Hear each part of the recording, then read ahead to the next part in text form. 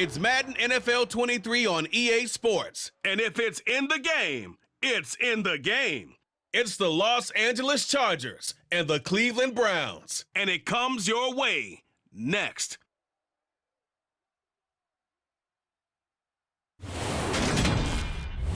It is a crisp, cool fall afternoon, and we've got football from First Energy Stadium in Cleveland, Ohio. Today, we're set for a good AFC matchup between the Los Angeles Chargers and the Cleveland Browns.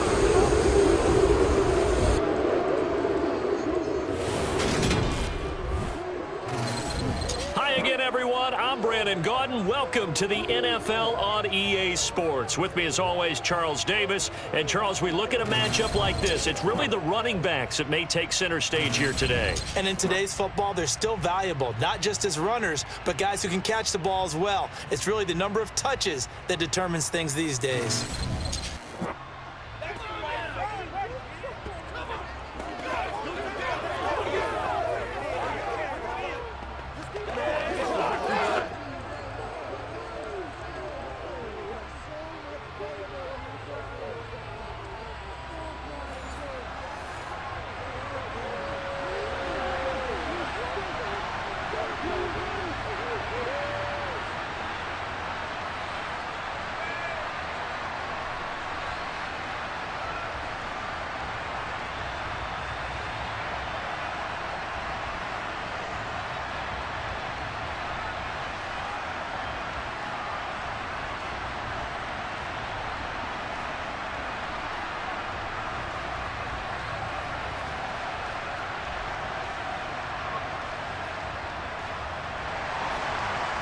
The kicker, Dustin Hopkins, set to get this one going. And off we go from Cleveland.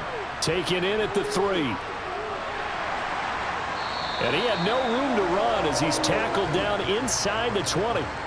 So here come the Browns for their first drive on offense. Bringing this crew out, it's someone known for his big arm since he entered the league back in 2016, Jacoby Brissett. Spent the early years of his career bouncing between starter and backup as needed, and played well, but never had a team fully commit to him as their guy. He does retain the toolbox that made him projectable as a starter. Big, strong player with a powerful arm, deceptively mobile, and tough to tackle. The best part about his game, leadership and being a great teammate. Let's go, man.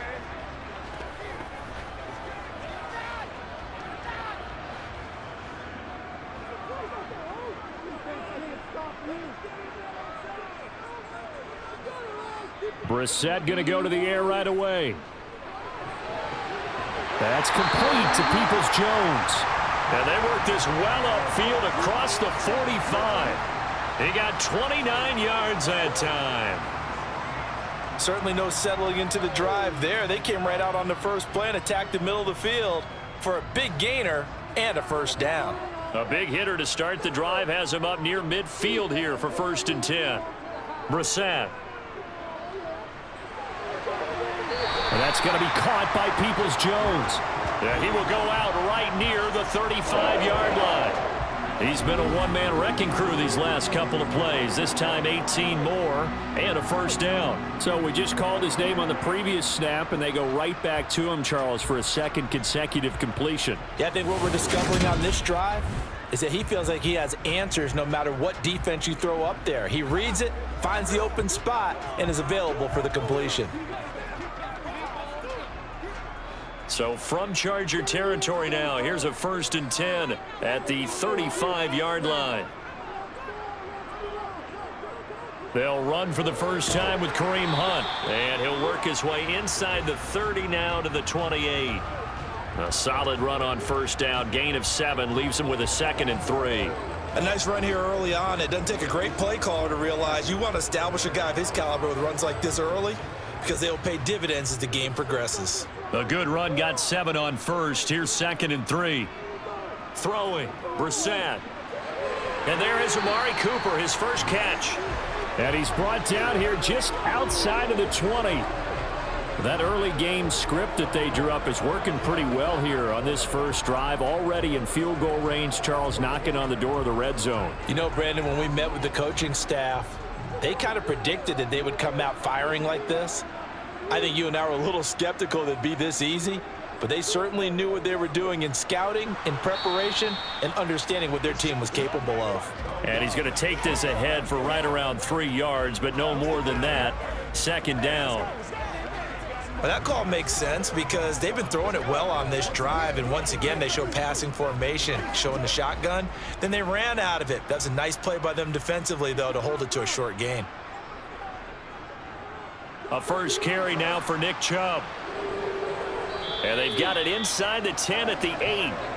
It's a good gain of 11. Sets them up first and goal. They've taken this opening kickoff and marched it right down the field defensively. Not much resistance. And that's the point, because my admiration is for the guys moving the ball right now. They know what they're doing. Their plan is working. But I flip it over and watch and say, okay, what are you going to do to change things up? Because if you don't, they're going to put that ball in the end zone real soon.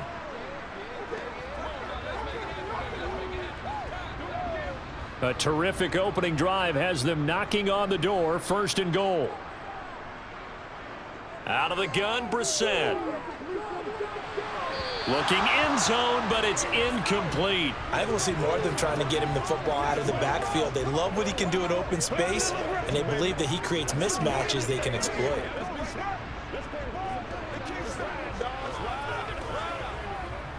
Nothing on first down, so the ball remains at the 8-yard line. Second and goal.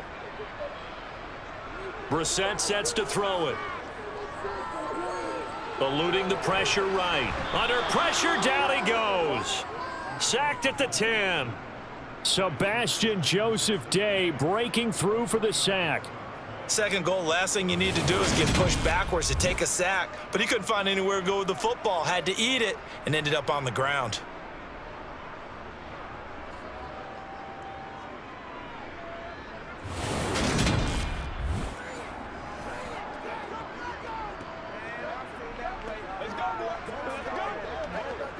Can this defense get the stop on the opening drive? Here's third and goal. To throw is Brissett. To the end zone, but it's incomplete. Nice job there forcing that incompletion. This is going to be a fun battle throughout this game, watching him try to take away that area of the field.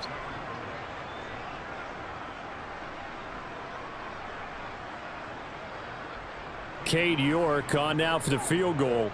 From the right hash here, should be an easy one. York able to send this one through, and the Browns are out to a 3-0 lead. Well, given where they started that opening drive, CD, I think to get 3 out of it, probably a pretty good start that they'll take. I think you're exactly right about that, because they just shook off the effects of the kickoff in field position and took the ball, moved it downfield. Didn't pay off with a touchdown, but that drive, that was really nice for them, and they did come away with 3 points.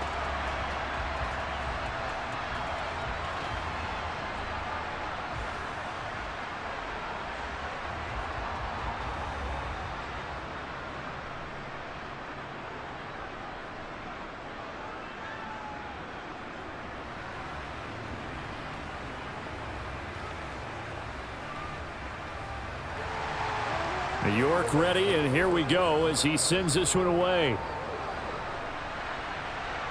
Fielded just outside the goal line. And he'll get it up past the 20 to about the 22. The Charger offense makes its way out for the first time in this ball game, and leading the way, already a star in just his 3rd season. It's Justin Herbert. It feels like hyperbole, but it's actually reality. In only 2 seasons, we've seen Justin Herbert do things rarely or never seen before in the NFL. He's one of only 9 quarterbacks now with a 5,000-yard passing season and made the Chargers a top 5 offense for the first time since 2010. He's also the only quarterback to ever throw at least 30 touchdowns in each of his first 2 seasons and set a record for completions over that same span. Herbert and the Chargers now with a 1st and 10 at their own 22. Here's Eckler to begin the drive. And he finds a little bit of room, enough for 4 yards. It'll be 2nd down. Well, at the end of all that hitting and hollering, it was a 4-yard run, so the offense is going to go back to huddle and feel pretty good about themselves. Defensively, you have to feel okay because you didn't let it turn into a bigger run, but the goal, shut it down for 2 yards or less. That's when you start to feel good about yourselves. Eckler going to get it again on second down. And he'll take this up to the 30, a gain of 4. Back-to-back 4-yard runs. Now, look, if they just do that all the way downfield, ball ends up in the end zone, but that's a little difficult to do. Yeah, I think now 3rd and 2, that defense ready to stiffen up and stop that run. They'll come to the line, needing only 2 yards to gain the first here. 3rd and 2, Herbert. That's going to be complete to his tight end, Everett. And he is going to have the Chargers first down as they get 5 there on 3rd and 2. When you give up points on the opening drive, in this case a field goal, you'd hate to go 3 and out. They avoid that. They do, and it's also walking that fine line mentally, too, as a coach, isn't it? Because you want to emphasize to your team exactly what you said. All right, we gave up a field goal. Let's go back and at least equal that, guys. But if we don't, you don't want them to feel like it's the end of the world either. Nice that they were able to pick up the first down there, help them relax a little bit. Ball up to the 35 now as they come up on 1st and 10. Herbert will give this one to Eckler to about the 40-yard line. I feel like I could see what he was thinking on that carry. Wanted to follow that big tackle through the hole. Ended up only getting 4 yards on the carry. I think he had designs on that one being bigger. The run got 4. Now they deal with a 2nd and 6. It's Eckler again. And able to get a couple as he's across the 40 to the 41. Brandon, we talk all the time about those hybrid players, guys who can do more than one thing. And I think if you're playing strong safety in the NFL today, you are a true hybrid. Part linebacker, part cover guy. And coming up, sticking his nose in the mess there and making a nice play defensively. Now it's Herbert. They'll find Everett there, complete. And he is going to have the Chargers first down as he'll be marked down a yard or 2 past the marker following a gain of 6. Well, they kept it simple there, CD, only needing the short gain to move the chain, so they didn't want to go with a deep throw. They just go with that safer, shorter throw and able to convert. Nothing wrong with that at all, partner. Check the box, right? Make sure you pick up the first down. Offense is getting established. You're moving the ball. You're not turning it over. Check, check, check. They like what they're doing early in the game. Throwing on first down, but this one winds up to be incomplete. It's pretty early in the game, but they've already tried to establish it not just as a runner, but as a receiver as well. Didn't happen there, but I wouldn't be surprised at all to see them try again shortly. After the incomplete pass, here now is 2nd and 10. Now Herbert with it, looking to pass. Finds the open man. It's Mike Williams. And he'll be out of bounds just shy of the 40. A Charger first there as Herbert finds Williams. Big play that time by Mike Williams, and it picks up a first down, and he's coming off a career-best 76 catches at 1,146 yards last season and was rewarded with a nice extension for his efforts. Definitely hope to continue his improvement in his 6th season as a Chargers' big play threat. Running on first down, Eckler. And he's going to take this ahead for right around 3 yards, but no more than that. 2nd down. Well, that's just a pile of bodies there, and that's when you kind of find out who's a tough guy, right? Who can stand up and make a play. It was only a 3-yard run, but for both sides, they had to walk away from that feeling like, okay, I can stand up when the going gets tough in here. From the 39, Herbert. He'll find Williams on the slant. And they're going to have another first down as he's going to be tackled at the Browns' 23. The Chargers passing game rolling a bit here. They've got another first. That was a nicely run slant route, and what the receiver's trying to do is make the defender think he's going upfield for a deeper route and then breaks it off, usually after about 3 to 4 steps, and cuts towards the middle of the field. And now what he's trying to do is use his body to keep the defender away from the football and give the quarterback a really nice target.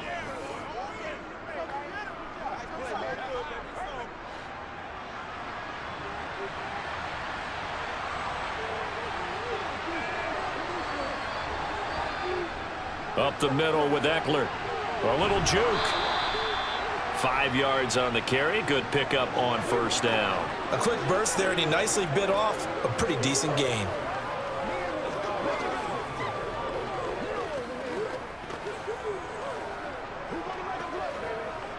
The first down run got 5. Here's 2nd and 5.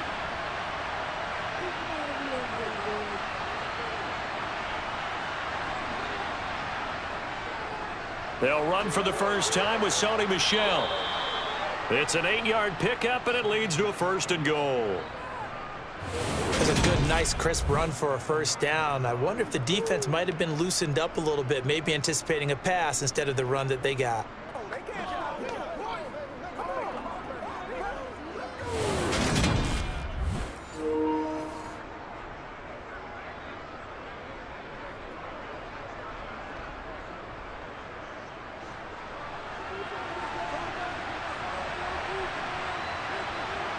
From the shotgun, here's Herbert. And he's going to have to eat this one as down he goes. In for the sack, Myles Garrett. Well, there's still time to rectify this situation because the silver lining, they took a sack on 1st and goal. But that close to the goal line, that still definitely hurts.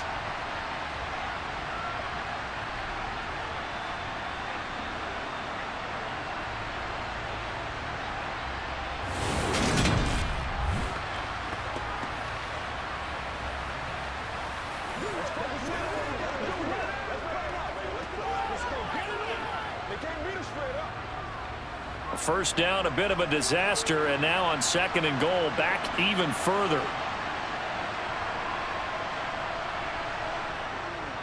Eckler now between the tackles.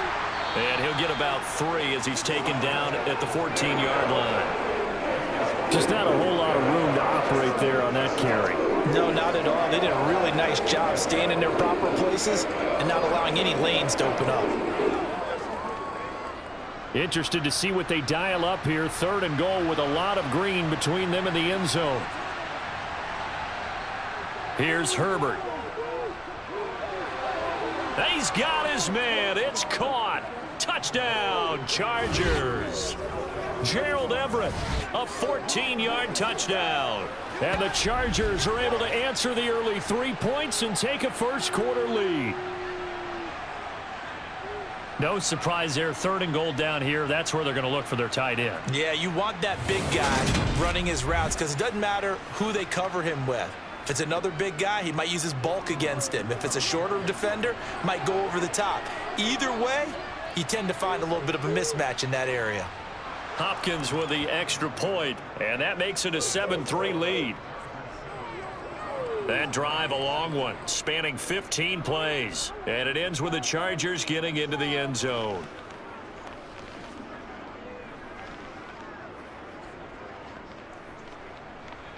Ball game now, baby.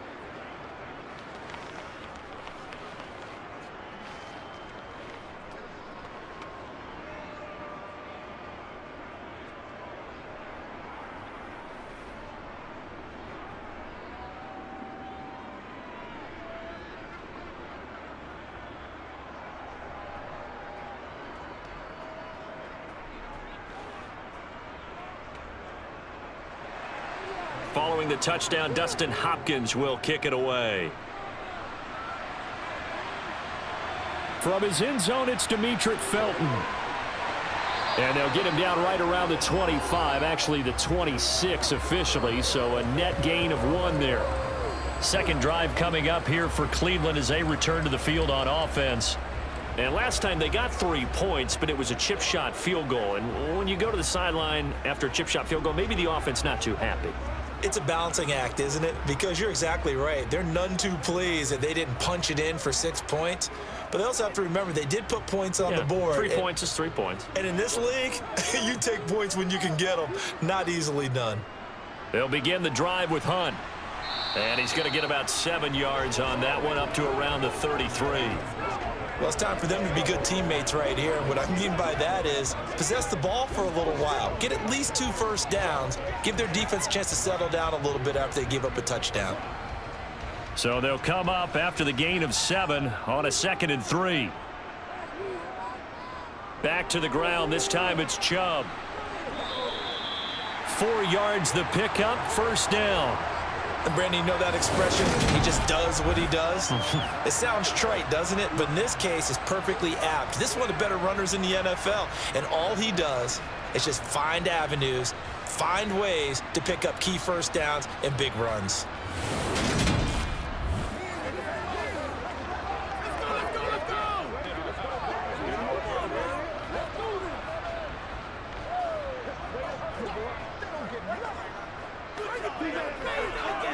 So from the 36 now, 1st and 10.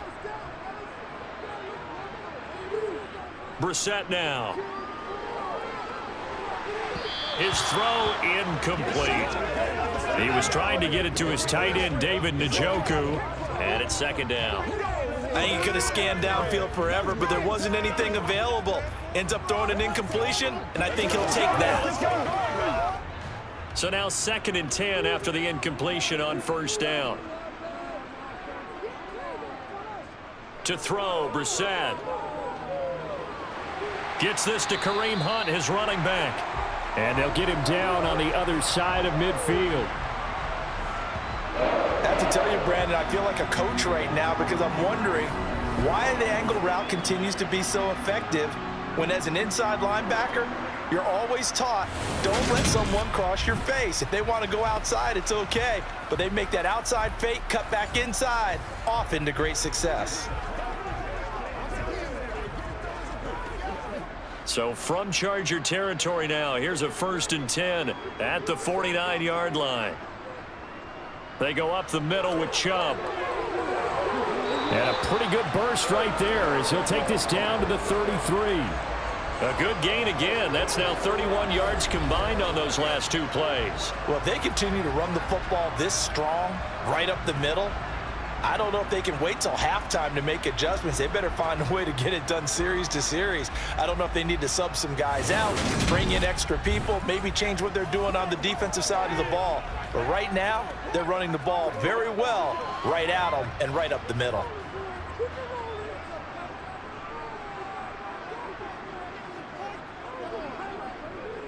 They run again on 1st down, Chubb. And they'll be inside the 25 now at the 24. 41 yards on the ground for him so far. That's a really nice job by them picking up the run blitz and detecting it and blocking it and turning it into a nice run. And a lot of times you think if you blitz a running play, you're going to smother it. But a lot of the blitzers, they come in a little bit high. They don't have great leverage, and they're easily blocked and turned to the side. And he'll be a couple yards shy of the red zone here at the 22-yard line. 2 yards on the pickup, and that's all they needed to move the sticks. Well, they came into this game saying it was important that they set the tone and show that they can run the football. And I believe that they've done that here in the 1st quarter. They had to settle for 3 last drive, hoping this second go-around ends in 6. In good position, 1st and 10. They'll try to throw now. Brissett. Got a man, and he hits him in stride. And they're going to be set up now with the ball at the 13-yard line.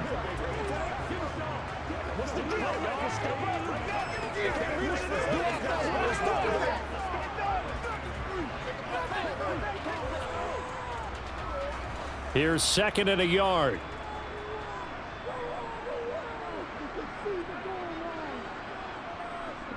From the gun, here's Brissett.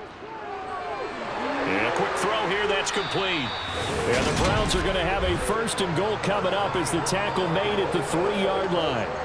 And coming into this ball game, this was an offense that wasn't just talking about the notion of ball control. They were preaching it. They wanted to win the time of possession battle, and they've done so here. This drive's taken up quite a bit of the 1st quarter. Now they are set up 1st and goal. Let's go, baby. Let's go. Let's go, boys. Let's go.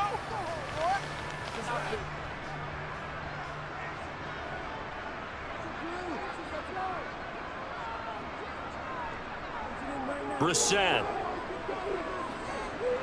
Njoku pulls this one in. He's got it for a Cleveland touchdown. A 3-yard touchdown pass, and the Browns have retaken the lead. You got to figure down by the goal line. This is where a tight end earns his money in the high traffic area. And he's able to work free in the middle of the end zone and grabs that one for a touchdown.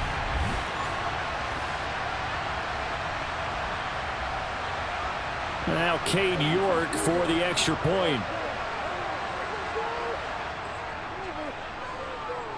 And it's through, and that makes the lead 10-7. A 10-play drive that time, and it's capped off by the Browns' touchdown.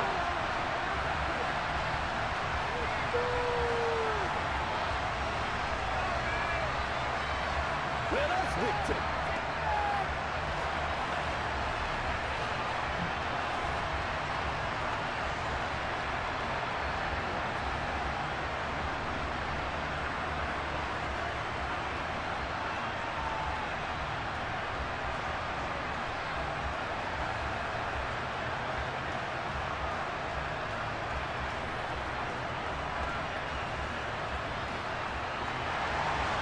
York ready, and here we go as he sends this one away. Fielded just outside the goal line. The Chargers get set to go here for their second drive. So remember, Charles, last time they were out here, they scored, but they just saw the opposition score, and they're trailing right now, so they're trying to keep pace here. They need a touchdown drive. Well, if you're a fan of offense, you're loving this, but if you're a fan of defense, this is tough to watch, and it's also tough to keep that up when you just watch your opponent march down the field on a scoring drive that lasts into double-digit snaps. You need a score here, not just to follow the momentum from your last drive, but put the onus back on your opponent. And that's what they're doing right now, swapping that onus back and forth. Call it a gain of 6 on the play, and it'll be second down. They'd love to just strike back with a touchdown right here, and if it's a long play, so be it. But the main goal, get a couple of first downs, run some plays, run some clock, allow their defense to get a chance to catch their breath, settle down, and relax a little bit after they just gave up a score. Throwing again on second down. Herbert, Allen's got it complete. And they get him down, but not before he takes it across the 40-yard line. Herbert with a connection to Allen for a Charger first down.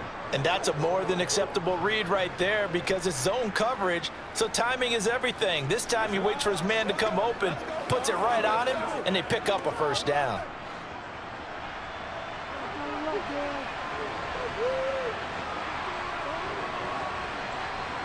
Herbert on first down now. And this is caught right along the sideline. What a job of keeping the toes in bounds there. An excellent pickup of 34 yards. A lot of running backs in the passing game, they're just used to check it down to them or maybe dump off passes. But this guy, they use him to stretch the field, don't they? He stretched it right there, turned it into a really nice game.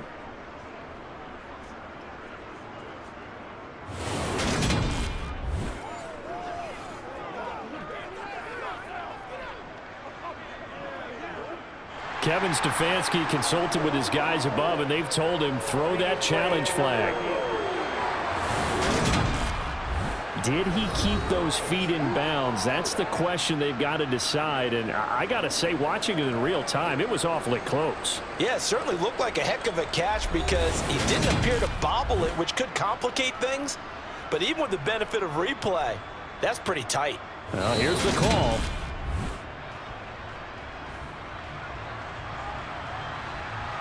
After review of the play, the ruling on the field is... So for Kevin Stefanski, a smart decision to throw the flag. 2nd and 10.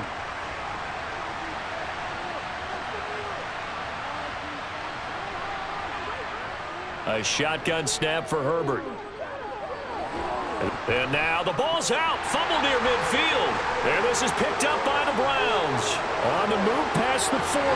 Down the right sideline. And a terrific return there. They're finally able to corral him down near the 11-yard line. There are 2 words that we hear coaches say all of the time. One starts with a B, one starts with an S. Ball security. And they preach it. They have it up in meeting rooms, right? You see the signs. They talk about it all the time. But still, when you got defenders out there who are preaching, hey, we're going to take the ball away from you, no matter what position you play, you've got to take care of the rock.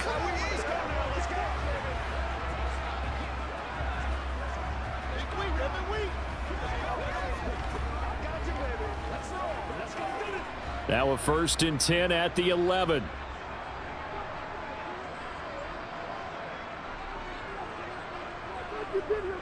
On first down, they'll run with Chubb. And he's going to be brought down just shy of the 5 at the 6. And there we saw one of the downsides of blitzing during a rundown, because sometimes you get out of your gaps. You don't fit the run quite as well because you're headed towards the ball carrier with abandon. After the pickup of 5, here's 2nd and 5. They're going to run this with a tight end. And he's going to press this one forward as they stop him right around the 1. Call it a gain of 4 there, so it sets up a big play here. 3rd and a yard.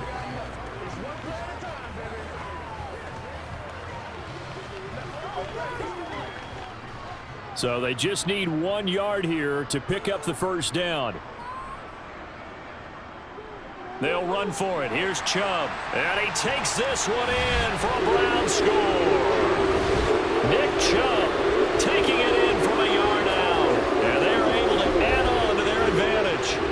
On 3rd down and short and everything well executed, he not only gets the first down, Charles, he gets the touchdown as well. And you see the defense commit to the run so often in these situations. But there's always that little bit of hesitancy, isn't there, partner? Thinking that they may play action you. They took advantage of that hesitancy and found their way into the end zone with a running play. York now for the extra point.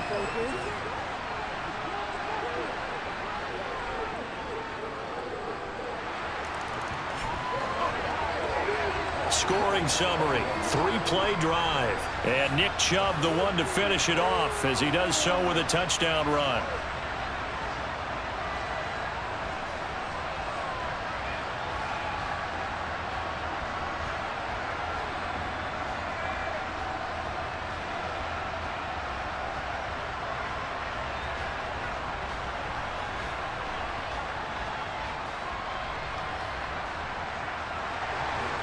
York ready, and here we go as he sends this one away.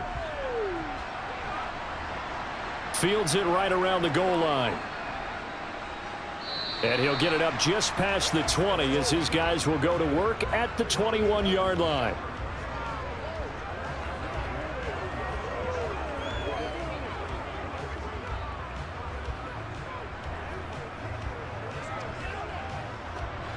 The Charger drive about to get going. This offense hoping to do better than last drive. Remember, they had the fumble that set up the short field, and then they gave up the touchdown CD. And so many people talk about how you have to have a short memory after you make a mistake in the NFL. I don't totally subscribe to that, partner. I think that you have to remember what you did and figure out how to not do it again. Get out there and execute the next time out.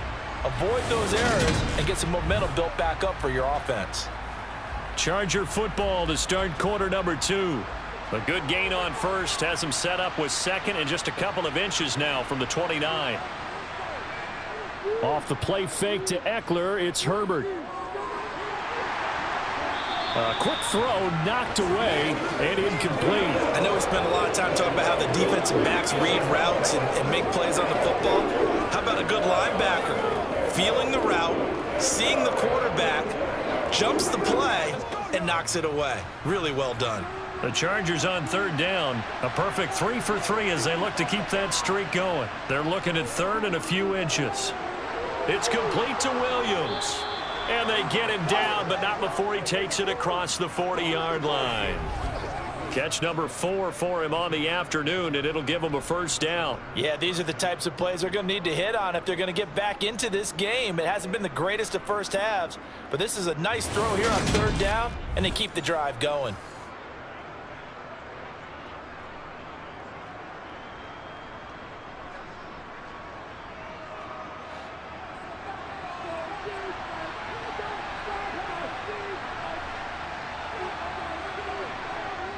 Out of the gun, Eckler running it. He'll work his way up the middle for a gain of about 4, 2nd down. Well, on every play call, you realize it's not going to go for a touchdown, so a lot of your calls are setting things up for maybe later in the game, trying to establish the inside run with toughness now, hopefully get to the perimeter later, and let's face it, you could do worse than a 4-yard run on 1st down.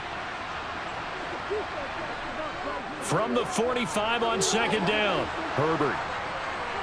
And they'll get him down on the other side of midfield.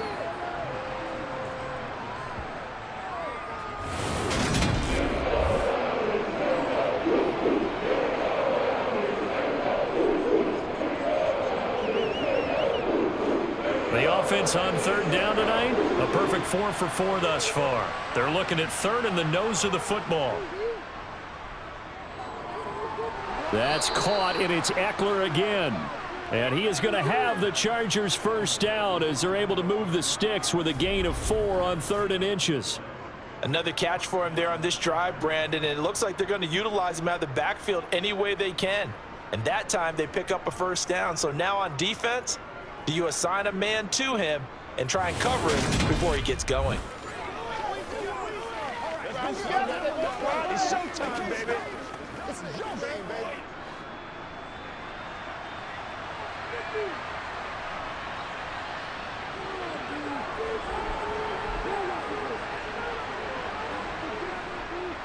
They go back to the ground now with Eckler. And some room to work.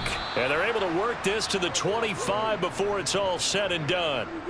50 yards on the ground for him now on 9 carries. Just a terrific run there, Charles, from a running back who is so compact and powerful, and that strength was on display there. And that, in a nutshell, shows you what this guy is made of. I mean, most guys in the NFL just can't do that. He absorbed the contact, refocused himself, and made a break for the end zone. And you can see the distance traveled there after the initial contact on the next-gen stats.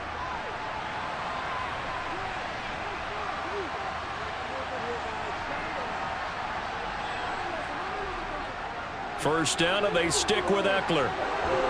And they're knocking on the door now as a good run there. Going to take this to about the 10-yard line. 15 more there, and they're on a roll. It's another first down. Consecutive plays now where that offensive line has really created a lot of space. And we've seen the confidence rise, haven't we? It borders on arrogance now, and that's that good arrogance, believing you can run the football whenever you get good and ready. First and goal, and they got to be thinking a chance to get right back into this football game. Herbert going to try and run. And running room hard to come by here. He gets it down to the 8.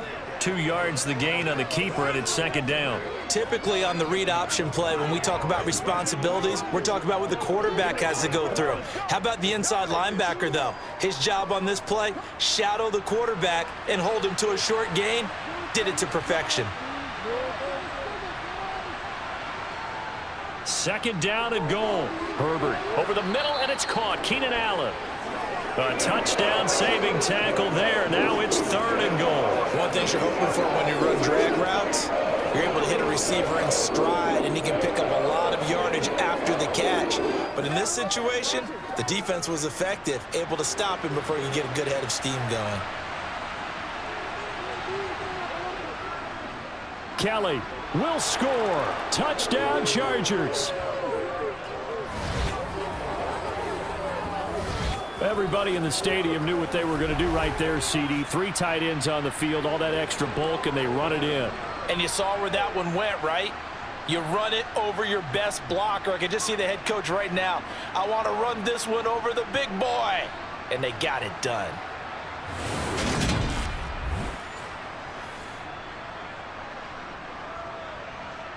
On is Hopkins now for the extra point.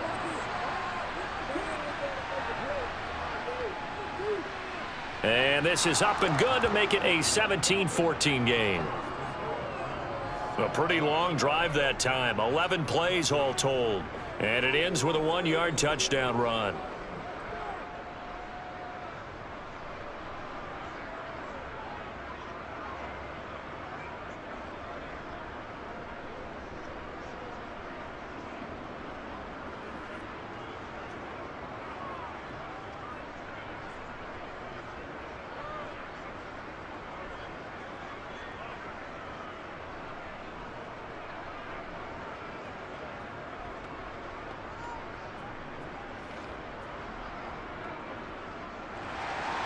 Following the touchdown, Dustin Hopkins will kick it away. Here comes Felton to bring it out of the end zone. And ultimately cannot get this out to the 25-yard line as he's dropped at the 23.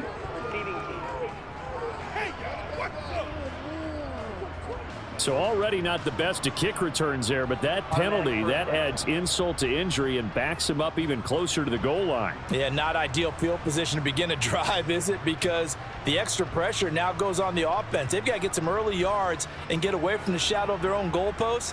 What every offense wants to do in this situation, get 2 first downs to help out with field position at the least. Hunt will try going up the middle. And he'll take this ahead for about 4. Second down coming up. End result of that one, a nice 4-yard gain. So you can use that to set up your play-action game, or you can come right back and continue to run the football because as an offensive play caller, you're on schedule and feeling pretty good about your next couple of calls. On play action, Brissett. And his throw's going to be incomplete. Well, you most certainly don't want to go 3 and out here and give the football right back because your friend, Old Momentum, he's wondering if he should change sidelines about right now. And if you don't convert here, guess what? He's going to make the trek to the opposite side, and all of a sudden, you've got a battle on your hands. On third down, Brissett. And this is caught, but I don't think he stayed in bounds. No, he didn't. It's incomplete. The throw took him past the boundary, and it's 4th. That could be the stop this defense needed to get them back on track. They've been pretty well dissected by the offense here in the first half. After that possession, now they know that they can compete with this offense. On 4th down, on is Corey Bojorquez to punt. DeAndre Carter back deep. Fielded at the 33. So a good punt there, but a nice return of 11 yards. And it'll be Charger football here as they take over. Austin Eckler and the Charger offense reclaim center stage. They're behind in the first half here, CD, but it's not through any fault of their running back. He's had a strong start to this one. And you're right about that, partner, because watching him play, you would think that his team is in the lead. He has been a lot of fun in this contest. Now let's see if they can actually make something happen and put more points on the board behind his efforts.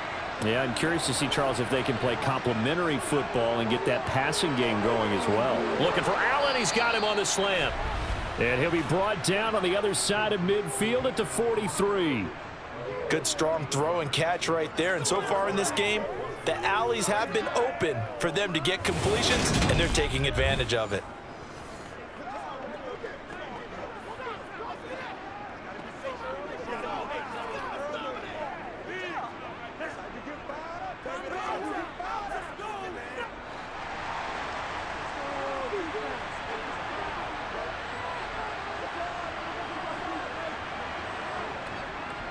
On the give, this is Eckler, and he'll manage to pick up about 4.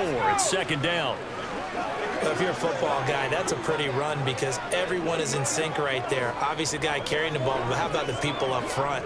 Leverage, athleticism, they created some nice space for him.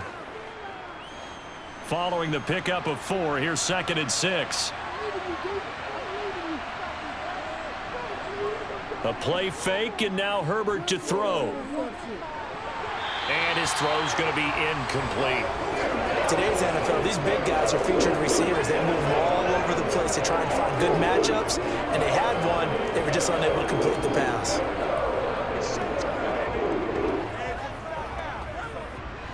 The line to gain is the 33 on third down. Back to throw here, Herbert. Got a man, it's caught at the 6-yard line. They're able to convert on third down, and that sets up a 1st and goal. That's a great job of working the sideline right there. I love how he tracked the football the whole way, just reached up and pulled it in, had excellent field presence to understand where he was in order to make that play happen.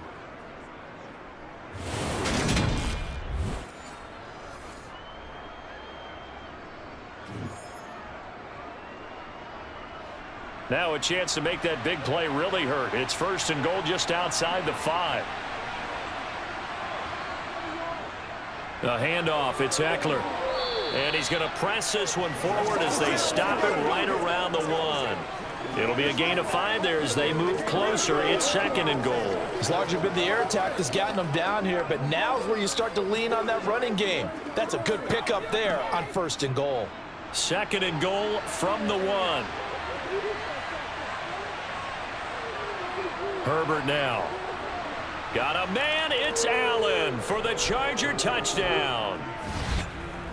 A 1-yard touchdown pass as his guys have now moved out in front. There was no going through the progressions on that touchdown pass. Yeah, nor was it necessary. His receiver won that route early, presented himself. No reason to wait. Go ahead and put it on him and score a touchdown. Here's Hopkins now for the extra point.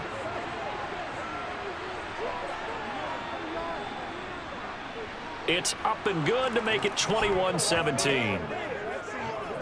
A drive that time of 6 plays. And it was Keenan Allen who finished it all off with the touchdown reception.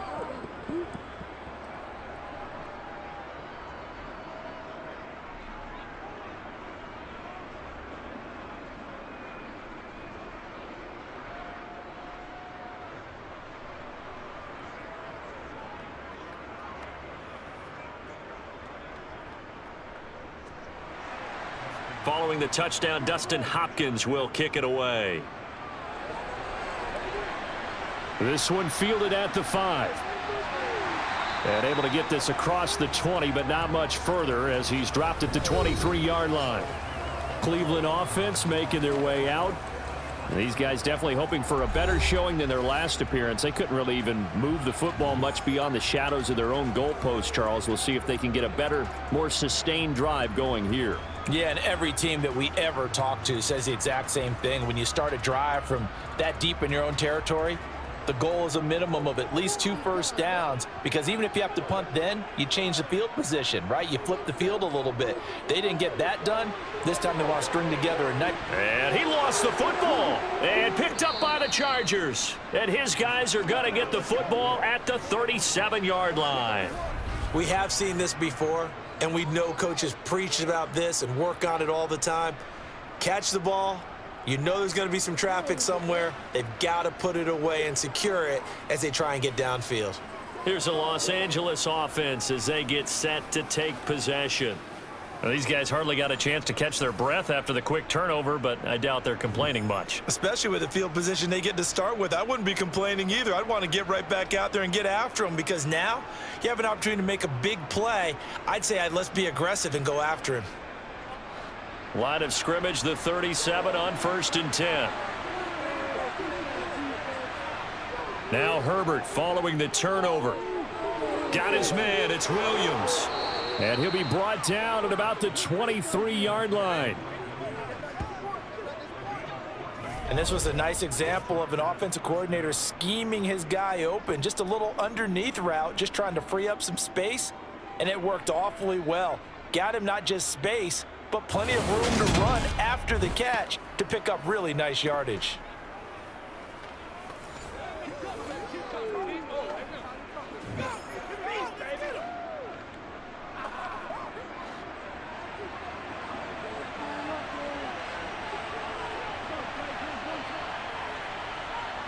On 1st down, it's Herbert. And he's got his big tight end here. That's good. The completion there for 7 yards, and that'll make it 2nd down. Nice rhythm throw there on 1st down. He located his tight end, made it a nice, easy pitch and catch. Hoping he can break a tackle or two. Wasn't able to do that there, but still good yardage. Working with a 2nd and 3.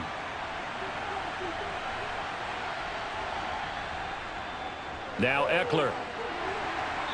And they get to him quickly here as he stopped right around the 13. 2 yards on the carry there, and it's going to lead him to 3rd down. Defensively, we always know that he is tough in run support, and I think the way that he gets there is he understands what an offense is going to do before the ball's even snapped. A great job of scouting prior to the game, then reading, reacting, and taking the right path to the ball carrier. Now throwing on 3rd down there, but he cannot connect. That is the first time that they've targeted him that he has not come down with a catch. He's caught everything that's been thrown his way. A dominant pass receiver that can break down any defense, because when he's doing that kind of work, it really hurts you on the back end. And even though it's an incompletion there, I think they're going back to that well. Here's Kelly on 4th down. And he picks up the first as he's able to take it down to the 7-yard line. Well, we kind of looked at each other as they decided to go for it, but in the end, great execution, a 6-yard gain, and it all works out.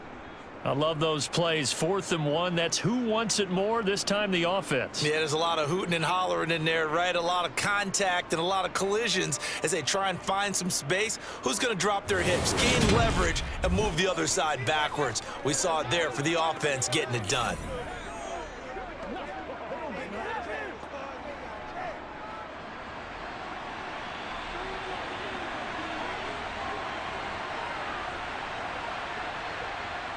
Justin Herbert looking to pass.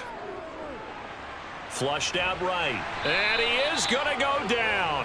Back at the 11-yard line. Not the first and goal play they drew up. Multiple defenders in to bring him down to the ground. On any 1st and goal, the real estate to work with for the offense is really cut down, and the defense knows it. So they often bring heat and pressure, which they did on this play. Got him down for a loss. Not a big one.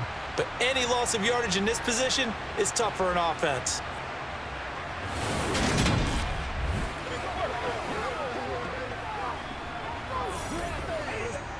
So they get pushed back to the 11, and here's 2nd and goal. Another try after the first down sack. Herbert, and his throw here's incomplete. I see the surprise in your face there, partner. That is a rare incompletion from him. He's been on point this entire game. He has percentage completion-wise way up. Not that time. And this offense on 3rd down today, they've been outstanding. 7 first downs and 8 tries. They're looking at a 3rd and goal here. And he comes back with one complete. A gain of 5, but not enough. Leads to a 4th and goal. Brandon, a good idea there on 3rd down. Run a little clear out and hope you get your receiver the ball coming across the formation. Nice design, but well played defensively, and they stop him well short.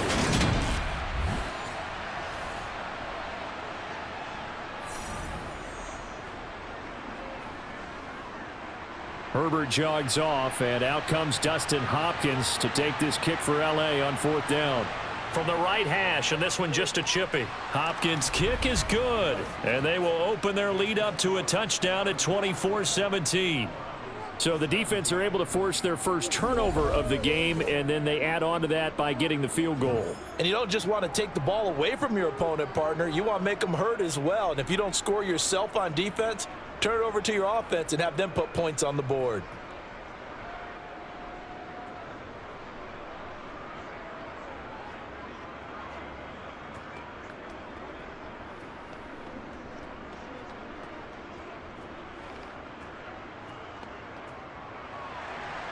Following the made field goal for 3, Hopkins now to kick it off. Here comes Felton to bring it out of the end zone. And only able to get this to the 19, so probably should have opted for the touchback. And now this offense comes back out onto the field. And last time they coughed it up, led to a field goal. They're fortunate that it only led to a field goal, but still, they're not happy about it. Could you sense the relief, though, when they only gave up the field goal and they were able to trot back out on the field and start this drive? A little more pep in their step because they didn't cost their team a touchdown, but they know they've got to do it a lot better than they did on the last possession. The coach will just be relieved, though, if they recoup with a score here, right? I think coach would be ecstatic to see them pick themselves back up and now take it downfield, punch in the end zone without turning it over. And that's going to be caught by Peoples-Jones. And he's got it past the 30 before he's hit and dropped. Solid way to start the drive. 13 yards, picking up the first. And that's a nice catch there. Remember, he had the fumble earlier. No way he was giving up the ball in that situation. Secured it tight to his body and picks up the first down.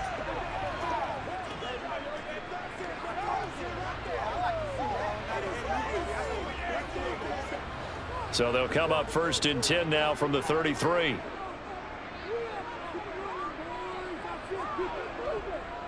And Chubb will try the middle here. And the defense closes quickly there. He'll get maybe a yard to the 33. Well, sometimes you just have to give credit to the defense. Great job there at the point of attack, holding up.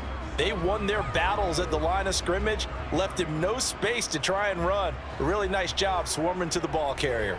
The run only got a yard. Here's 2nd and 9. And again, it's Chubb. And he'll push ahead for about 3 to the 36.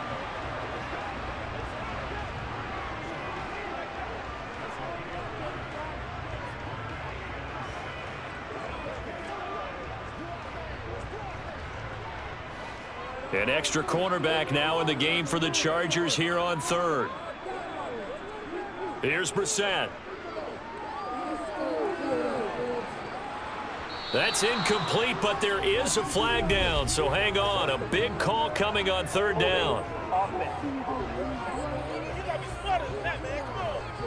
So instead of giving them another 3rd down, they'll decline it, brings up 4. Now that's smart football right there. You don't even have to really spend a lot of time considering it. Just know that you're probably going to get the ball back.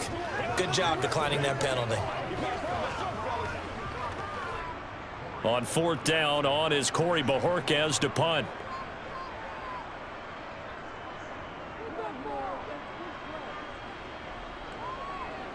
Here comes Carter.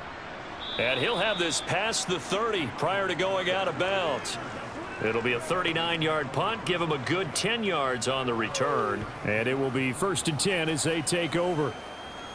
Pay attention, pay attention. I got my call. It's showtime, baby. Let's go, man. Oh, I know. It's all over my call.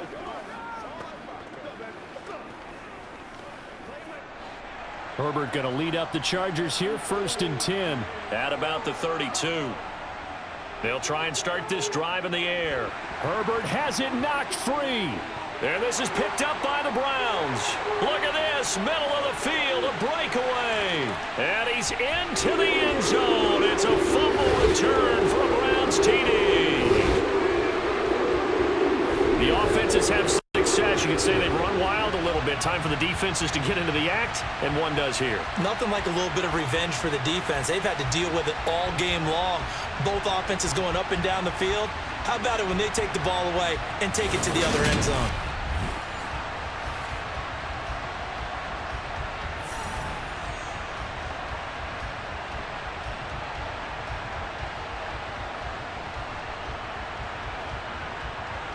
The York on now for the extra point.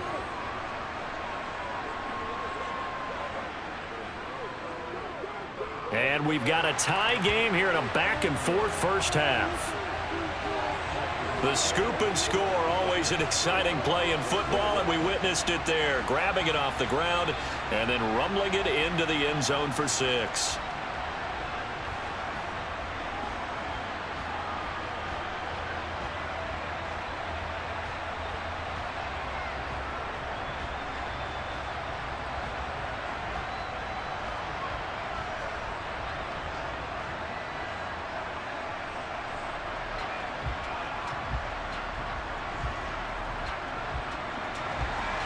Nothing separating these two sides. 24 all our score as he sends this one away. From his end zone, here comes Carter. And beyond the 20, but not by much. In fact, just a yard pass there to the 21. L.A. readies for its next possession. And let's just say they're going to be looking to start over on this drive. A few moments ago, they were in the exact situation, but their first play led to a fumble that was returned for 6. Yeah, you definitely have to have a short memory to play in the NFL. You got to remember what you did wrong so you don't repeat it, but you can't dwell on it because then you will repeat it, and that's what you don't want to do. Herbert and the Chargers now with a 1st and 10 at their own 22. He'll hand off here to Eckler. Slipped one tackle, but no more as he's knocked to the deck behind the line of scrimmage. Jeremiah Owusu-Koramoah. Big impact play, a tackle for loss. I like the strategy. Extra tight ends, extra beef. They want to run the football, but that means they probably want to run it inside. If you get strung out on the perimeter, you're in peril. Yeah, we saw the result, negative yardage.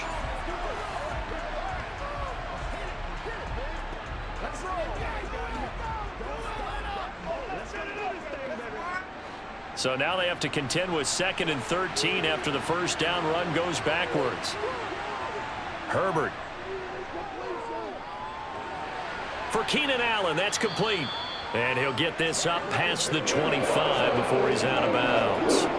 So the completion results there in 9 yards. And that'll bring us to a 3rd and 4.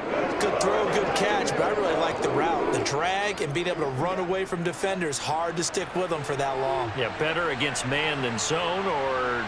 Better against man, because now you're running away from someone and you're not running into a defensive player in another zone.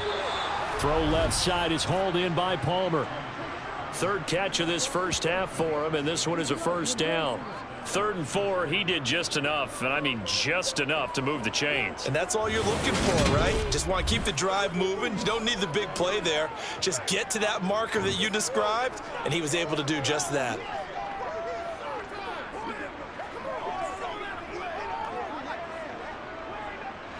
From the 34 now, here's 1st and 10.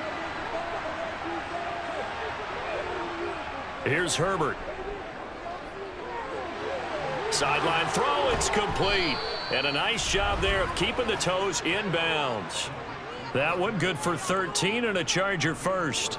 And now with that completion, he's north of 200 yards here in the first half. And he's going to break our statistician, Marvin, isn't he? Because Marvin right now is just tallying it up. Hope his hand doesn't hurt too much doing this or keeps hitting the calculator. But my goodness, what a start he is off to. By the end of this game, he could have monster numbers. He just wants to continue to be accurate. A couple of first downs on the drive already, as they'll go from the 47 now on 1st down. Herbert throwing again. On the screen, this is Eckler. And he got blown up, losing yardage on the play back at the 44. But despite the completion, they're going to wind up losing 3 there. 2nd down.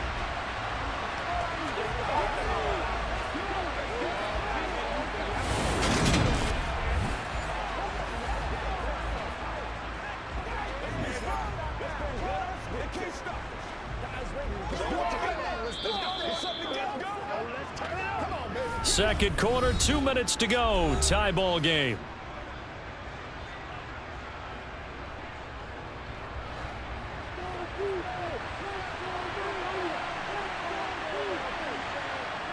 Looking to throw again on 2nd down. Herbert. This is caught by Williams. And they're going to get this to about the 44-yard line. As a passer, you're always trying to find that open window to throw the ball downfield. How about this one? Right in the middle of the field, right in the heart of a defense. They'll get to the line here, but remember, it's also 3rd down. Here's Herbert. He'll get this out wide to Eckler. And he is going to have the Chargers first down as they're able to convert on 3rd and short yardage with a gain of 4. Well, they've certainly made a point of getting him involved in the passing game here in the first half. They must have seen something in the scouting that said, hey, we can capitalize on him getting the ball possibly in the open field. And I think in the second half, that may loosen up the defense a little bit to get the running game going back inside. Let's go. Let's go right here. Yeah. That's what it is. On 1st down, Justin Herbert. And he works his way past the line of scrimmage and then slides to a halt. The Chargers going to signal for the first of their timeouts as they'll stop it with a tick under a minute to go before half. Let's do it. Gotta have it, baby. Gotta have it. This a 2nd and 7 from the 37. Now Herbert with it, looking to pass. He'll get this to Eckler. Now another timeout called for by the offense. So that means they're down to 1 remaining here as we head toward halftime.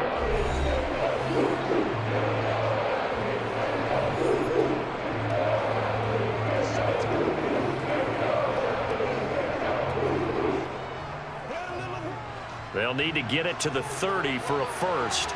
This is 3rd down. Now it's Herbert.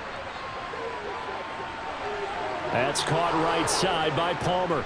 And they're going to have another first down as he's going to be tackled at the Browns' 20-yard line. Nice 3rd down conversion and even 20 yards. But give the defensive guys a little bit of credit. They didn't let the deep ball beat them on that play, did they? No, the drag, that guy could be your safety valve. We saw it right there. Yeah, and it picked up a first down for them, too. That's it, baby. That's it right there.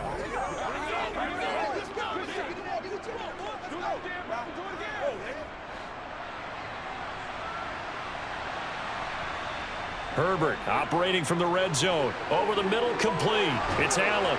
And they've got it inside the 10 at the 8. Back-to-back nice plays. 12 yards that time and a first down. Chargers going to use their third and final timeout as they stop it with 16 seconds to go in half number 1.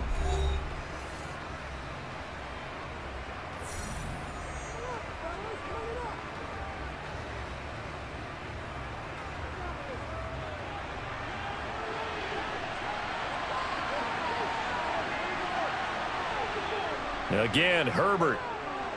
Caught on the slant. Oh, he's brought down. And remember here, no timeouts left. They got to get to the line quick. Nifty running there, but it'll come on what should be the final play of half number 1. So we've reached halftime in a wild first half. We'll take a minute to catch our breath as we send you down to Orlando, where Jonathan Coachman has our EA Sports halftime report. Coach. Okay, Brandon, thanks very much, and welcome in All right, so we skip the rest of halftime and get set for the third quarter. First, though, let's run through the next-gen stats for the Chargers in that first half. And it's been the passing game that's been the story. They have feasted on this secondary to the tune of 200-plus yards already through 2 quarters.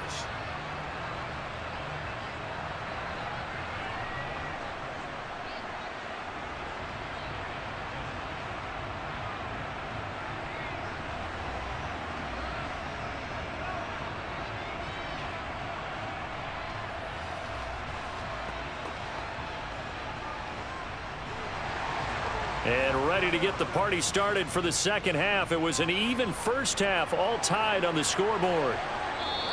And Carter deciding not to bring this one out. Here's Mike Williams now as his guys head back out to go on offense. He's been a load for them to handle defensively, I know that much. Well, look at him. He's got 7 catches on the game, and he's starting to shred them a little bit because not only is he catching them, he's picking up good yardage, keeping the chains moving, ball control, you name it. This big guy, what did you say? He's been a load for them to handle? That's right. Agreed. 7 catches, as you said, over 100 yards. Here's Eckler to begin the drive. That's to about the 28. Second down coming up. Look, all any running back wants is a little bit of room, a little bit of space in order to maneuver. But he also understands how difficult it is for his offensive line up front. So if they give him any space, he realizes his job to make more out of it than what they give him. Picks up 3 on that carry. Eckler going to get it again on second down. And he'll get about 3 here as he's out to the 30.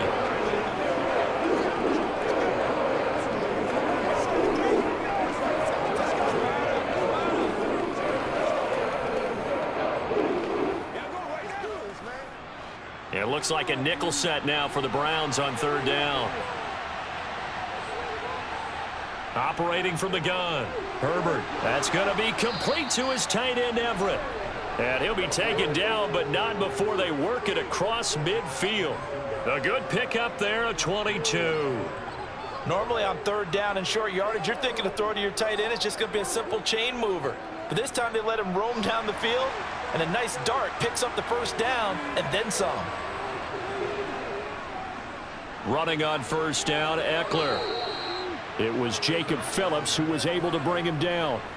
I really like the vision he displayed on that play because he saw there wasn't a lane to completely break off a huge gain. So he found where there was the most space and got what he could. A nice dirty run that's a positive play for the offense.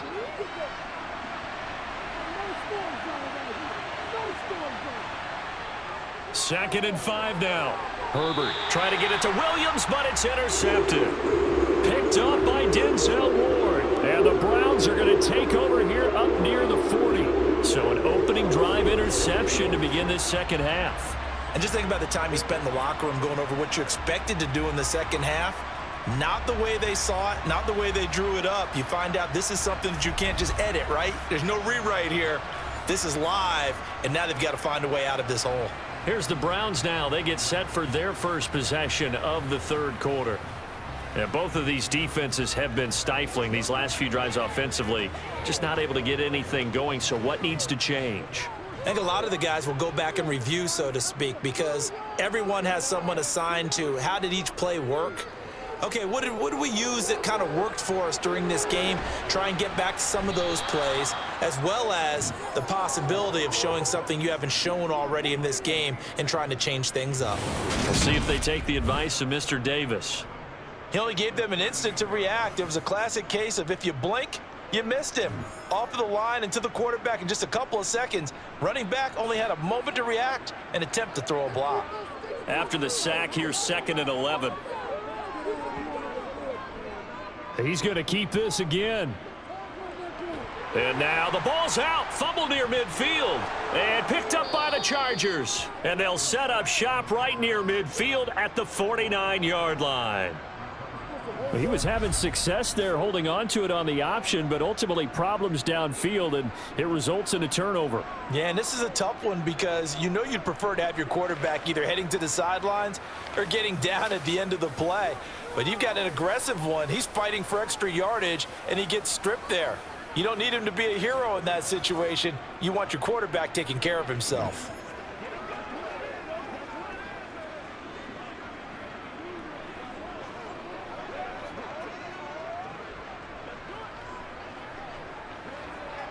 They couldn't ask for much more to this point in the second half. A gorgeous day, one-score game. 1st and 10 here. Herbert will give this one to Eckler. Oh, able to, and oh, he coughed it up. And his guys are going to take over at the 34-yard line. It's not exactly round and round we go, but I'm looking at the poor defenses. All right, back-to-back possessions. The ball's turned over. Back-to-back plays. I mean, just that quickly. And you think you're going to the bench to get a little break, and all of a sudden you're hearing sudden change. Get back out there, grabbing your helmets and running back out on the field. I don't think it's going to affect them much now. But if this keeps up, you're going to have two very angry defenses. You want the offense to take care of the ball.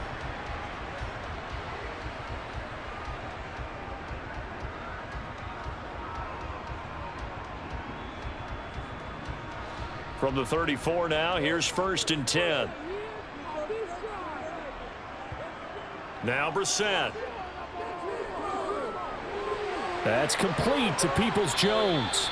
And getting this just shy of midfield, they'll spot it at the 49. 15 yards is the pickup there, and the drive starting very nicely. 1st down. Right after the turnover, they come out throwing. And that means it's a sudden change situation. We used to practice it on defense. Sudden change, get out there, stop the offense. But you typically run out there a little bit unsettled. I think that's why he came right out throwing the football, hoping to catch him off balance. And he did. So one play, and they're already just shy of midfield.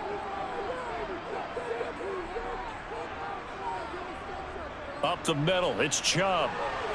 They find some open field here.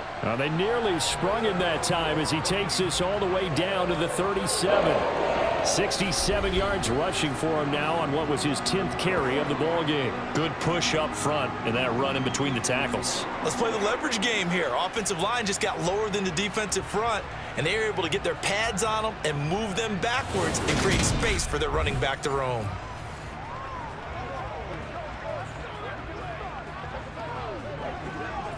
So from Charger territory now, here's a 1st and 10 at the 37-yard line. Brissett sets to throw it. And that went too far in front. He couldn't reel it in. It's incomplete. Well, they've been back on their heels a little bit here in this drive, but a chance to exhale just a little bit there with incompletion on 1st down. Now they have to gear up, try and get 2 more stops and escape this drive. So after the incompletion on 1st, now 2nd and 10. Here's Brissett. He's got Njoku, his big tight end. And he'll go out of bounds inside the 15-yard line. 23 yards the pickup there. I'll tell you what, a lot of those mid-range throws have been available because sometimes teams get too concerned about the deep ball and they leave too much space in front of them. And these guys have been taking advantage so far.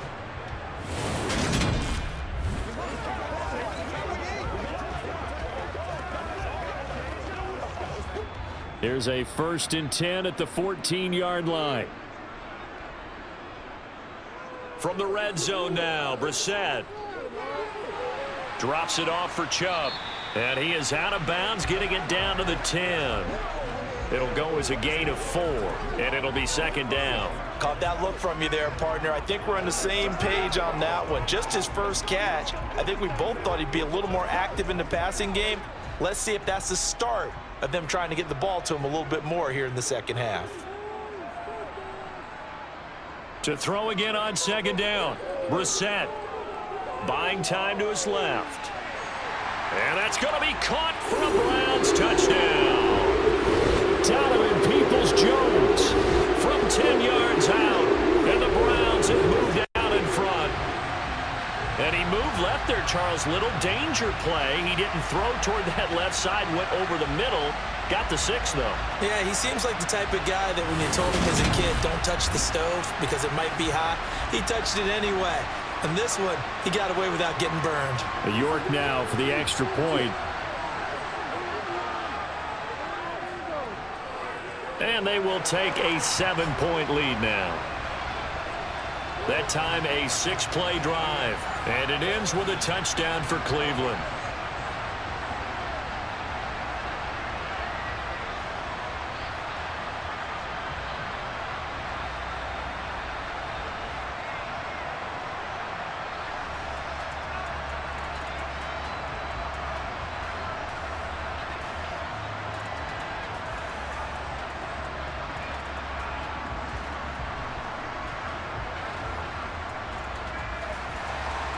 York ready, and here we go as he sends this one away. No return here for Carter, and this will be a touchback.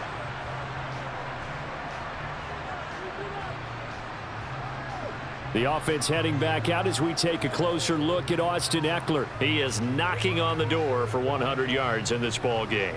And it's so important. It doesn't seem like it's that big of a deal, just short of it, a little bit over.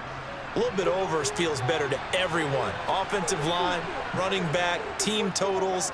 It's just something magical about breaking that barrier. And he's right there on the doorstep now. He'll be dropped after a gain of about 6 across the 30 to the 31. I always laugh when people say, what's the toughest route to defend? And I'm like, any of them, especially if it's a good receiver. That makes things very difficult. But when you're running a drag route, something short, shallow, going through defenders, using guys almost as screens in order to get open, that makes things tough for guys trying to get to the football.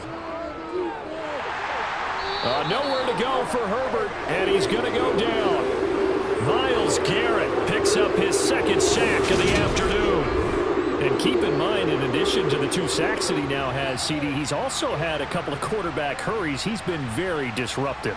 To put it mildly, and it reminds me of the time I asked an offensive tackle who struggled like this in a game. He said he was telling the coach, hey, what do you want me to do? This guy's just eating me alive. And the coach probably just looked at him and said, applaud.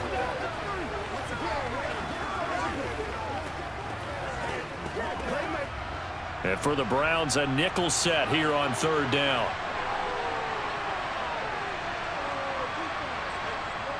Herbert now. And it's knocked away and incomplete. How about some applause for the defense there? They forced him to throw that one into coverage, and just like that, they're staring at a 4th down. Well done.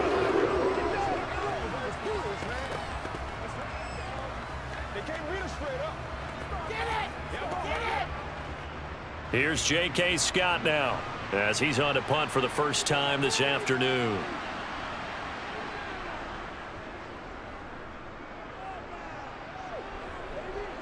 Fair catch signaled for and taken just shy of the 30-yard line. A 41-yard punt there with no return. And the Browns will take over 1st and 10.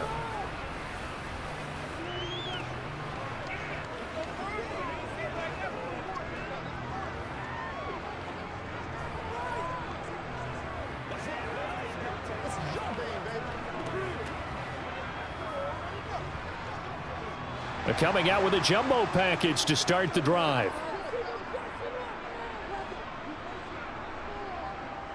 They start on the ground with Nick Chubb. And he'll lose yardage here, going down back at the 28. He'll lose a yard there, and it's 2nd and 11. I'll tell you what, this defense hasn't played its best, but they're still right in this football game. And if they keep making plays just like that, they're going to give their offense a chance.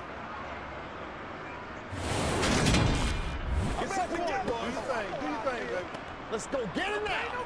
Let's do our thing. Let's do our thing. Let's do it. Here's what it takes. I'll get what I'm talking. After the loss to start out, here's 2nd and 11.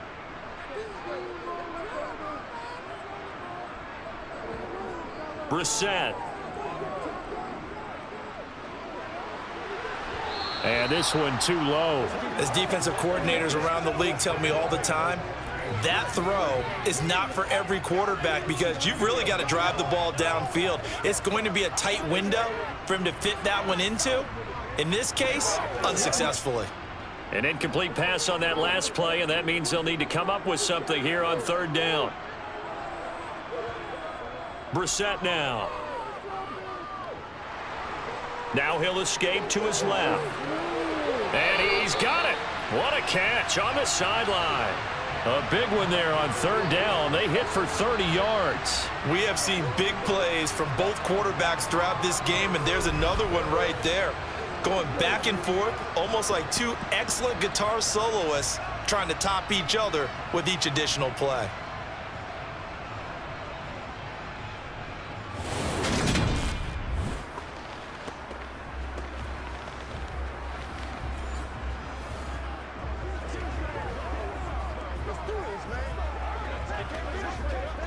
So the big play gets him across midfield now for 1st and 10. Throwing, Brissett. Wide open, Amari Cooper. He'll get this one down near the 20-yard line, just shy of the 20. Chewing up big yardage, another nice gain there. This one goes for 20. This offensive game plan has just been sensational. I mean, when you think about all the different ways they've gotten their receivers open so far, it's really been impressive. Scheme, design, execution.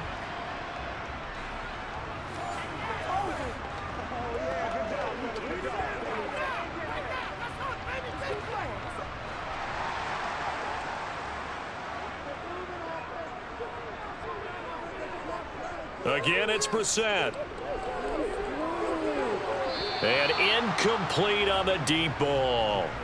And those two just haven't been in sync thus far. They've done a nice job against him, but still, with his talent, you would expect them to have more completions to him in this game.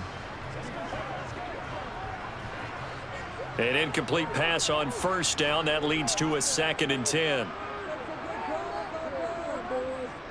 Brissett. Bell brings it in across the formation. And stopped a few yards shy of the goal line at the 3. 19 yards on the pickup there, and now they'll have it 1st and goal. Well, that certainly has to feel good. It's not all the time that the play caller should get all the credit. Sometimes I think in the huddle, the quarterback just says, hey, who's going to make a play for me? I just need something right here. And the end result there, nice 1st down. Drive keeps moving.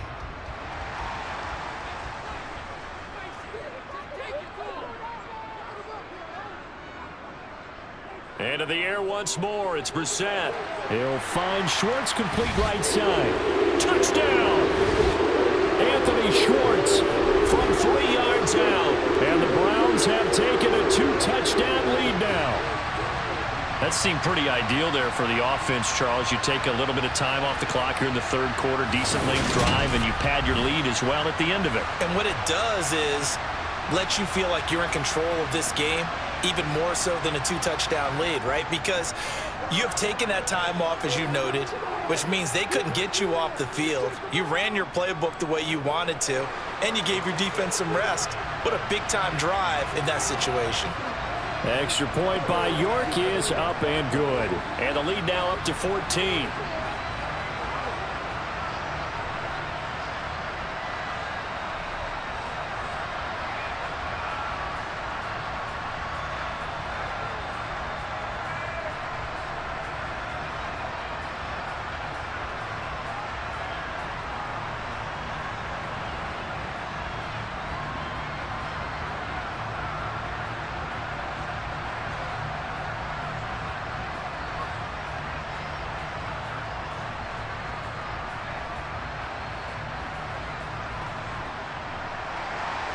York ready, and here we go as he sends this one away. And Carter deciding not to bring this one out. The Chargers offense now, they get set to head back on the field. Charles, a very uninspired effort the last time we saw them out there was a quick 3-and-out, then they punted the football. Yeah, and you never want to get stopped so soundly during a series, but what would be even worse now is letting it happen again right here. They've got to get going.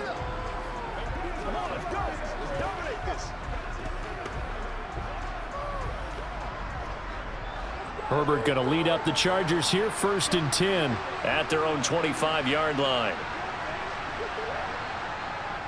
They started on the ground with Eckler. And not much to speak of. Call it a 1-yard gain up to the 26. No doubt about it. A really nice job there by the defense, not allowing him to get to the perimeter. But that means your defensive ends, your outside linebackers, the guys that you pay big money to sack the quarterback, they also have to have interest in the running game as well. And they did a nice job there of holding the point of attack and not giving ground. On 2nd and 9, Herbert. And this one taken in on the right sideline, but not in the field of play. They say it's incomplete. The throw led him a little too far. It brings up 3rd down. And tapping those toes, he tried to get both in bounds. He could not do it, though. In tap dance parlance, could not complete the shuffle. All right, needed to get that shuffle down with both feet, not just one. Is that what they say? There it is. You know, put a little sand down on the stage. I'll take your word for it, my man. And he's going to be stopped here a few yards short of the first as the tackle is made at the 33. So the completion good for 7 there. And that's going to make it 4th down. We can make this one pretty simple. Locked up all of his progressions downfield, forced to get it to his running back. But how about the way they ran to the football and knocked him down to force a 4th down?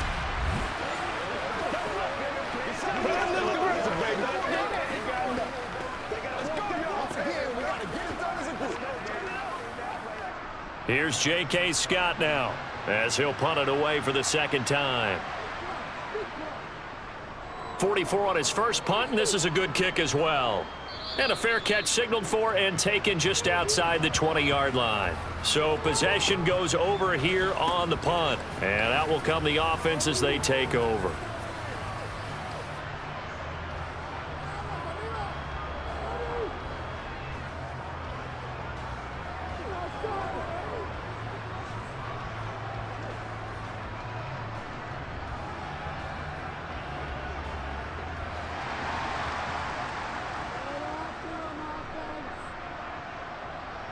A 1st down throw for Brissett. Throw left side, caught by the tight end Njoku.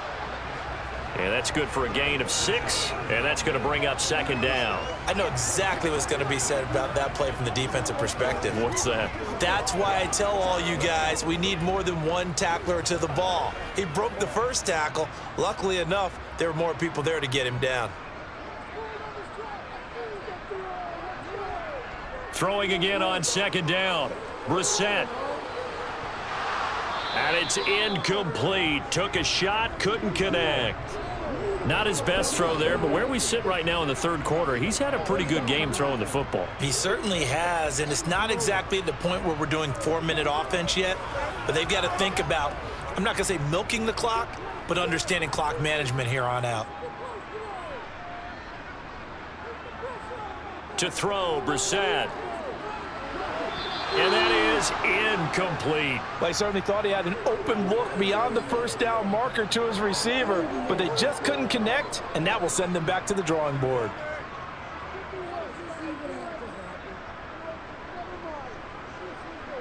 The Browns send out their punter now as he's on to kick it away.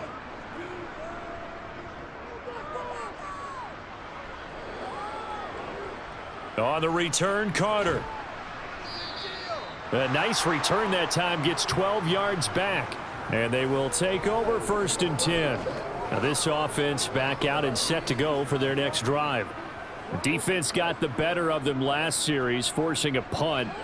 See if they make a few changes in the game plan here and try to get points out of this drive. 1st and 10.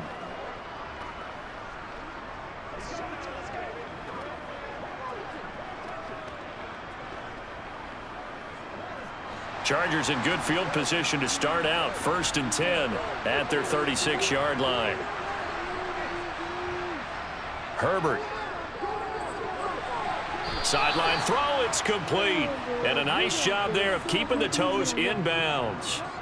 So give him 5 yards there on the pitch and catch, and that'll bring up 2nd down. He's been a busy man here in this one, and they're showing off some nice footwork to stay in bounds. And with those types of catches and the volume that we've seen in this game, wouldn't you keep him busy as well? I would. Of course. You got to keep throwing it to him. He keeps making plays. On 2nd down, Eckler. Oh, he shifts past him. And he'll get it out a couple yards shy of midfield at the 48. 92 yards for him on the ground now as he has been terrific here this afternoon. Man, these guys may not win this ball game, but you certainly can't fault the effort of this man here today. He's been a real thorn in their sides all afternoon. And that last carry puts him over the 100-yard mark. Herbert on 1st down now. They'll find Everett there, complete. And they'll get this down to the 42-yard line. And with that last play, he's now up over that 300-yard mark. And in today's NFL, it almost feels routine. And I hate that when you talk about a 300-yard passing game. To me, 300 yards still signifies excellence, and he's achieved that in this performance.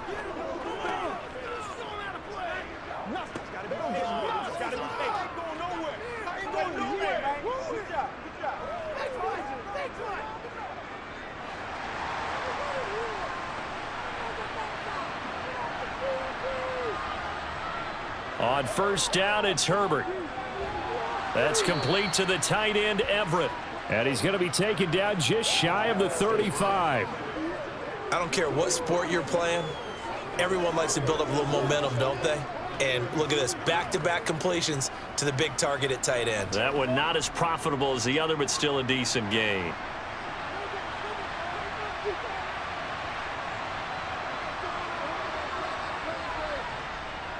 Up the middle with Eckler. And this time not quite to the 30. It'll be down at the 31-yard line. A gain of 5, good enough for the 1st down. I think they like this drive a little bit better there, partner. Running game helping out, picking up some of the slack. Because remember the last drive, they went 3 and out.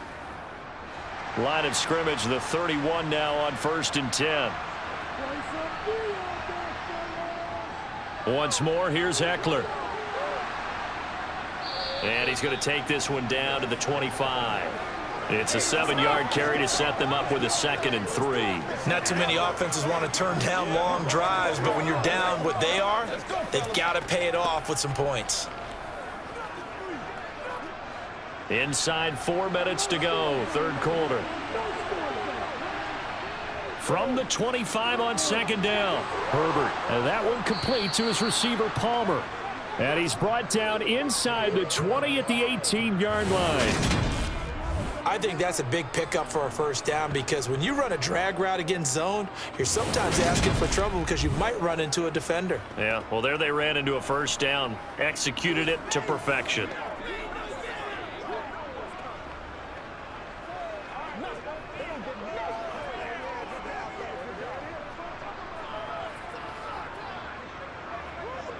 So from inside the 20, here's 1st and 10 at the 18. Inside the red zone here, they'll look to throw. Looking end zone, but it's incomplete. That was a touchdown if he could have hung on. Instead, it was a well-timed collision to jar that one free.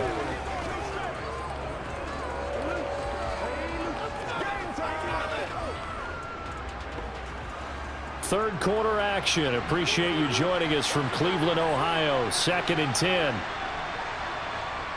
Gets it into the hands of Allen on the jet sweep.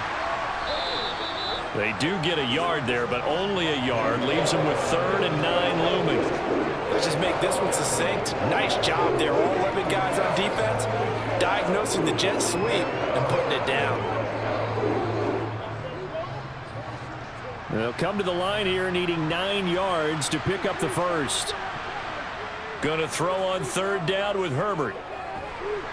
And he's going to go down. He's sacked back at the 24. Taken down for the 5th time this game. Multiple defenders there to get him. This defense, they just continue to feast. 5 sacks now as a unit. It's been quite an afternoon getting to the quarterback. And we're seeing it come from a variety of places as well. Sometimes just the guys up front and getting to him. Other times you add extra guys rushing the quarterback, twists and stunts. It's been a variety, and they've had no way of blocking them. Herbert jogs off, and out comes Dustin Hopkins to take this kick for L.A. on 4th down. Hopkins' kick is good, and that will get the disadvantage now back down to 11. So the 3 points there, and CD, that helps them inch a bit closer. Yeah, partner, when you're losing, any points you see go on the board in your favor, you're happy to take them.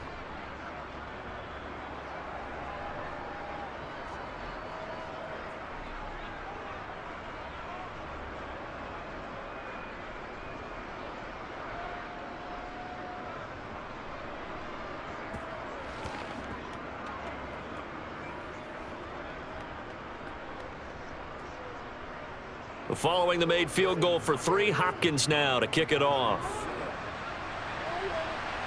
This will be fielded inside the 5. And not much happening on the return as he'll get this to about the 23. Ready to take over again on offense. Out comes Cleveland. Obviously not the intended goal last drive. They had to punt the football, but still they've got the lead here, and now a chance to add on to that lead if they can get points on this drive. 1st and 10 upcoming.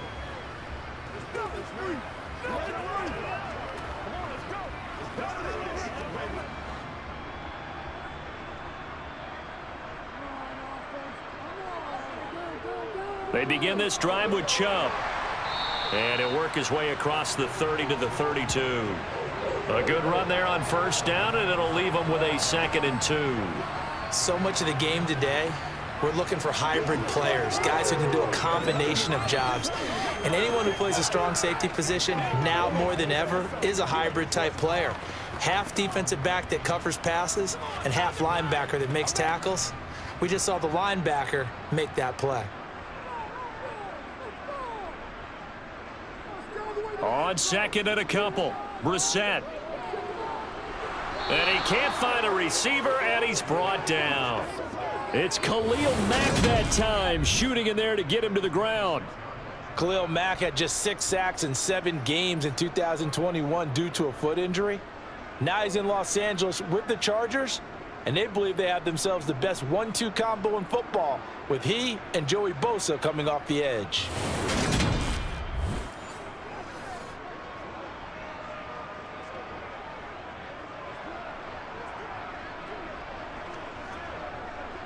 The Chargers trot out their dime package, expecting a throw on 3rd down.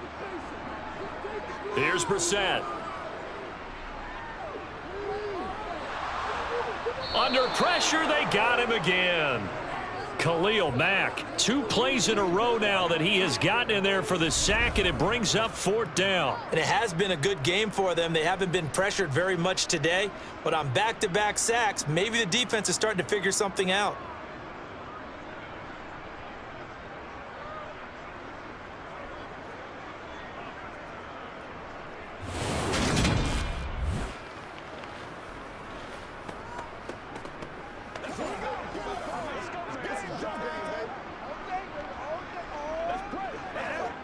The Browns send out their punter now as the drive goes backwards, so he's on to punt it away.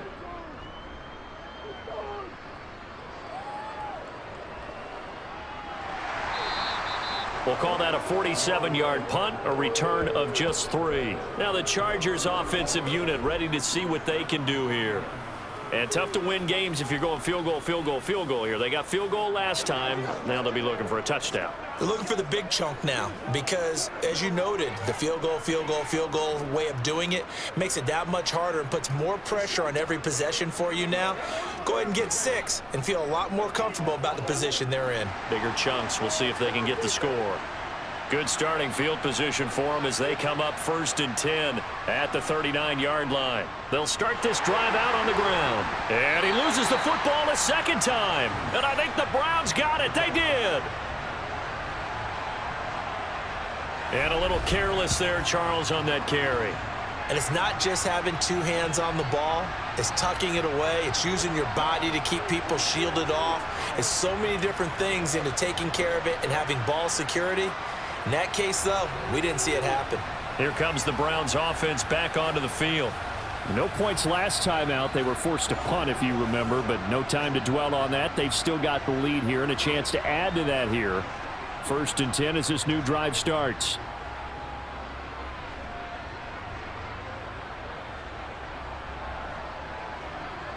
Line of scrimmage, the 37 on 1st and 10. To throw is Brissett.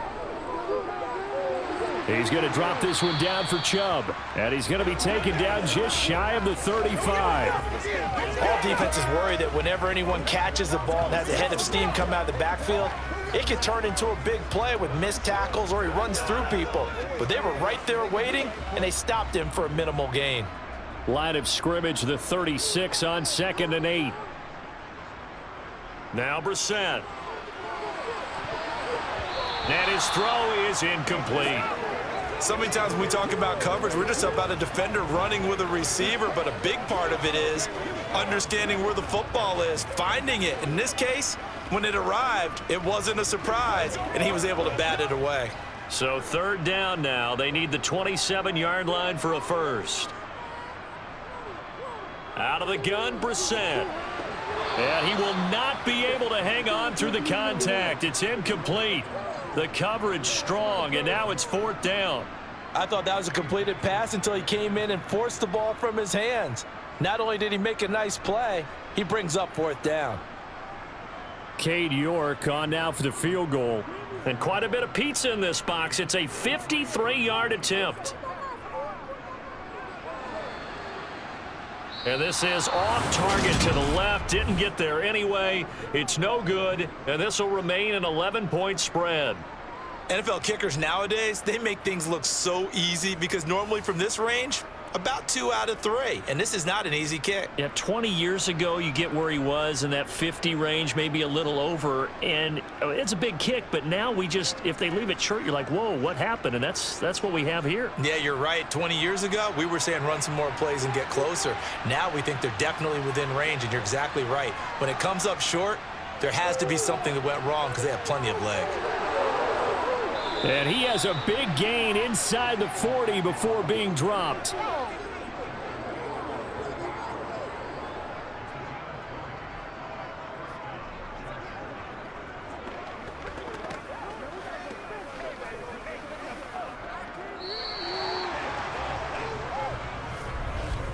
And they will not have time to get another play in here as time has run out on this 3rd quarter. We'll return with more after this. This is the NFL, and it's on EA Sports. It's Eckler again. It's a 6-yard pickup, and it gets him to 2nd and 4. Oh, that's one to warm the hearts of all those old-school football players, isn't it? Tough, hard, gritty run, got behind his pads, bowled over a few people. Look at that one, right up the gut. Saw it through 3 quarters, no reason to lighten up now. 6 yards on that last play. Here's 2nd and 4. Now it's Herbert. On the screen, this is Eckler. Nothing on the screen that time. Now it's 3rd down. I thought that wasn't a bad time to call the screen. I thought late game, down on the scoreboard, had to figure they were expecting a pass downfield. Yeah, so the edge rushers, they're coming. That could have hit big. You're right. Good recognition defensively to snuff that one out. In search of 4 yards here to pick up the 1st down. A shotgun snap for Herbert. And this one is incomplete. Give him big credit for his coverage right there because when he saw the route break deep, he stayed in position to prevent a completion while avoiding any risk of a flag. Herbert jogs off, and out comes Dustin Hopkins to take this kick for LA on 4th down. Hopkins' kick is good, and that'll make this an 8-point game. All right, so they needed 2 scores to get back in the game. The field goal there, maybe not exactly what they wanted, but the necessary first step. There's still time remaining, and there's enough time to get it done. They've got to get at the least a 3-and-out here to get the ball back, preferably a takeaway.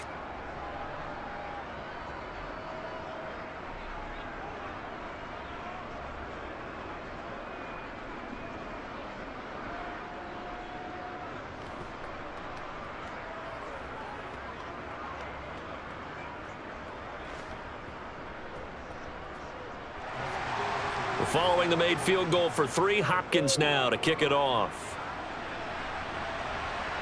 Taking it about the 1.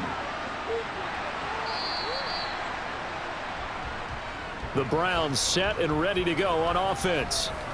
Their lead back down to 1 score after the field goal a moment ago, so they'll be looking to string together a few first downs, likely on the ground as they begin 1st and 10.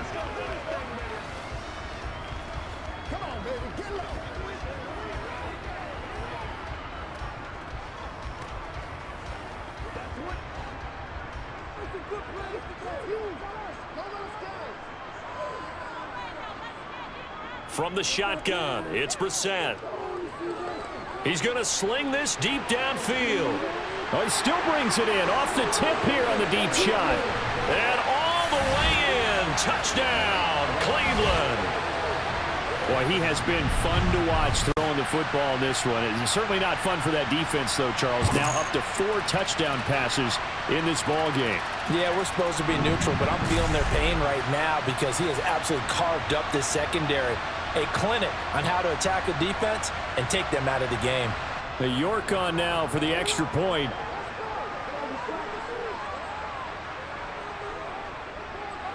And the lead is up to 15 now. Those are the ones the offensive coordinators dream about. 1-play drives from that distance. What an effort. It results in the touchdown.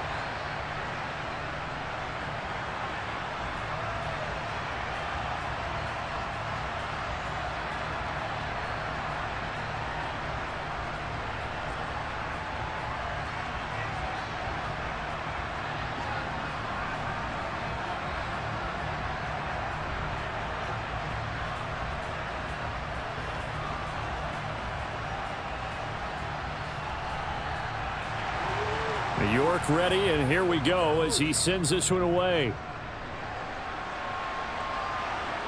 From his end zone, here comes Carter. And he's up past the 20 to the 22-yard line. And now out on the field, here comes Los Angeles. And after the field goal last time, we'll see what they can get here. At least they got points out of the last drive, Charles. I never met an offensive coach that didn't want to drive to end with a kick. Most of them wanted to end with a PAT, right? In this case, a field goal, they'll take it. Way better than the alternative, which is a punt. Yeah, but you've met fan bases that wanted that, that weren't happy with that field goal. I haven't met a fan base yet that wants to drive to end with a kick, other than the extra point. That's it. They'll start on the ground here on 1st down. And he can only manage to get a couple. 2nd and 8 coming up. Well, any lane that might have been open there was closed pretty quickly, and that was because the defensive front, they won that battle at the point of attack at the line of scrimmage. They used great leverage, held their spot, and stacked him up. The last run good for 2. Here's 2nd and 8. Back to throw here, Herbert. Caught by Allen. And he'll be corralled right around the 34. These two have hooked up 9 times now this afternoon as they pick up the first. You cannot write these guys off just yet, not with a quarterback like that under center. You mean it actually crossed your mind with him running the team that you could actually maybe write this game off? Not yet. Not a chance. Not with him. We've seen it too many times.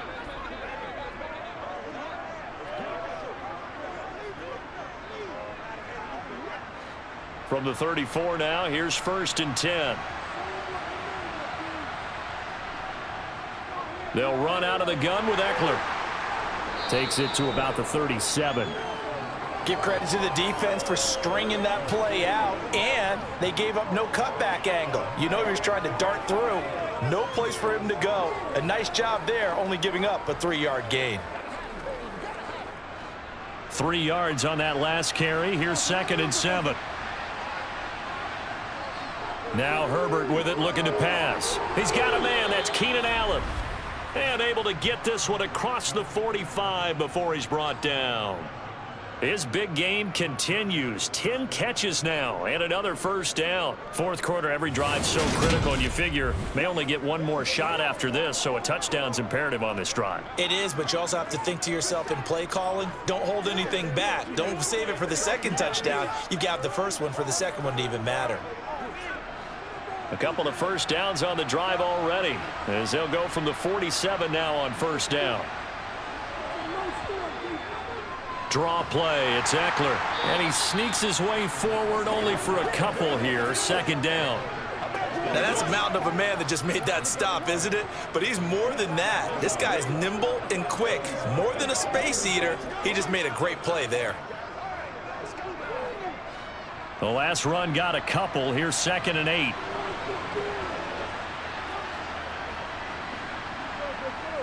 Here's Herbert.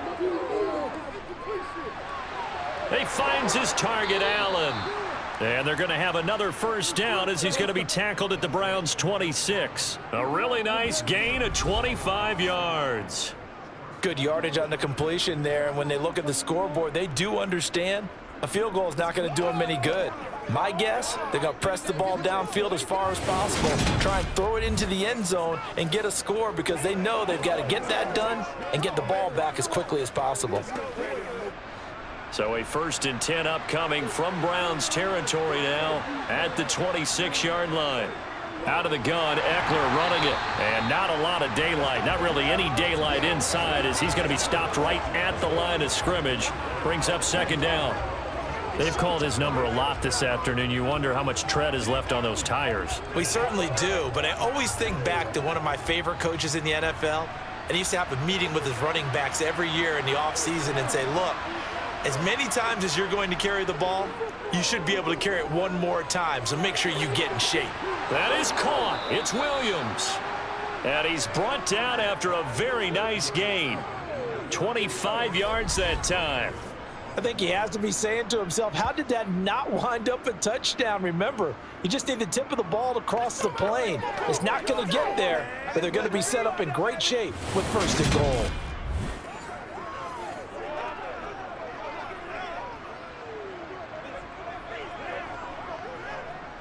First and goal, and they got to be thinking a chance to get right back into this football game.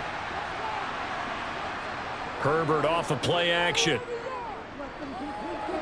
To the end zone, but it's incomplete. Down this close to the goal line, first down. Surprised that wasn't a run? I am, and you know I'm old school. I want to run the ball on first down in this situation because 2nd down, that gives me an option of running play action and maybe throwing it.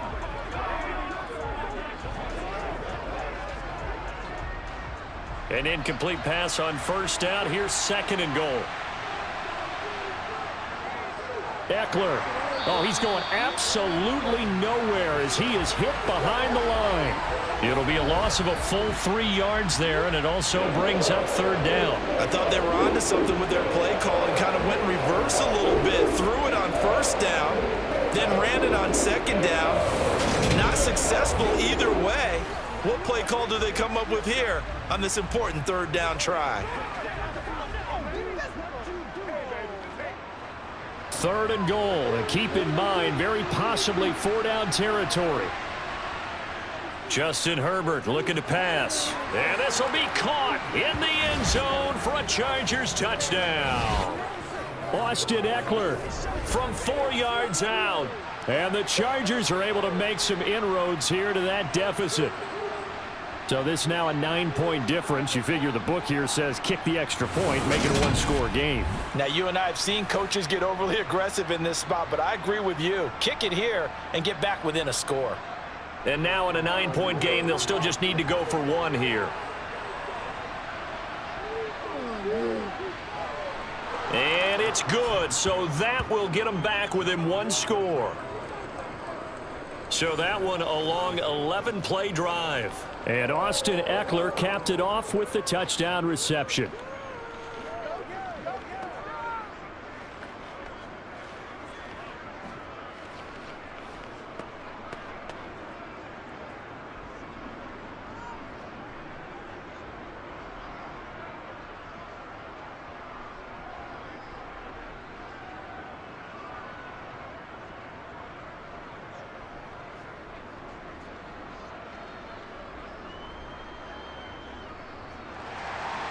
following the touchdown, Dustin Hopkins will kick it away.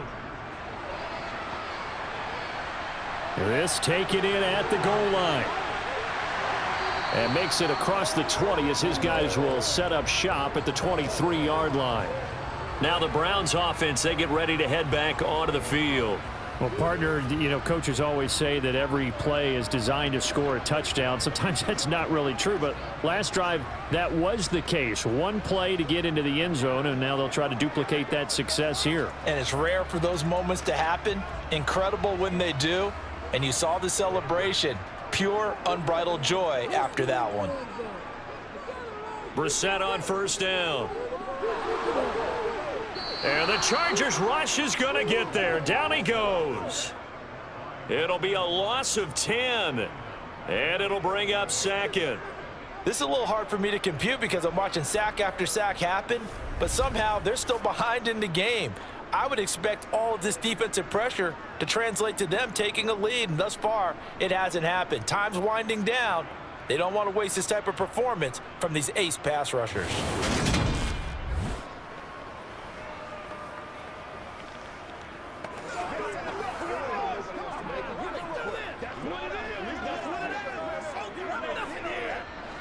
So now 20 yards to go on second down after the sack. Work to be done. Here's Brissett. And look at this. They get the turnover they needed. It's intercepted. Picked off by Bryce Callahan. And he brings this one back. It's a pick six and a Charger TD. Well, partner, I do know this. If you're a defensive back, you have more chances to make a team now than ever because people are using 5 defensive backs, 6 defensive back packages.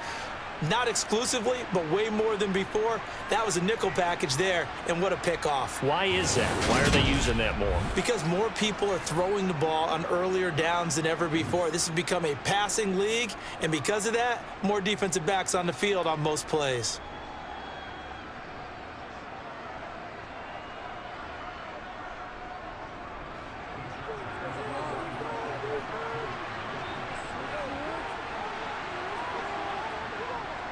They'll try and run it in, but he is not going to make it. It's a big play by the defense, and they're going to hold on to their 2-point lead. And the failure to convert and tie the game, now the pressure shifts back to the defense. But I think it was the right play. I think it was the right call to try and tie the game there. Kick an extra point, you're still down 1. What's the sense? I like what they did.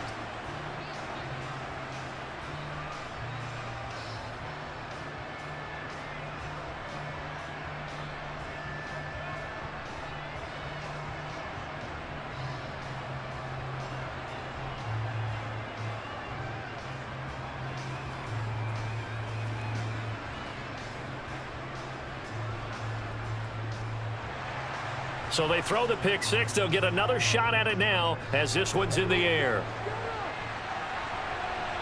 Here comes Felton to bring it out of the end zone. And tackled at the 21-yard line, so a net negative there of 4 yards. Another opportunity now for the Browns offense. Their lead is hanging by a thread after that pick six, but look, they're still in the driver's seat. Now the question, how aggressive will they be on this drive? Time to find out.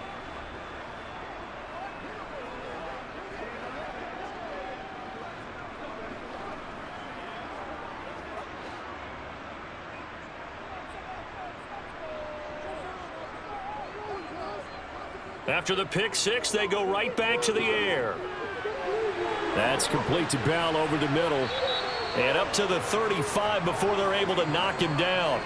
First down yardage on the first play of the drive, 14 yards. Well, that should be a reminder defensively, and I think it's a reminder to myself because you just can't sell out to stop the run. There's still enough time that this offense can move the football through the air, even on first and second downs, and they obviously picked the right spot to throw the ball there.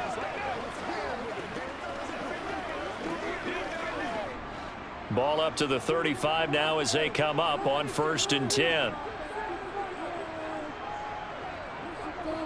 Here's Chubb on the read option. And nothing much materializing there on the first down run. He'll get a couple, and that's it. That's it. That's what you want. Straight ahead positive gain. Just keep that clock ticking.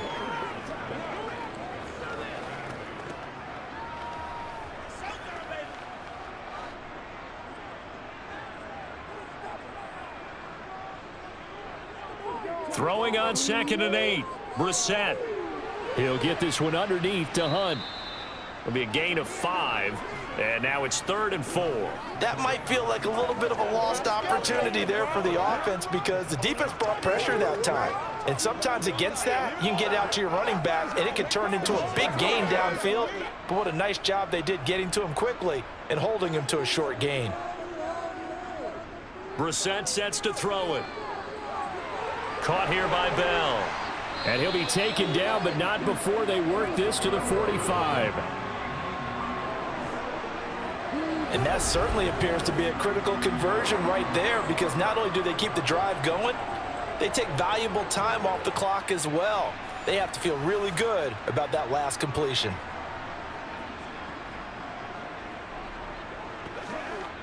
So from Charger territory now, here's a 1st and 10 at the 45-yard line. Brissett now. Drops it off for Chubb. And this winds up a gain of 4 to the 41. Well, that's now 4 completions in a row. A good bounce back following the interception last drive. Certainly not letting it affect him, that's for sure. And we all know interceptions are going to happen. So the big trick, don't let it affect you going forward. Most of the good quarterbacks, they just tell the ball boy, get that one out of the rotation, give me a fresh ball, and let's go. He's got his offense moving again. And the lane closes up quickly as he'll get about 3 down to the 38. The recipe's pretty simple, I think, right? Just give your superstar the ball, continue to feed him. Yeah, don't overthink this one, right? Make sure he's touching the football, but you're also counting on his intelligence in playing the game as well. If it's not there, don't force the run. Just make sure you hang on to the football and keep the clock ticking. That one is caught by Hunt. And he is out of bounds, but not before he's inside the 30. The Browns passing game finding its stride. They've got another 1st down. And this has been a nice answer to the touchdown drive against them a few minutes ago because they've come out and reestablished the tempo. A nice throw there, and they're putting together a very strong drive as a response.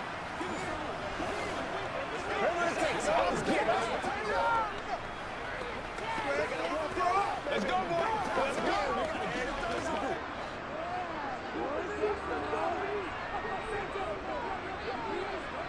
Brissett to throw on 1st. And he'll be tackled at the 23 after a gain of 3. And we see another pitch and catch there to the running back. This position just continues to evolve. They become just as critical to the passing attack as a lot of receivers, tight ends, because their ability to make people miss in the open field can really generate big plays for an offense. Looking to throw again on 2nd down. Brissett. And this one taken in on the right sideline, but not in the field of play. They say it's incomplete. The throw led him a little too far. It brings up 3rd down. As his old brain remembers, when I see 5 wide receivers on the field as a defender, I know the ball's coming out hot. They expected it and got there and popped it free. Now this drive, they're 2 for 2 on 3rd down conversions, but they need 7 yards here. From the gun, here's Brissett. And he's got it. And they will eventually get him down, but he's inside the 5 all the way to the 3. These two have hooked up 9 times now this afternoon as they pick up the 1st. He's been the go-to guy. They needed a big play there on 3rd down. Went his way. It worked out. Doesn't matter whether they've scouted it or that they think he's going to get the ball. He has a knack for finding his way open and completing the connection. So 1st and goal, 6 points here would go a long way toward wrapping this one up. Chubb. Fighting, but he won't get too far. Maybe a yard, that's all, down to the 2. Only a yard on the pickup there. 2nd and goal. Good work there, holding him out on 1st down. And this is going to be a battle down here on the goal line. Can they hold their ground for 2, maybe even 3 more plays? From the 2 now, 2nd and goal.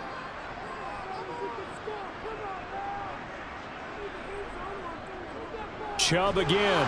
And this time he's not going anywhere. In fact, he'll lose yardage back to the 3. That backs him up 1 yard and brings up 3rd down. Now, obviously, that's some good work there defensively, being able to stop them and bring it up a key 3rd down. But if you're on the offensive side of the ball, there's an opportunity, because I know what defensive guys are thinking right now. Just stop them, get to the ball. That means they might not be sound defensively. There could be some opportunities. And you said key third down. Highlight that word, put it in bold. Here we go. A lot of tired bodies on that field, but this is a big play. 3rd and goal. To throw, Brissett. And this is caught. Touchdown, Cleveland. Donovan Peoples-Jones from 3 yards out. And the Browns are able to build on to their 4th quarter lead. So a heck of a drive right there with the game potentially hanging in the balance. A very good drive, and now conversion to make it a 2-score game and a solid lead. York now for the extra point.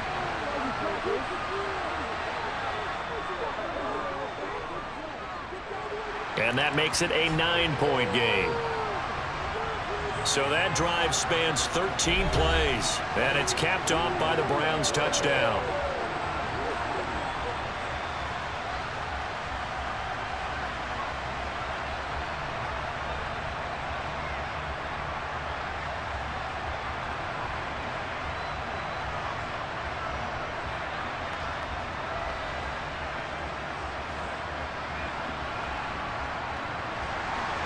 York ready, and here we go as he sends this one away.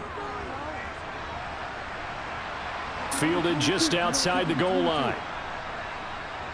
And able to get this across the 20, but not much further as he's dropped at the 23-yard line. Wide receiver Keenan Allen bringing out the rest of this offense. And I know that they've double-teamed him a couple times, but not a ton. Whatever they're doing isn't working. He's up over 100 yards. We'll see how they adjust. And when they do that, they weaken their defense in other places as well. And how many times have we done games where we've seen a guy have a big game like this, but it's usually not by himself, is it? Right. Usually it opens it up for other people to have big games as well.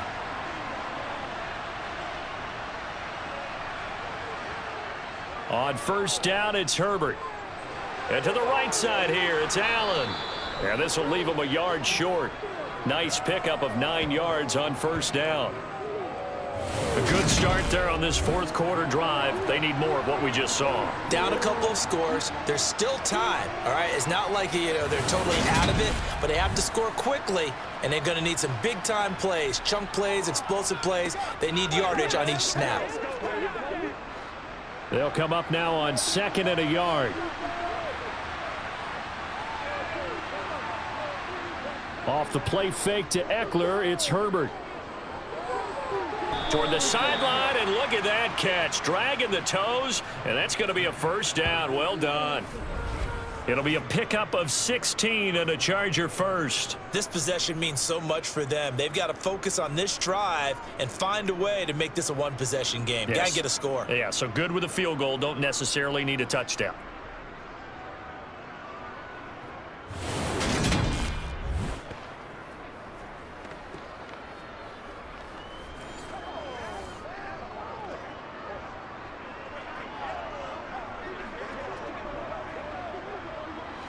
Back-to-back good plays have them on the move on 1st down. Herbert. And that is incomplete. When you're leading in the final quarter, your radar has to be up for any potential deep shots. And probably not the last one they're going to see in this game, not as long as they hold this lead. After the incomplete pass, here now is 2nd and 10. To the air again, Herbert. And he'll find his man on the out route. That's Allen. And they're going to have another 1st down as he's going to be tackled at the Browns' 36. The Chargers passing game rolling a bit here. They've got another 1st. Well, every drive from here out is definitely crucial and critical. They know that they need to get at least 3 here to get it back to a 1-score game. But I can't imagine that in their huddle that they're thinking at all about getting a field goal. They want to get into the end zone and then try and get the ball back again.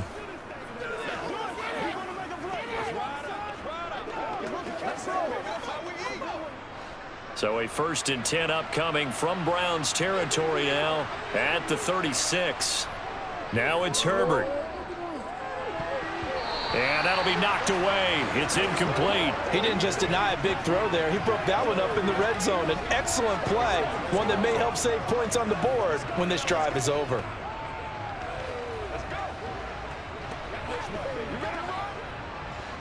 They'll try again from the 36 on 2nd and 10. Herbert now. Toward the center of the field, but it's incomplete. Well, he's smart enough to avoid the taunting rule, but I'll guarantee he quietly has told them, you might want to stop coming after me downfield because I just broke up another pass and took away a big shot that you were trying to succeed with. This offense was on the move. Now 2 straight incompletions have them looking at 3rd and 10.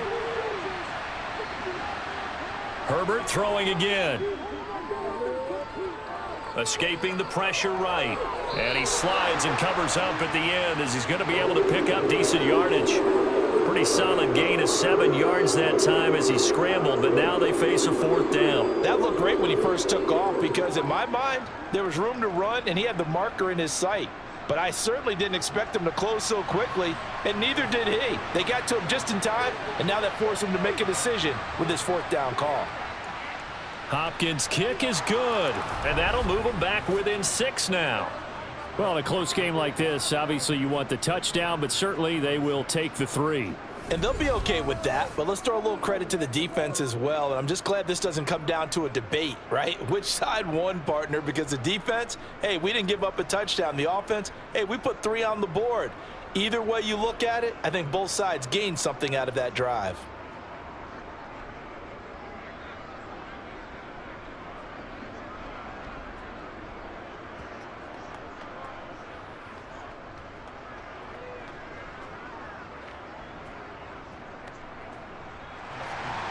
Following the made field goal for 3, Hopkins now to kick it off.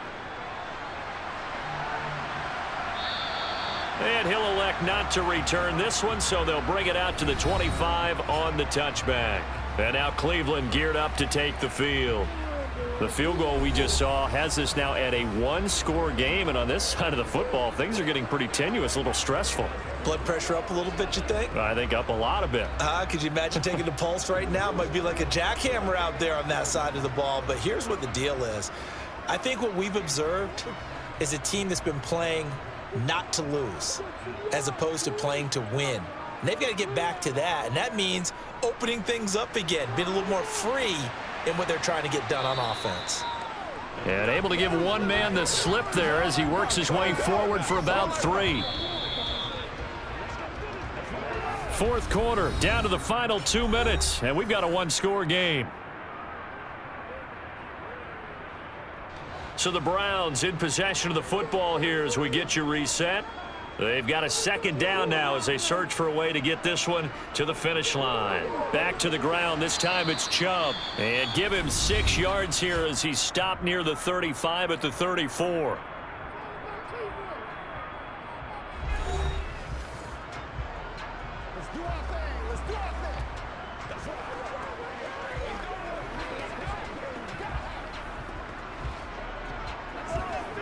Now this is a big 3rd down, and you'd have to think we'd see a timeout right away if they can't stop him here. They'll run for it. Here's Chubb. And he's going to have the 1st down at about the 38. Whistles now and a timeout. So defensively they burn it here with 1:51 left.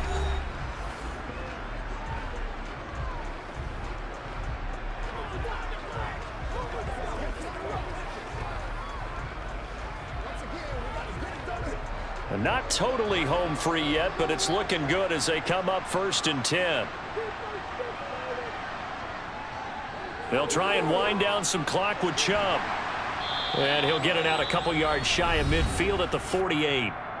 Chargers going to use their 3rd and final timeout as they'll talk things over prior to this upcoming 2nd down play.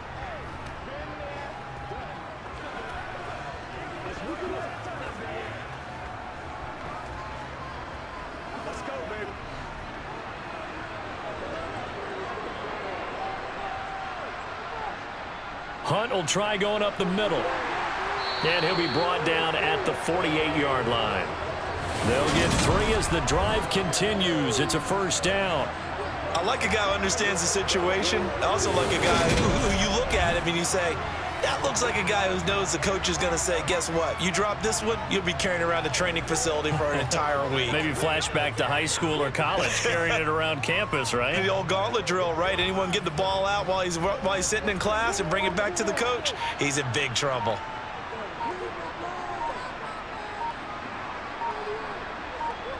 The Browns in victory formation now as they take the knee.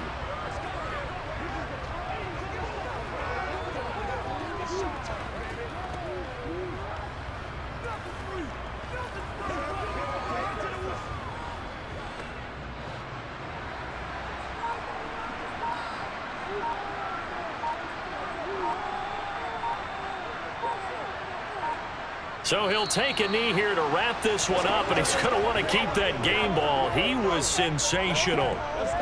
Listen, anytime you take a knee to end a game, that means you've won it. So it doesn't matter whether it's home or on the road, but there's something a little extra special about doing it in front of your home crowd, isn't there? And the home crowd applauding. They're happy with what they've seen. Chalk this one up in the left-hand column for a win. Yeah, that's right. Head to the locker room, throw the wristbands in the crowd for the kids, your gloves, your towels. Get to share it with the home team. Charles, normally when you see a group score this many points, it's a complete blowout. But instead, they needed every single one of those in this close, high-scoring affair. And, Brandon, I'm still on the edge of my seat after that one because when you have that much scoring and it still comes down to a one-possession game at the end, that's not something we see very often. And in this case, these offenses, they brought it. The defenses, they're going to need some work going forward.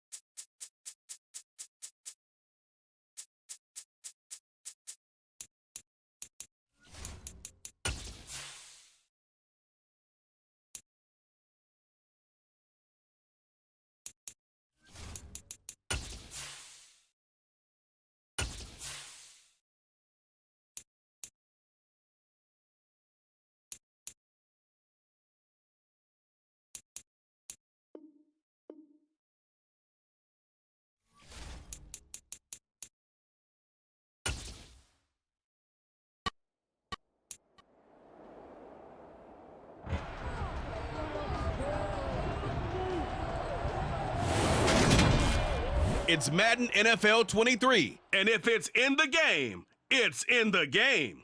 It's the Dallas Cowboys and the Los Angeles Rams. And it's coming right up on EA Sports.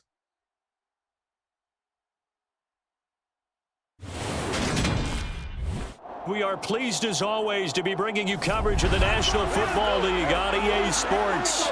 Today, we've got a good NFC matchup on tap between the Dallas Cowboys and the Los Angeles Rams.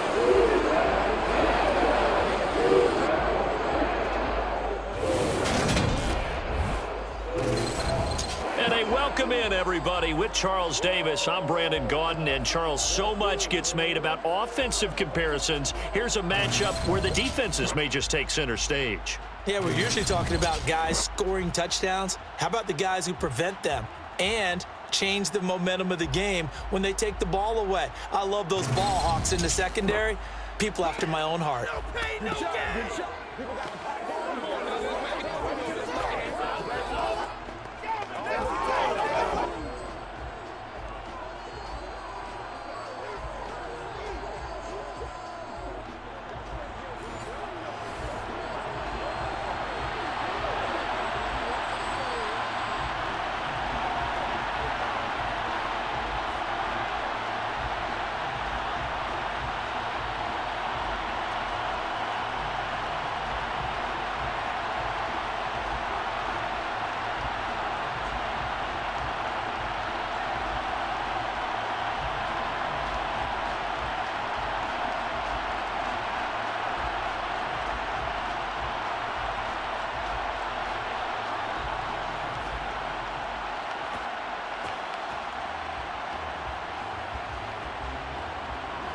And we are underway from SoFi Stadium. And here comes a return from just beyond the goal line. And he returns this to the 22. So here are the Cowboys now ready to go on offense for the first time. They'll be commanded by their 6'3" quarterback from Central Michigan, Cooper Rush. I tell you what, when he is on schedule for that week, secondaries take notice because you've got to stay alert back there on every snap. A truly powerful arm, one that's capable of challenging any level of the defense on any given play. That's why so many scouts preach arm talent when preparing for the NFL draft. A quarterback with arm strength to make every throw in the book, he's an asset to have in any offense.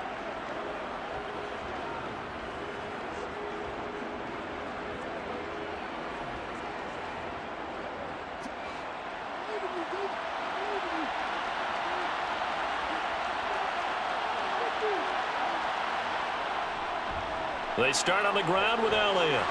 And not much doing there, maybe a yard up to the 23. Well, it's hard to have vision as a runner and find a hole when there's nothing but defenders in your way. They stacked that one up really well. But give him credit. Instead of trying to bounce it out and turn it into a big play, which might have turned into a big loss, Kai just took his medicine there and took the 1 yard. Again, it's Elliott. Takes this to the 27. Give him 4 yards. When you find that kind of yardage, you couldn't be more confident as a ball carrier. And guess what? You're going to go back and tell your offensive coordinator, I'd like to keep carrying it, thank you. And they'll look to avoid an early 3 and out here on 3rd and 4. Throwing here, Rush. He'll fire this deep for Gallup. And unable to connect, incomplete. I'll give them credit, they took their shot, but it's going to bring up 4th down. And that's exactly what defenses talk about. You've got to find ways to get off the field when you can, especially on 3rd down. And 3rd down defense going to be vital in this game. Able to knock that one away and force a 4th down. On 4th down, here's Brian Anger now to kick this one away. Back deep, Brandon Powell. Good coverage there, holds him to just a 2-yard return following a punt of 44. And the Rams will go on offense here with a 1st and 10. And here comes Matthew Stafford leading the Rams offense out there. And just as he did last season when he captured his first and the Rams' second Super Bowl title. Matthew Stafford's first season in Los Angeles could not have gone better as he proved to be the missing piece that brought the Rams a Lombardi trophy. It was a very well-deserved moment for the 13th-year pro who was 12th all-time in yards and touchdowns, but had never experienced a postseason victory before that season. Now, you just call him a Super Bowl champion, and boy did he embrace the Rams offense from the start, with almost 5,000 yards and 41 touchdowns in 2021. They'll begin on the ground with Akers. And he'll push his way forward to about the 32. Tackle there by Leighton Vander Esch. That's a really nice, tough run inside, and they gained 5 yards on it. And be frank about it, most offenses don't expect to get 5 yards on a play call like that. So when they do, they go back to their huddle with a little pep in their steps. They're starting to think that they're starting to dominate the line of scrimmage. Stafford's throw pulled in by Robinson here. A couple of vets, Stafford to Robinson there. 1st down, Rams. After 4 years each in Jacksonville and Chicago, Allen Robinson made a big jump by joining the reigning champs. Hoping to shake off career lows from last season, get back to being a catch machine. Here's a catch for him there and a 1st down pickup.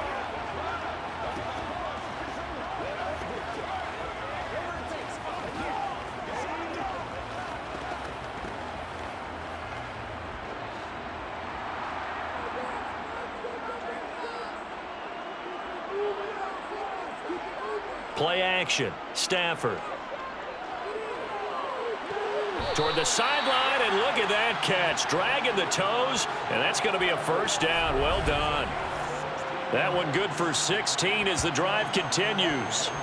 Well, I think when they look at their offense, they think to themselves, weapons, weapons everywhere, and they want to move the ball around. They want to spread it to different people, but you absolutely know they want to get this man involved as well, and that's what they just did on that play.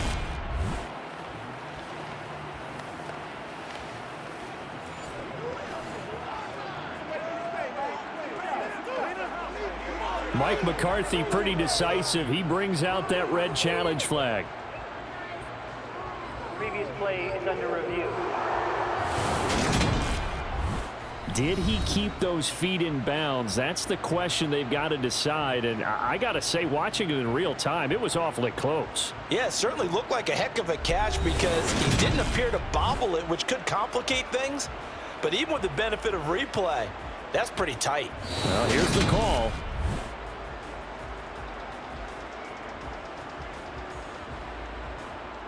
After review of the play, the ruling on the field stands. So not successful there on the challenge, and he'll have to be careful from here on out because he'll only have one challenge remaining.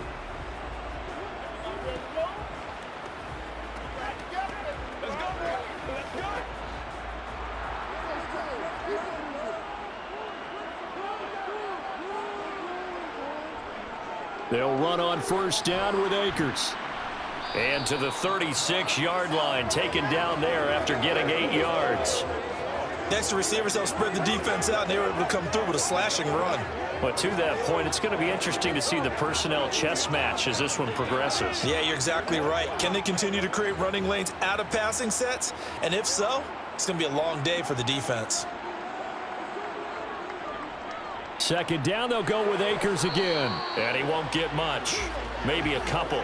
Down inside the 35 to the 34. Pretty good job defensively. Thought he was going to get it, but they knew where that marker was, and they stopped him just short of it. What it does is emphasize that strategic football and situational football is not just played on the offensive side, is it? Defense understanding, as you noted, where the first down marker was and making sure they didn't get there. They'll try and run for this with Akers. And he'll be touched down here, but not before he does pick up the first. They give him 7 yards on the play, and they do pick up the conversion on third down. If you make the stop there, maybe you hold them to 3 on this opening drive. They didn't get the stop. Yeah, new set of downs now. Now you're worried about, just as you pointed out, not just giving up 3, possibly giving up 6. Let's see what they decide to do here because they've got to change up what they have been doing. It hasn't been working.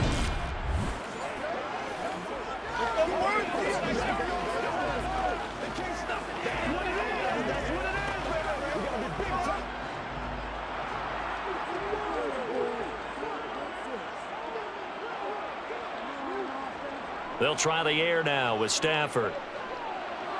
That's out to the flat for Akers. And he's going to get this down near the 25.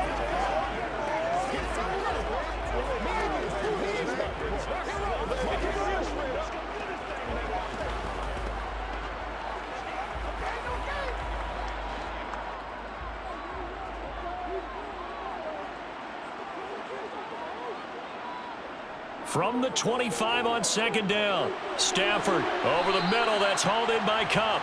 And he's going to have another first down here as the tackle's made at the Cowboys' 15-yard line. Give him 10 yards there as this offense is on a roll. This drive continues to plunge forward.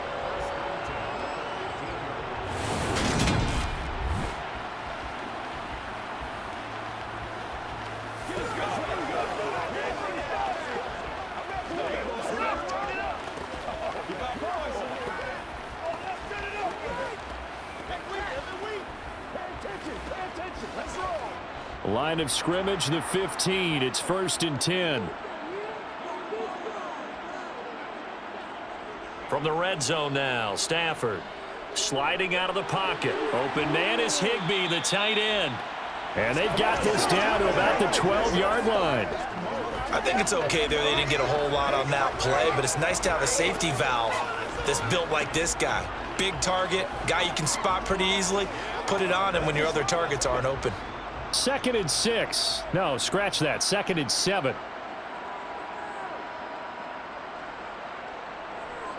Stafford going to give this to Akers. And he'll get this one down to about the 10-yard line. Just a couple on the pickup there, and now it's 3rd down. Well done to sniff that out defensively. He had it diagnosed pretty quickly. I love that description because diagnosed is perfect on that one. Read his keys, made the play, and he couldn't even get going moving the football. They'll fake the give. Now Stafford. Toward the sideline. He will have the first down. Good catch. He was able to keep the feet in bounds. An effective 7-yard third down conversion. Well, that's not just his first, not his second, already his third completion here on the opening drive. And I think it's safe to say that getting him the ball in this game is one of their top priorities. And a top priority for the defense has got to be finding ways to cover him. And I don't think you can have one basic coverage to get it done. You have to throw a number of coverages at him, make him think as he's running downfield, and hope you can create a little bit of havoc. To throw is Stafford. And he's got it. That's Cup for a Ram touchdown. 2 yards on the touchdown there. And the Rams will jump on top with the game's first score here this afternoon.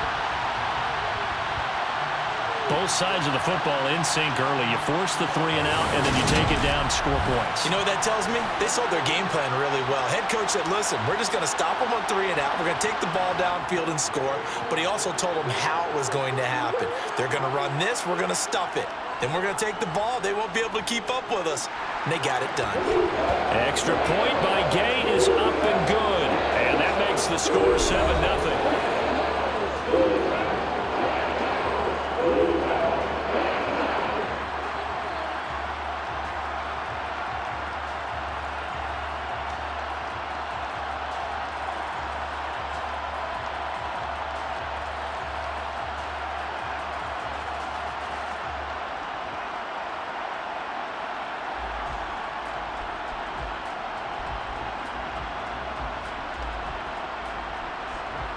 After the touchdown, it's Gay to kick this one away.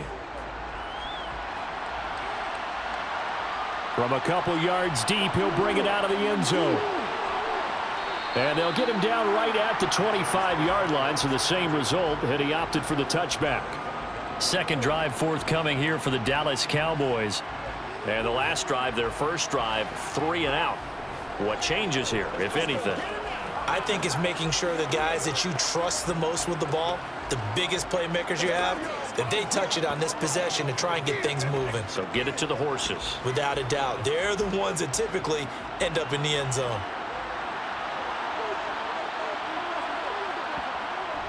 They'll start the drive with Elliott. And he's upended at the 33 following a good pickup of 8. You often say that sort of opens the playbook now, second and short. What do you think, early shot here? I like where you're going. Obviously, we've been together for a while because you know me. I want to take that shot early and loosen things up.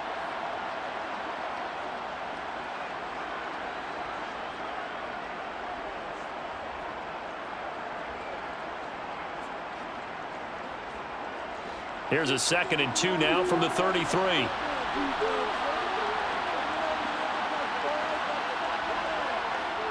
They go to Elliott again. And he'll only get a yard to bring up 3rd and 1. Not much on that run, Charles. No, that's exactly the way to execute a run blitz there. They guessed correctly that they would move the ball on the ground, honed in on it, and stopped them. Mark that down for a win in the defense's column. The Rams calling on their nickel set here defensively for 3rd down. They'll try and run for it with Elliott. And strong running there as he's across midfield and down to the 49. 17 yards on the play there, and the Cowboys have a 1st down. Brandon, what were they thinking on defense there? They looked like they were playing for the pass. That was 3rd and short. Yeah, it was an easy pickup because they handed it to them. That was way too easy. Just looked like absolute confusion defensively. Not sure why they were in that set. Yeah, I'd say you ought to have a few men in the box there.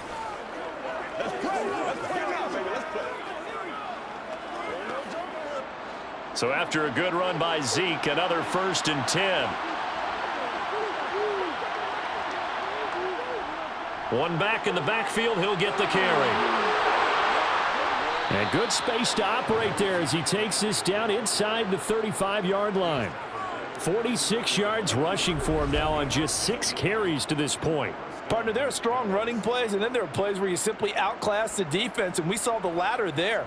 They ran straight up the heart of that front for an excellent gain and 1st down. Simply put, you've got to put up more of a fight defending the middle. Otherwise, this is going to be a long game.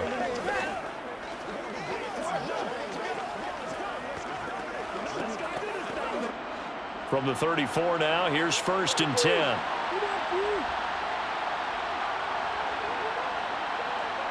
To throw is Rush. Flush to his right, and he can't get rid of it. He's taken down. Aaron Donald in there to get him. It's a loss of 5. Hindsight is 20/20, partner. Maybe they should have kept it on the ground again. Well, it almost looked like the O-line was run blocking again. I mean, they opened up a big hole last time. This time they opened up a hole, and the quarterback got sacked.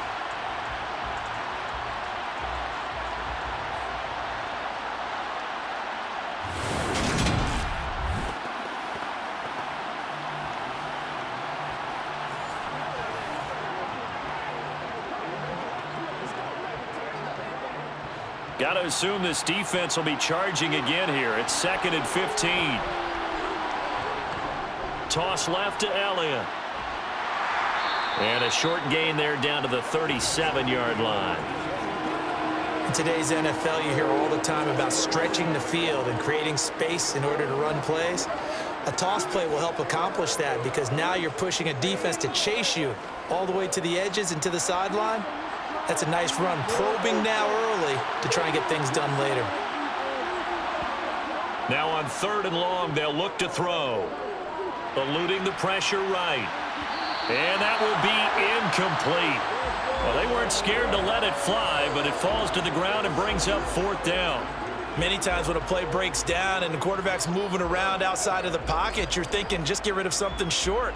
But a lot of guys are coached, think deep, take the big shot, hoping someone can get lost behind the secondary. They weren't able to connect on that one.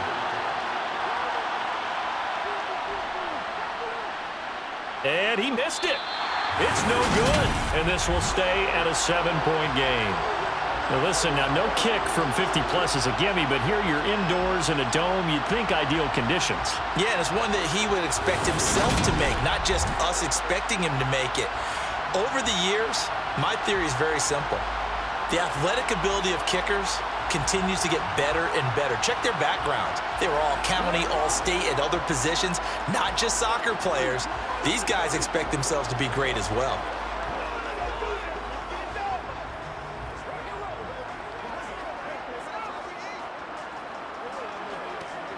So after the missed long field goal attempt, this offense set up nicely at the 44-yard line. On 1st down, they'll start out with Akers. And he can only manage to get a couple. 2nd and 8 coming up. And it appears we've got a member of the Rams shaken up on that last play. The medical staff will attend to him, and we will step aside.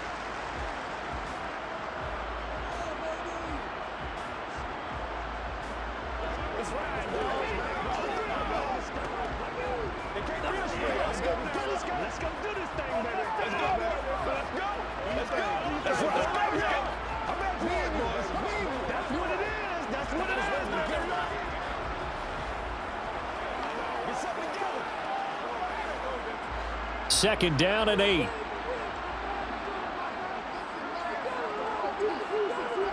Now a play fake it at Stafford. That would complete to Skoranek. And a gain of 4 gets him right to the midfield stripe.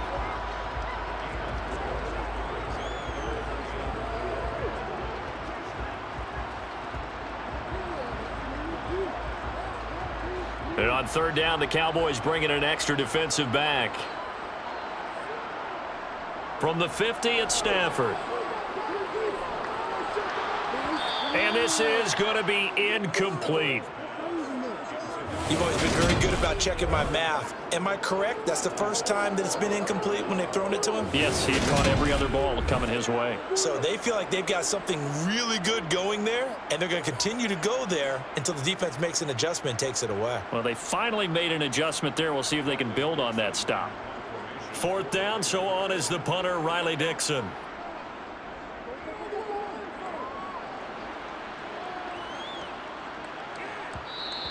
And that one hits at the 7, but bounds into the end zone, and that'll be a touchback. Dallas offense set for this next drive. And the way their last drive ended, boy, it was frustrating. They had a pretty good drive going. It was sustained, and then it stalled out, Charles, and they missed the field goal and got nothing out of it. Is that insult to injury? Because they had such a sustained drive, as you noted. So you know for the head coach, it almost felt like a little bit of failure to send out the field goal unit and then to not even see the ball go through the post. What a bummer on that last drive for them. Got to pick themselves up from that one. A first down carry by Allen. And he's going to get 7 out of this before being taken down at the 27. If these kinds of lanes are available, you have to feel like he's going to have a pretty big game on the ground. Yeah, you can tell early on he's got a little burst in his step, and that's a big pickup right there on first down. Operating from the 27 now. Here's 2nd and 3. Here's Rush to throw. He'll buy some time right. He's got his man on the crossing route. And he's taken down but able to slip across the 35. 11 yards and a Cowboy first down. Oh, a lot of credit to the play caller here. He saw the design in his mind and implemented it. A little zone stretcher here because they started the tight end on the left side of the formation and sent him on a crossing route. And this works really well when you can find that space between levels, and they were able to do so for good yardage.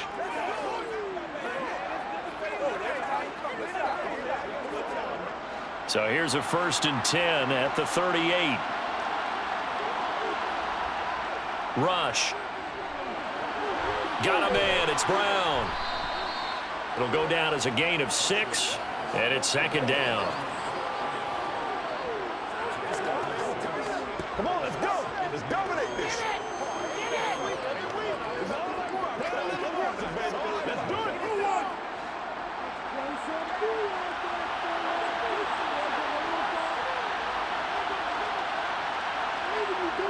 Back to throw, Rush. His throw incomplete. They've given him some different looks here defensively in the early going. He's only hit 2 of his first 5 passes. With a big 3rd down coming up, he's hoping he's got a play dialed up that can take advantage of whatever the defense throws at him. Now they face a 3rd down and 4 after that incompletion on 2nd down. Now Rush. Man open, that's complete to Dalton Schultz. And this is going to be another first down as the tackle's going to be made at the Rams' 43. It's a gain of 12, and the Cowboys pick up the first. And that's well executed there on 3rd down, and I love the confidence that they had to let their tight end try and find some space in the middle of the field, right in their quarterback's line of vision. And QBs love to make that easy throw, and they hooked up there for a first down. So from Rams territory now, it's 1st and 10 at the 43. Up the middle, here's Elliott. And not a whole lot of room to operate there on the first down run. He gets maybe 3. Yeah, I don't know if it's exactly a win-win, but if you're on offense, you'll take that kind of a run, all right? It was kind of stacked up, found a little bit of yardage, and frankly, they're pretty close to staying on schedule on offense. The playbook is still open for the coordinator.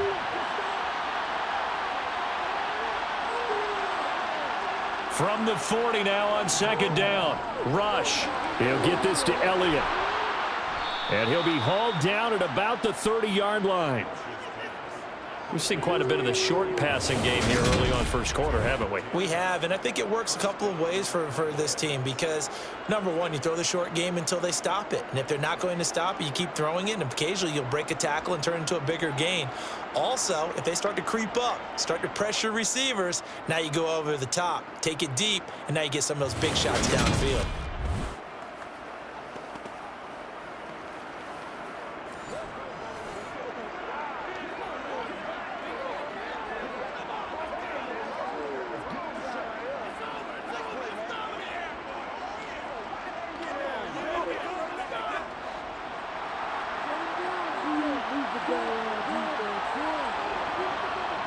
Throwing on first down. Rush. He'll find Lamb. That's complete. And they're going to get this down to about the 17-yard line here. Doesn't matter whether it's a zone coverage or man coverage, the drag route can be effective when it's run well.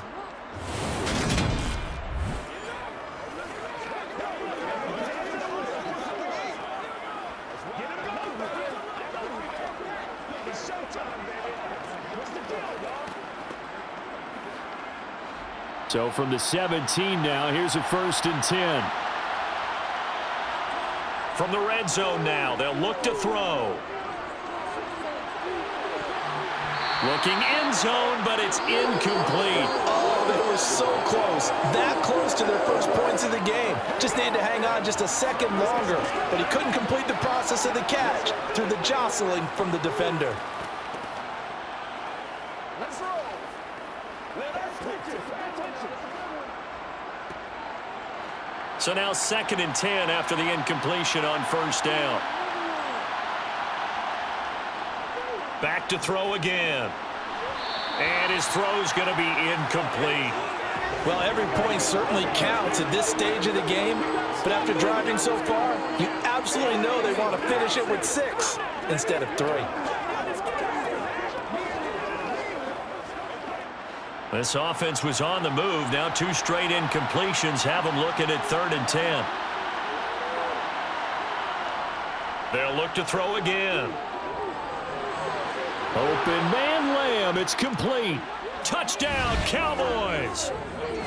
CeeDee Lamb from 17 yards out. And the Cowboys are an extra point away now from tying this ball game. All the receivers in the league are plenty good enough. Otherwise, they wouldn't make it in the NFL. But the ones that go to the Pro Bowl, they have refined route running ability.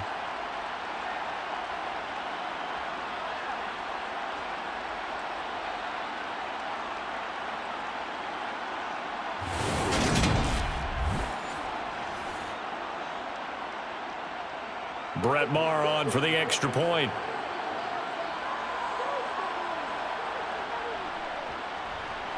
It's up and good. So these teams match touchdowns here in the first quarter, and we're tied 7-7. A pretty long drive that time. 11 plays all told. And it's finished off by the touchdown from CeeDee Lamb.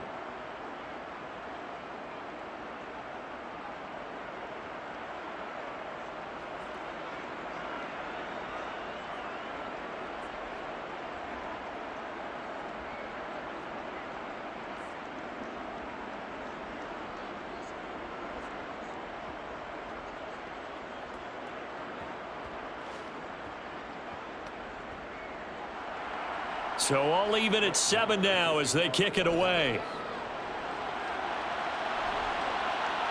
From the end zone, here comes Brandon Powell. And he'll get it up past the 20 to about the 22. The Rams offense now, they get set and head back onto the field. The last series for him, a little disappointing, forced to punt. And now they'll try to do better here and come away with some points as they begin this drive, 1st and 10.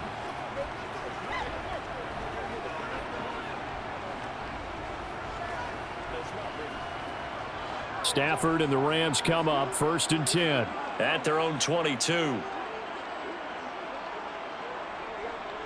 He starts with a give to Akers. And not too much going there as he'll get it up to the 23-yard line. Just a yard on the pickup there, and it'll bring up a 2nd and 9. Yeah, things were pretty stacked up there in the middle of the line. A lot of bodies, not much space. I think ultimately he was fortunate to get anything out of that run.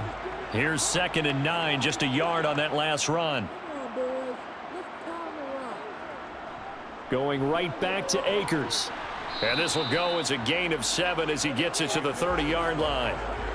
Okay, he didn't break that one all the way, but you got to know that he feels like he's right on the verge, and that's probably exactly what he's telling them in the huddle right now.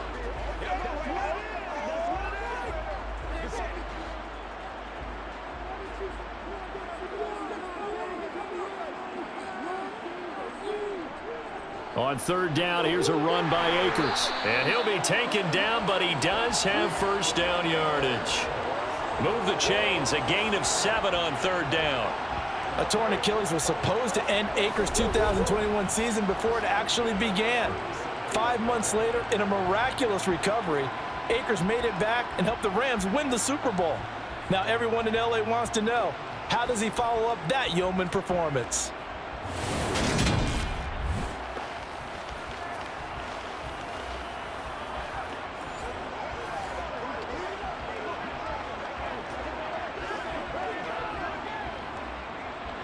Line of scrimmage, the 37 on 1st and 10.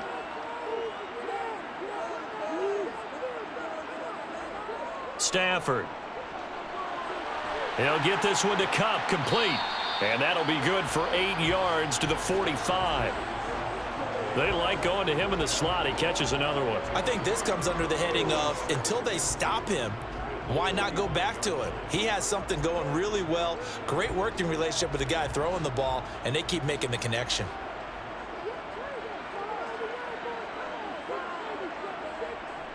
Here's a run with Akers on second down. And he'll be brought down just shy of midfield at the 49-yard line. They'll get 3 as the drive continues. It's a first down. 2nd and 2 is prime time for a little bit of a gamble, isn't it? Open up the playbook, go play action, toss that bad boy deep. But in this situation, go ahead and give it to your back. Let him pick up a first down. Keep the sticks moving. Now a first down throw. Stafford. Throw left side, complete to Cup. And he's going to be out of bounds, but not before he takes it inside the 40. I don't care who you put on him. He's going to be a handful in one-on-one throws. Yeah, right now, you're right. They're in man-to-man. Maybe need some safety help. I would say that'd be a good idea. Double team him somehow. I'm going to have to make someone else beat me rather than let him shred my defense.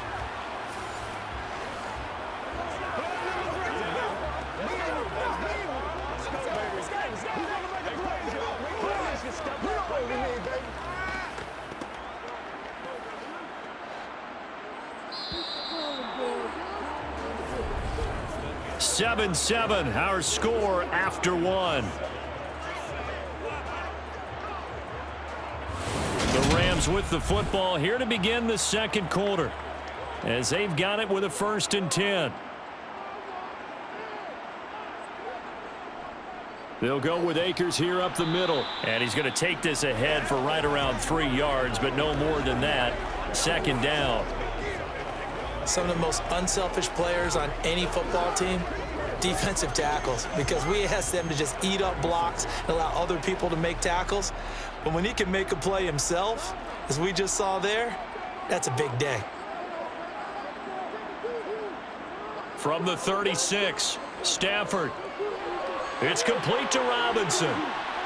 And he's going to have another first down here as the tackle's made at the Cowboys' 17-yard line. That one good for 20 on the catch and run. But one of the ways the quarterbacks keep all the receivers alive in a play, never lock in on any one guy. Make sure you keep your eyes moving, scan the field. And here he finds the open guy for a nice pickup.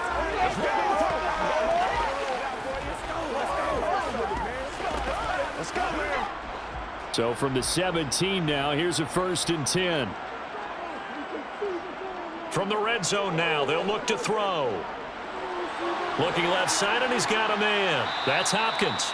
He's down inside the 10 to the 8, and it comes on a gain of 8. When you execute a drag or a crossing route really well and give them a chance to let it develop a little bit, you can gain some significant yardage hitting your tight end on that one.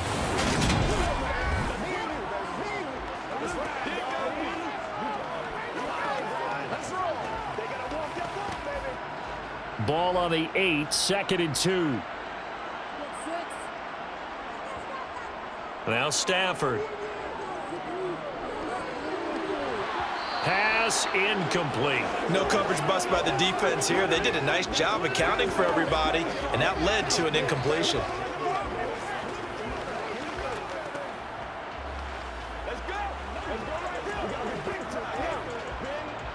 The Rams on 3rd down. They've been good, 3 for 4 thus far. This time they face a 3rd and 2.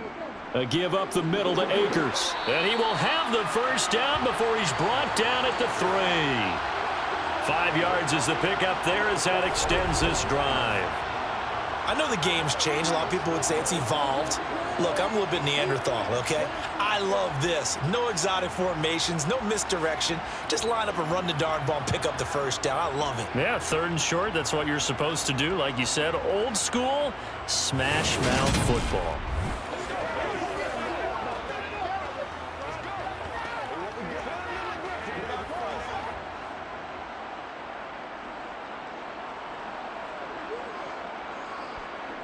Play action. Stafford. And this is caught. He's got it. Touchdown, L.A. Bryson Hopkins from 3 yards out. And the Rams have moved out in front. So they go play action, 3 tight ends out there in the heavy set. Well, they showed everything that suggested running play. Just what you mentioned, 3 tight ends, heavy formation, able to go play action off of it because if you're a defender, you're thinking it's a running play with that much beef on the field. But they passed it, and they got 6 out of it. Extra point by Gay is up and good. And that makes the score 14-7.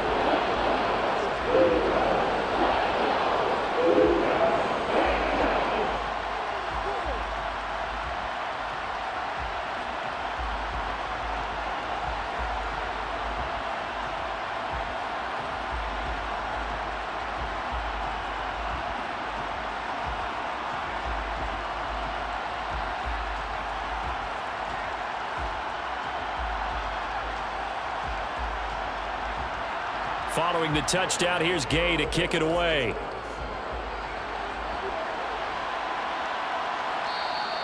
And this will not be brought out. It's a touchback. Zeke and the Cowboys ready to begin their next drive. And I'm wondering if maybe they don't go away from him on this drive a little bit. He's been great, but they haven't scored a lot of points. I think they still have to show him as a threat.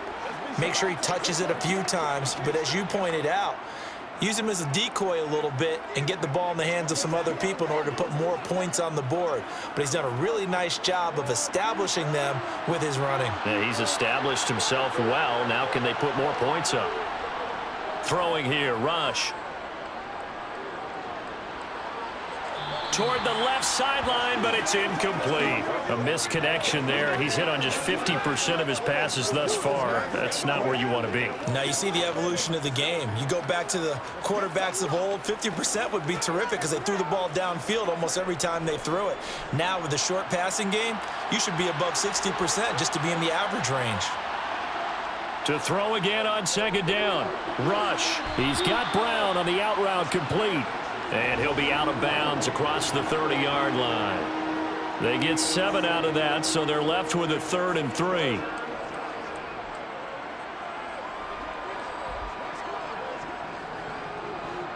Coming up here looking for 3 yards to pick up the first. On 3rd and short, they'll try and pick it up through the air. And he'll be taken down, but he does have first down yardage. It'll go as a gain of 6 that time, and it moves the chains as well. This has to go down as one of the simpler routes in the playbook, but oh so effective. Nice completion there. Keeps the sticks moving.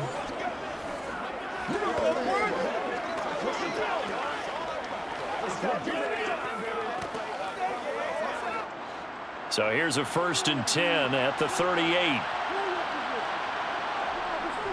10th carry now for Elliott. And good running there as he'll take this all the way up to midfield. The 71 yards rushing for him as he has been tough to stop here this first half. I don't know what this says about me, but I love successful runs up the middle when the blocking is so well executed like that. And it doesn't matter whether it's zone blocking, whether it's a power scheme. When you have a blocker on a defender and then the running back can read it, find the proper hole, and just go, it's sometimes a thing of beauty.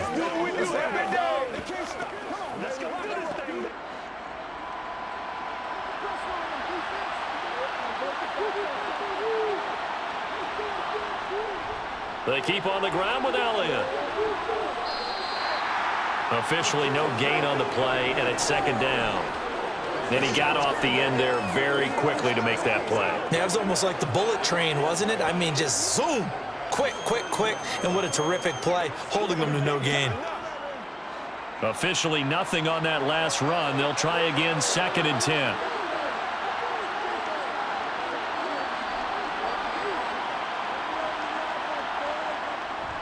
Inside give to Elliott. And a 6-yard gain gets him right around the 43. And that looked like some pretty easy yardage there right up the gut. And he's a guy that has some height to him. So when you don't have to drop a shoulder or create or get through contact or trash, makes it a lot easier to stay upright, see the field, and make a run as we just saw there. Back to throw. Rush. They'll set up the screen to Elliott. And I don't think he got there, no. He's short by maybe a foot, maybe. Call it 4th and inches. Yeah, and on 3rd down, you know those pass rushers, they're in the starter's block. They're just waiting for the pistol to fire. You can almost hear the defensive coaches on the sideline pre-snap. Watch the screen, watch the screen. Really good job there of identifying it and making the play to force 4th down.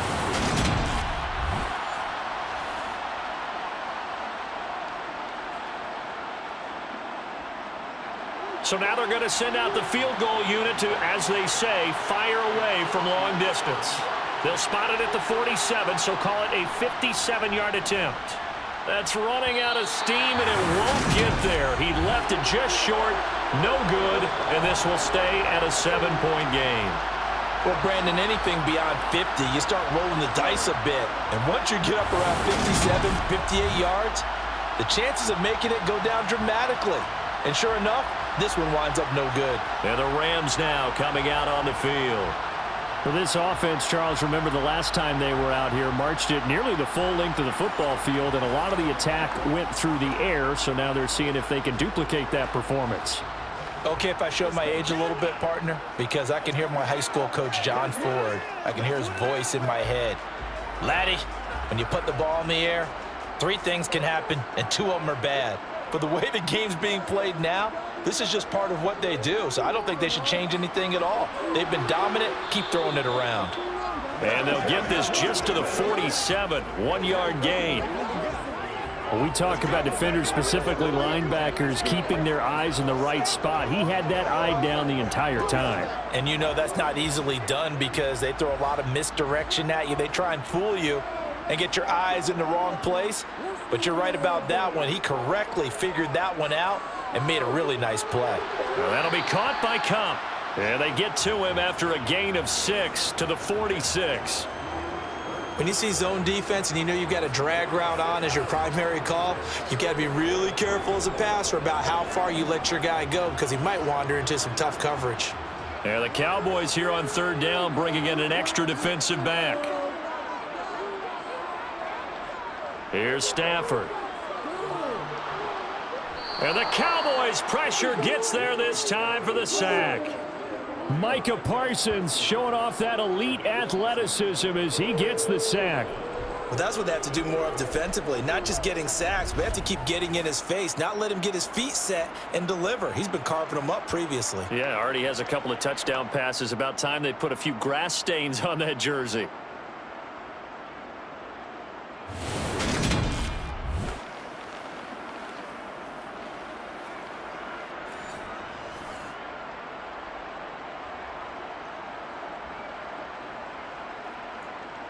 Riley Dixon now to punt it away.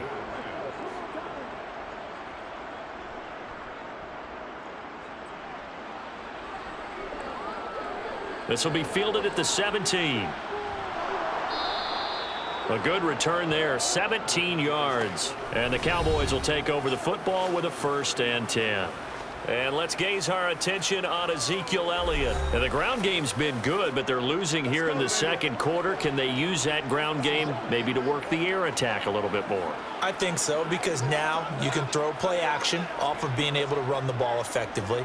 And oftentimes you might want to just swing your back out of the backfield and get the ball in his hands in open space. And just don't get totally away from running it, because some of these runs now, they may pop bigger as the game goes along. Yeah, they've been good with the run so far. Rush's throw pulled in by Lamb. And he goes out right around the 39.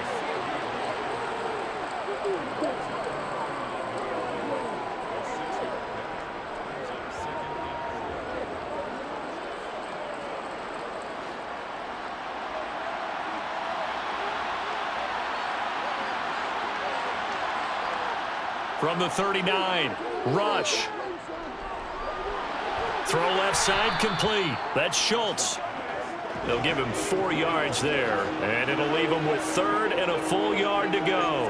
Hey, let's face it, you can put any Halloween costume on him. You're not going to be able to disguise him, because for a tight end of his size, difficult to sneak him anywhere, but that's what they tried to do. Lined up on his right, tried to work his way back to his left, but just a minimal gain as the defense was able to react quickly. Got an open man. It's Michael Gallup. And he will have a Cowboys first down as they're able to get the third down conversion. Would it be safe to say that as precise as routes are supposed to be run in the NFL, maybe they're not quite as precise in college ball? That's accurate, yeah. And I think we saw a college route in the NFL there. Just find the soft spot, find the dead zone, and find the first down. And that's what he just did.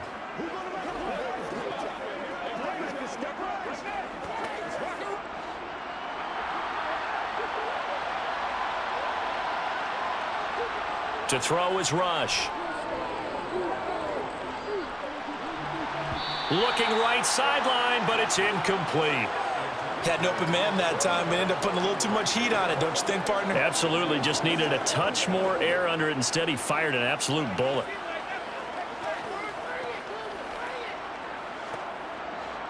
So after the incompletion on first, now 2nd and 10. They'll stick with the passing game as he looks to throw.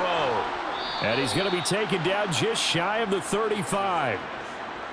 I like how they work the tight end on a nice little under route there. And if you're going to give him that much space, he's not going to catch the football. He's going to run away from you a little bit, and that's exactly what he just did there, picking up extra yardage.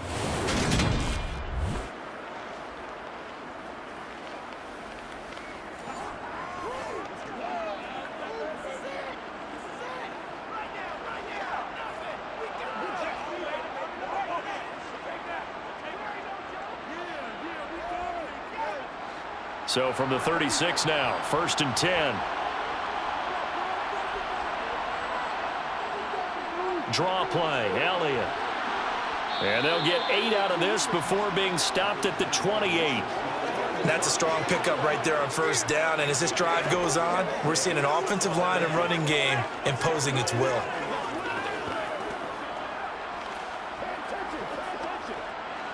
Eight yards the gain on that last run. Here's 2nd and a couple.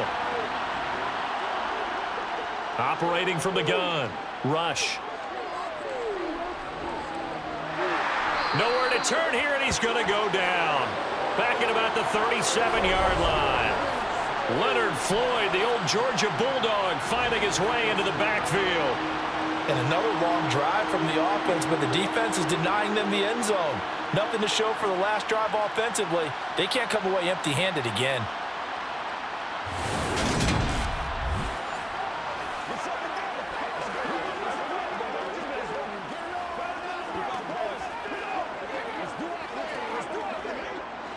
The Cowboys on 3rd down. They've had good success, 5 for 8 to this point. This is 3rd and 11.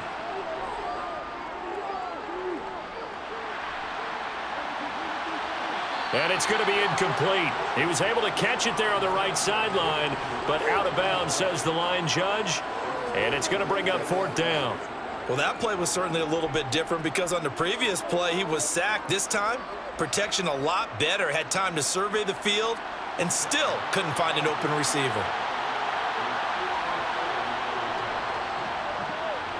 He's got the distance, but it's no good. Wide to the right, and this will stay at a 7-point game. And it's hard to hold a kick from this distance against him, but that is now 3 misses for him in the game so far.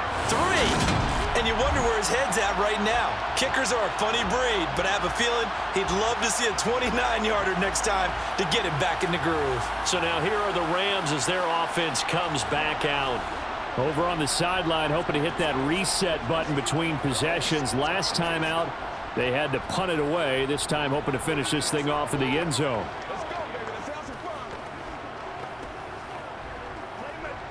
So after the missed long field goal attempt, this offense set up nicely at the 44-yard line. On 1st and 10, Stafford. Looking sideline, incomplete. From the snap, he certainly looked like he knew where he wanted to go with the ball, but surprise, that guy was covered. So that took his attention elsewhere to no avail.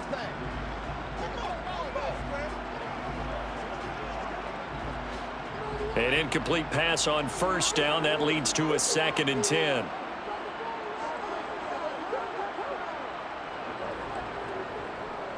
On the give, this is Akers. And they went the wrong way there. Losing yardage back at the 43-yard line. It'll go as a loss of a yard, so now they deal with 3rd and 11. Ladies and gentlemen, that is a force of nature at the defensive tackle position. Yes, he's as big as they come, but still plenty agile. He's able to make a nice play there to swallow up the ball carrier. Let's go, baby. Turn it up. Don't stop that. They're backed up here. Tough spot, needing 11 yards to pick up the first. Throwing on 3rd down, Stafford. And he will go down. A Cowboys sack. Micah Parsons. That is now 2 sacks for him here in this first half. It seemed like he kept going through those progressions, and I thought he might dump that underneath, but he couldn't get rid of the football in time.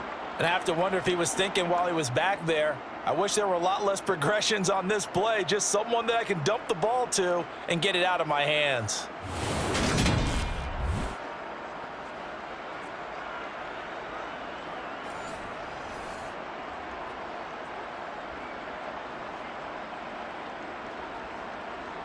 Here's Riley Dixon now as he's on to punt for L.A.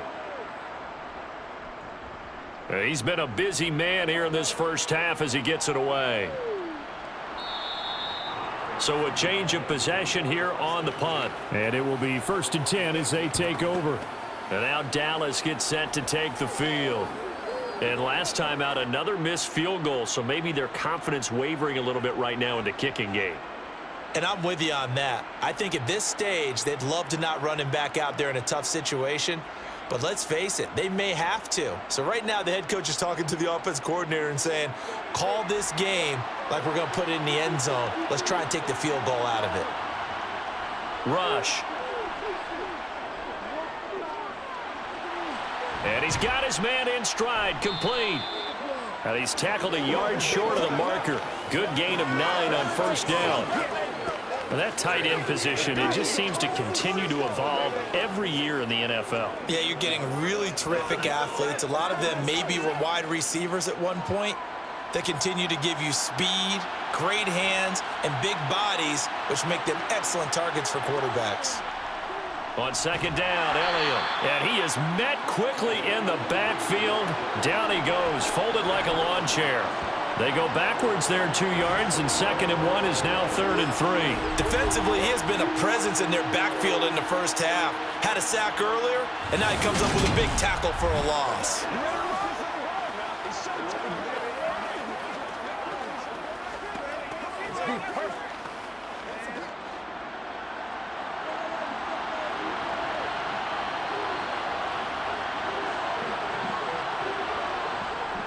On 3rd down, Elliott. And he's going to be a yard short. A 2-yard pickup leads to 4th and 1. So many things go into making a good play on defense. In this situation, just not being blown out of the way was a big start, and then a nice tackle to finish things off.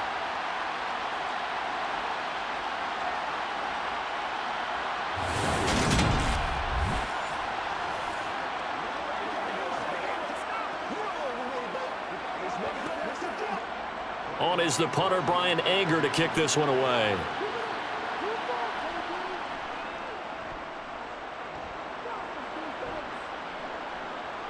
Here's Powell on the return. We'll call that a punt of 38 yards officially. And the L.A. offense ready for this next possession. As we eke closer and closer to intermission, Charles, remember last time out they punted. They would love to get points here, especially if this is going to be their final possession of the first half. Yeah, and this is what close games feel like because the pressure is on both sides, but sometimes the pressure is a little bit higher on the team with the slight edge because they're trying to hold on to that, trying to increase it. Let's see how this one continues.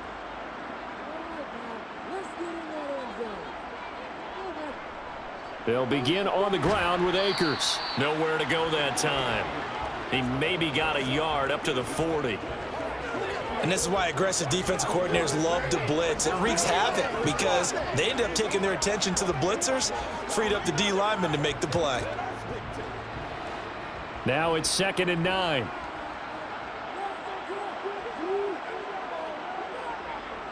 Now Stafford. Open man, Higbee, the tight end. And they're going to get this up to midfield. But whenever you call and run the hitch route, a lot of times that ball's got to be in the air before the receiver even turns around. That's the result of throwing it so many times in practice. Is really a timing route. Make sure that ball's out of your hands, and oftentimes the receiver turns around, and there's the ball. Nice completion there.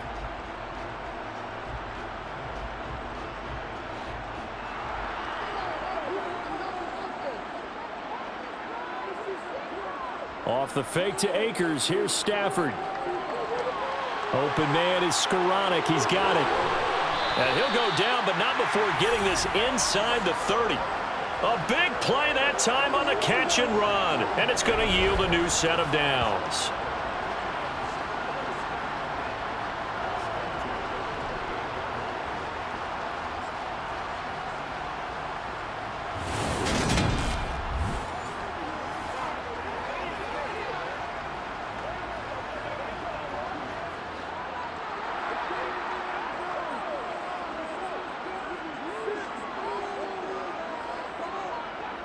On first down, Stafford here. And his throw's going to be incomplete. I think he's got to be careful not to force anything into coverage right there. There weren't really any throwing lanes, but the best part for him, he's got second and third down to fall back on.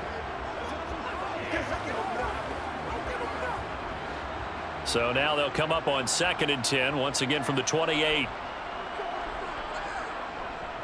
Stafford going to give this to Akers. And he'll take this down just shy of the 25-yard line. They do get a couple, but they'll be left staring at a 3rd and 8 coming up.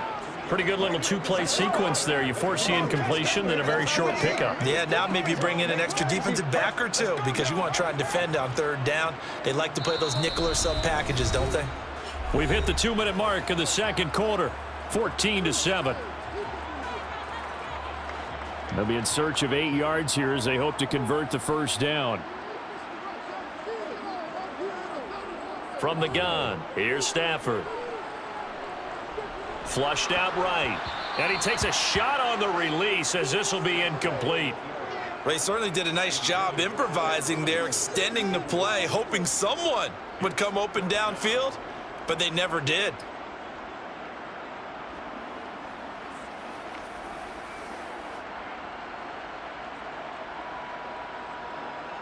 Fourth down, and we go from one Matt to another. Stafford heads off. Matt Gay gets set for the Rams field goal.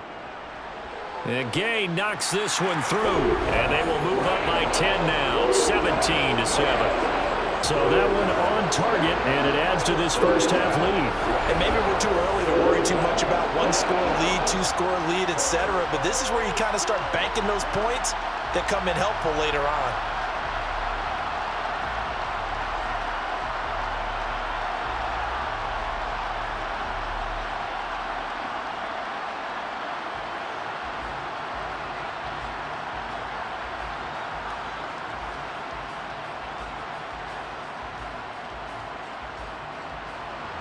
After the made field goal, Gay back out there to kick it off. From a yard or two deep, here comes a return. And the decision to come out of the end zone is going to cost him 5 yards as he's taken down right at the 20. The offense for the Cowboys now working their way back onto the field. They find themselves down 17-7 as they start this drive 1st and 10.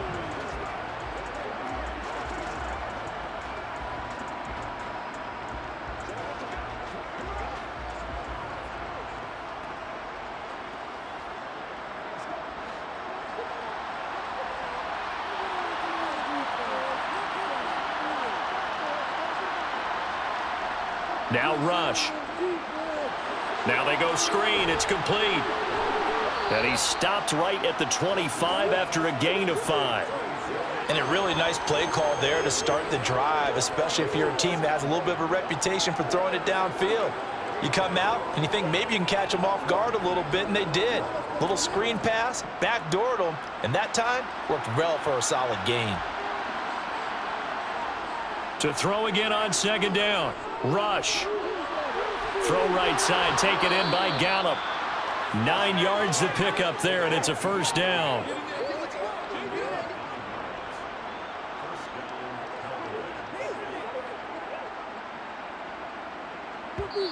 The Cowboys going to use their second timeout now, as they'll stop it with just over a minute to go before halftime.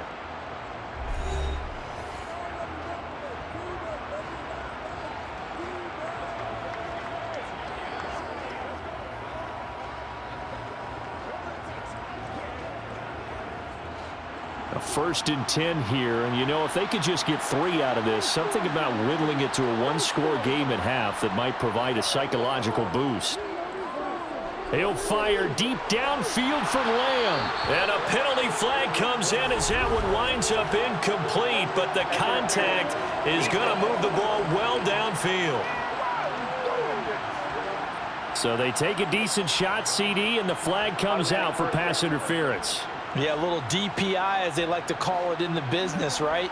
And the farther you get downfield, the more frenetic things get, and the more calm and control you have to remain as a defender.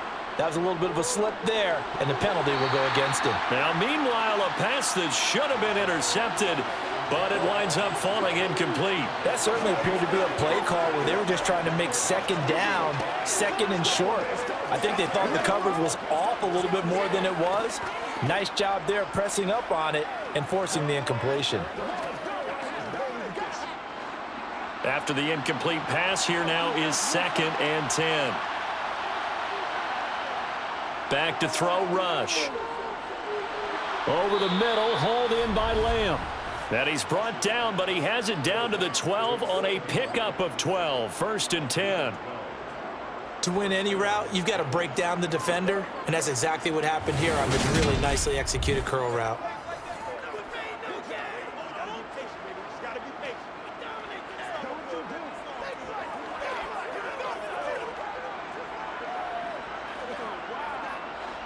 From down at the 12, it's 1st and 10. Here's Rush to throw.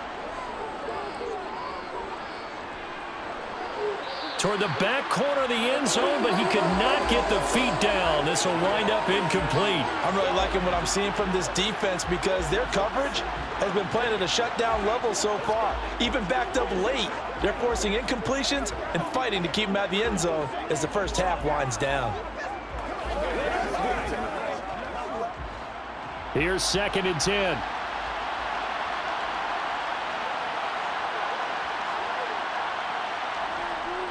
Back to throw again.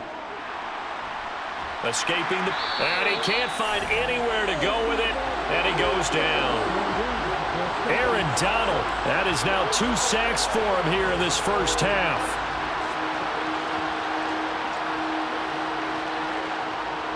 Now a timeout signaled for, and they'll get it with 10 seconds to go before halftime.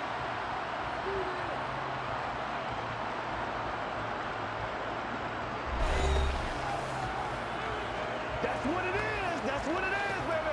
All right, go get him now. We got to be big time now. So on 3rd down, the field goal unit will come out as they'll try to get 3 before half. On the right hash, it's a 43-yard attempt.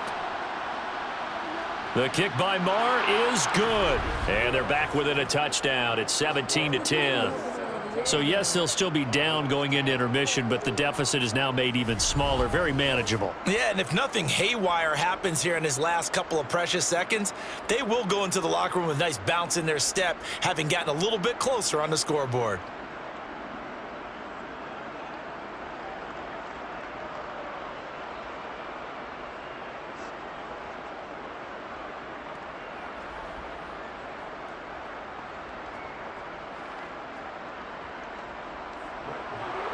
Maybe time for one play on offense. 7 seconds to go in the half as the kick is away.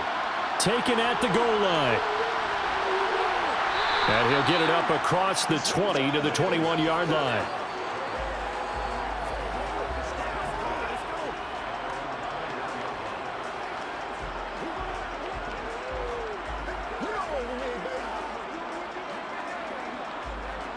So time perhaps for one final kneel down before they take this lead to the locker room.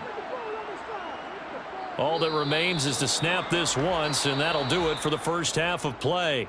So we have reached halftime with a touchdown. That's the difference on the scoreboard. As we send you to our EA studios in Orlando, here's Jonathan Coachman with our EA Sports Halftime Report. All right, BG, thanks very much. And welcome one and all to our beautiful new downtown Orlando studios for this EA Sports Halftime Report. First, though, let's get a check on the next-gen stats from that first half for the Cowboys. And they weren't able to get a whole lot done throwing the football.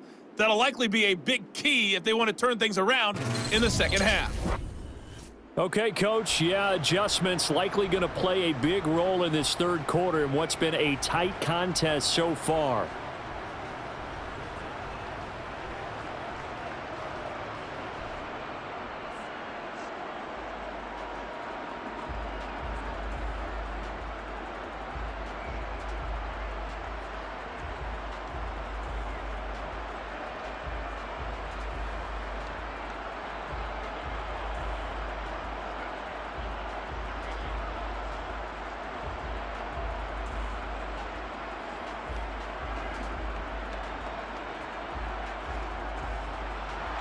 The Rams going to get the football first here, and they look to build on their lead as the second half gets started.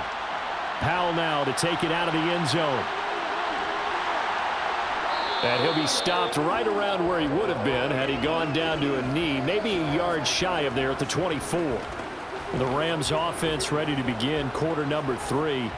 And they've got the lead. CD, what do you think the message was at halftime? I don't think the message was too drastic, I think, at the half, or that they need to change things too much.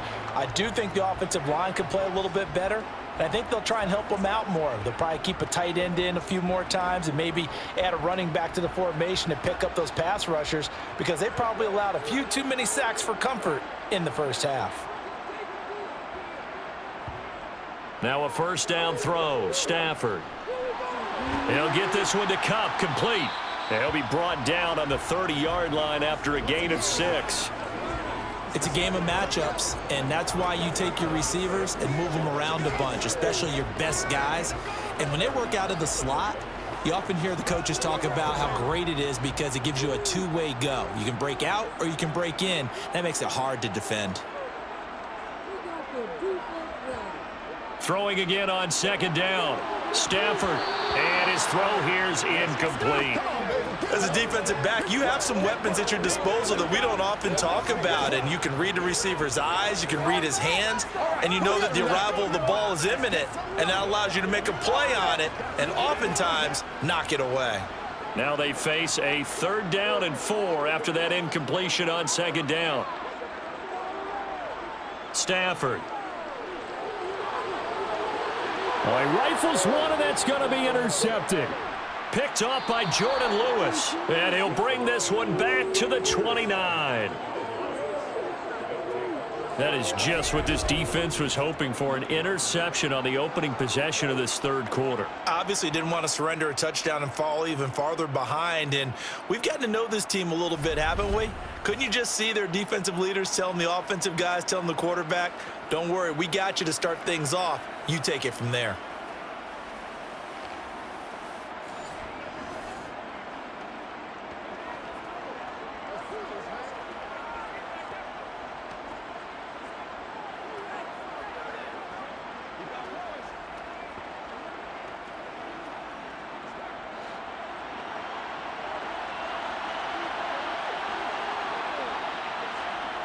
Throwing to start the drive.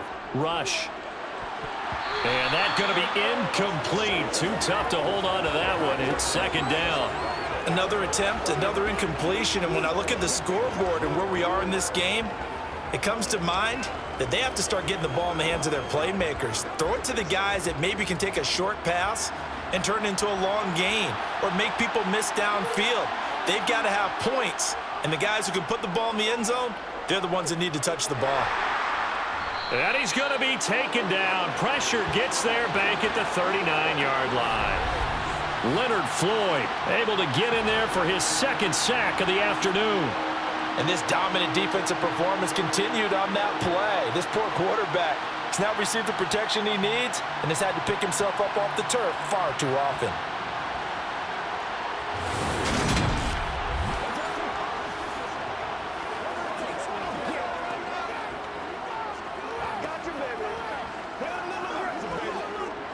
And some secondary help here for the defense in the nickel on 3rd and long. Operating from the gun. Rush. And he's caught on the sideline, but he's not going to have a first down. They say he was out of bounds. So a big call there that brings up 4th. Oh, that's going to hurt a bit because they needed to come through with a completion there. Now a drive that started with great field position is facing 4th down. So now on comes the field goal unit, and wow, this is no ordinary try here. And this won't get there, won't be on line either. It's no good, off to the right, and this will stay at a 7-point game. Down here in the 3rd quarter, obviously that's one they could have used. Yeah, one of my favorite special teams coaches in the NFL told me what separates the kickers in the NFL versus the ones who are not is not the misses. It's the second miss in a row.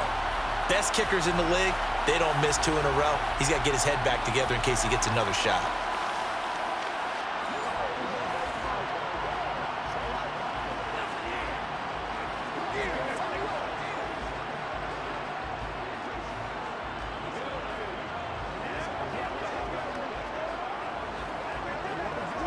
So the missed 56-yarder, and now the flip side. Good starting field position at the 46 near midfield. They'll run on 1st down with Akers. And he can only manage to get a couple.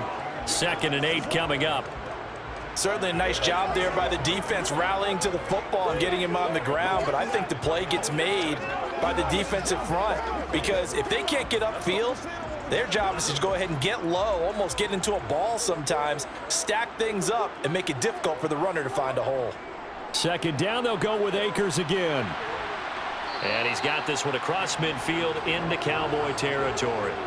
65 yards rushing for him now to this point. Well, you certainly have to give a little credit here because they're playing this game now at their pace. This is ball control football, sustained runs, taking their time, and making it work.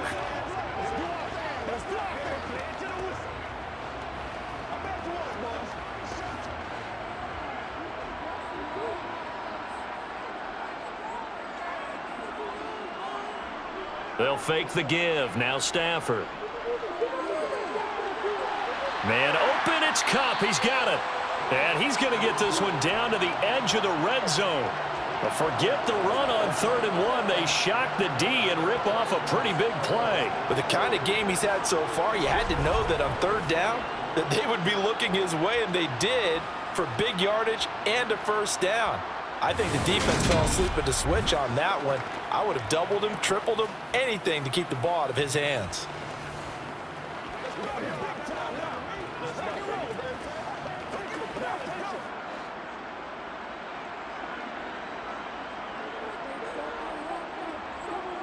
From the red zone now, Stafford gets this into the hands of the tight end, Higbee. And they're going to get this down inside the 15. That's a staple of this offense. Drag route to the tight end. Yeah, he's unable to use his size to break off much more yardage after the catch, but still an effective gain nonetheless.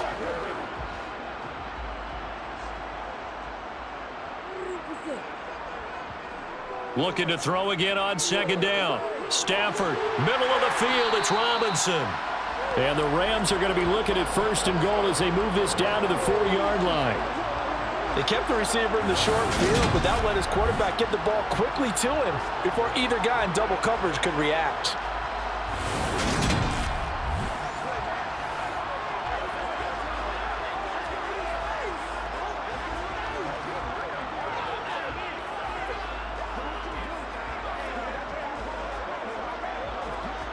Now they've got 3 tight ends here on 1st and goal to add some extra mass.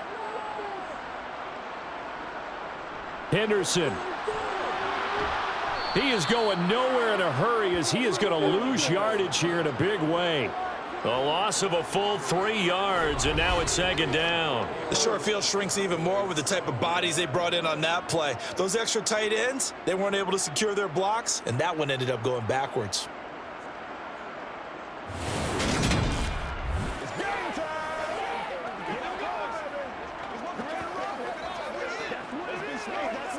Now from the 7, here's 2nd and goal.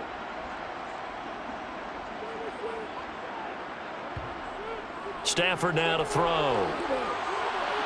And it's complete. He's got it in the end zone. Touchdown, Rams.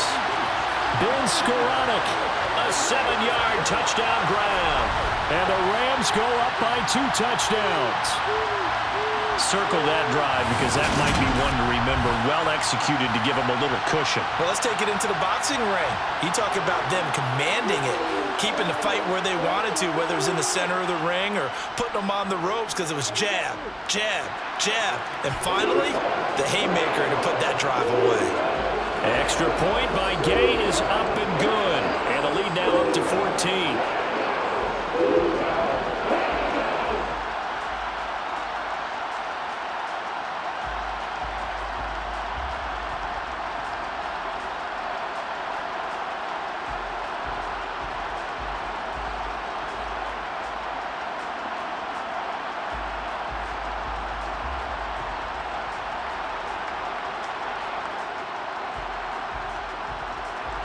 After the touchdown, it's Gay to kick this one away. Taken in at the 3. Now a crease here as he's past the 30.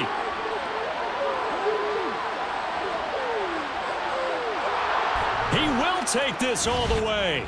Touchdown, Cowboys. I know a lot of special teams coaches, they just want to keep it away from him because that's what he can do. And others have egos that their players can't keep up with. And they say, challenge him, kick it to him. The way he runs as fast as he is, I wouldn't challenge him at all. I'd do everything possible to keep it away. He is just a blur when he gets a full head of steam, and he got a full head of steam there.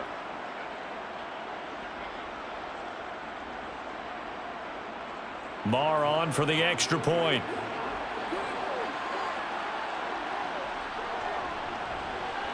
He's got it, and it's 24-17. And what a job there by all 11 on the kick return. The blocking excellent, the return excellent. The result, 6 points.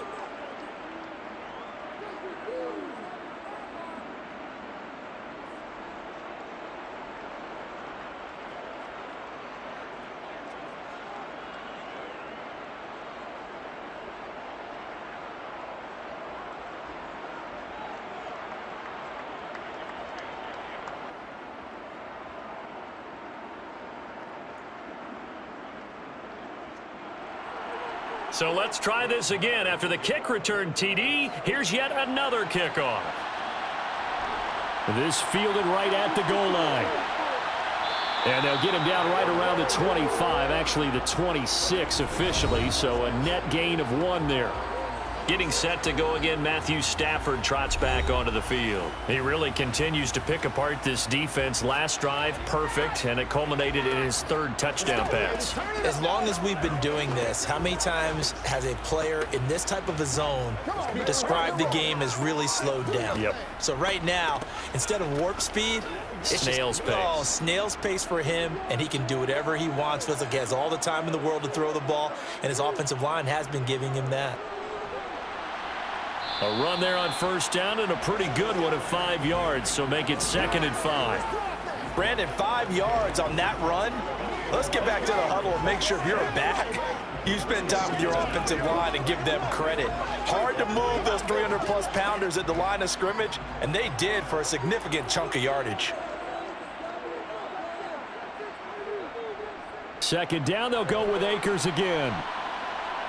And he is met in his tracks behind the line of scrimmage. A loss on that play, and now 3rd down gets tougher, 3rd and 6. And that's exactly what offenses try to avoid by using motion and throwing different formations up. They hate when he can draw a bead on the play, get a running start, and make a big play behind the line of scrimmage as he did just there. Stafford. Got his man complete over the middle. It's Robinson. And he is going to have a Rams 1st down as they're able to get the 3rd down conversion. And that's one of those where it feels like backyard football in a sense. You say forget about the route. Just run to the open spot in the middle of the field, and I'll find you. Good throw, good concentration on the catch, and they pick up the 1st down.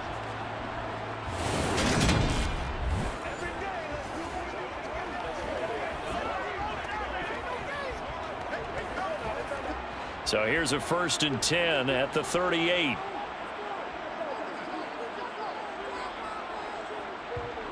Here's Stafford. This one, and he fumbled it. It's on the ground. It's picked up by the Cowboys. And they'll start out with great field position at the 47-yard line in enemy territory. So turnovers, Charles, you figure will be key in the second half, and that's a big giveaway there. Yeah, and as you and I both know, coaches are always preaching ball security, and none more often than right here in the second half of a tight football game. Now you've got to believe what the coaches are saying and take care of that football.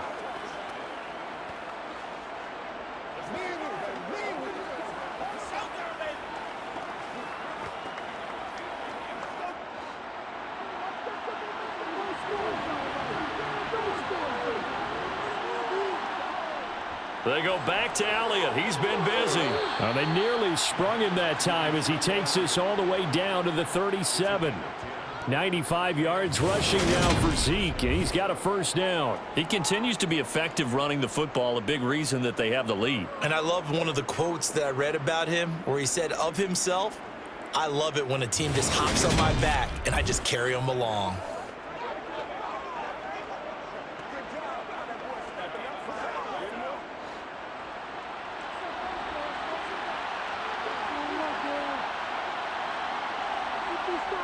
Throwing here, Rush.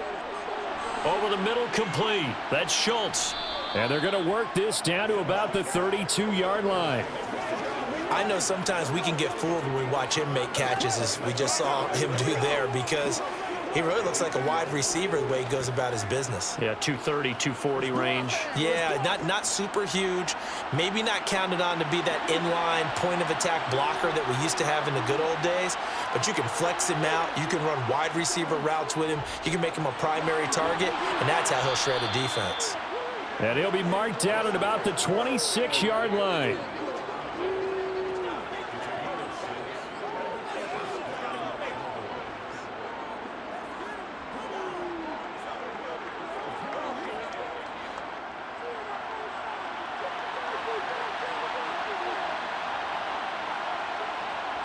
To throw is Rush. Sideline throw, it's complete. And a nice job there of keeping the toes inbounds. Partner, it took a while for him to lock onto a receiver, and he finally found his man coming left to right across the formation. But by the time he got the ball to him, not much of a chance to turn upfield and make anything out of it.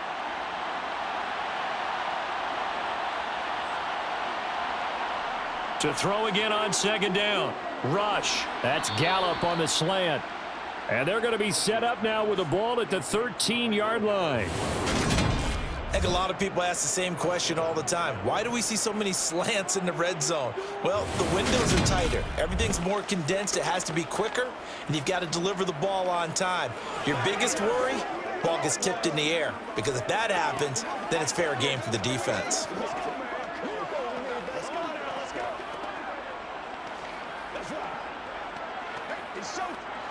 From the 13 now, they work on 1st and 10. Again, he'll drop to throw. He finds his target. It's Schultz. The result, only 4 yards there on the play. And it'll be 2nd down. And there's a completion to the tight end. And look at the size of these players nowadays. At that spot, 6'4", 6'5", and up. A lot of guys used to be basketball players, somehow came back to football. That's really good for the game of football. You're getting better athleticism, great hand-eye coordination, guys who know how to control their body. Touchdown! Noah Brown, a 9-yard touchdown grab. And the Cowboys are an extra point away from evening this one up.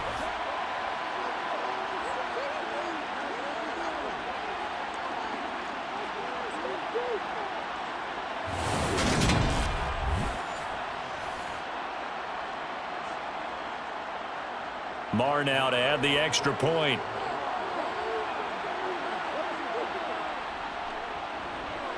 And that will tie our game here in the 3rd quarter. So this drive spans 7 plays, and it culminates in a Dallas touchdown.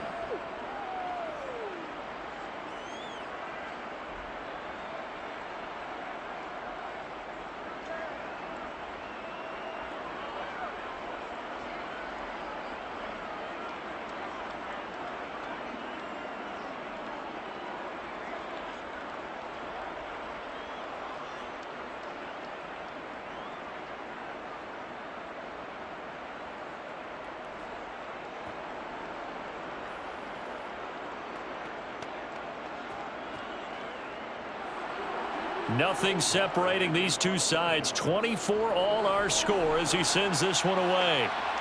This taken in at the goal line. And he'll take it a yard or so past the 20, call it the 21. Now the Rams offense, they work their way back on the field. We got a brand new ball game, all even after that last touchdown, so every drive now becoming a little more critical here in the second half.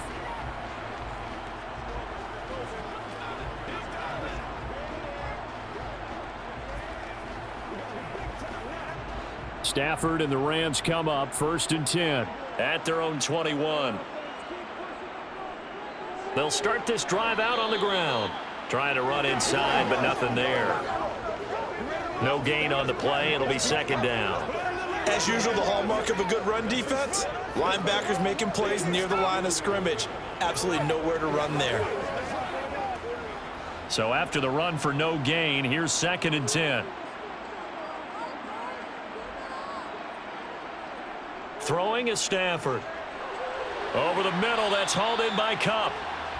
They get 7 out of that, so they're left with a 3rd and 3.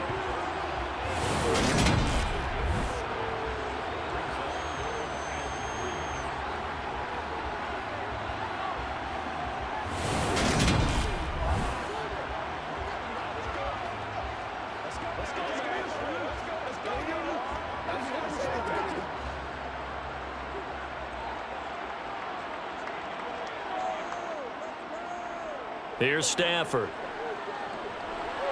And able to find Higbee. It's complete. And he is going to have a Rams 1st down as they're able to get the 3rd down conversion. That was a route run not just with dexterity, but with intelligence. Found the hole in the zone, made sure the quarterback saw him, and was able to make the sure catch and put the down marker back to 1.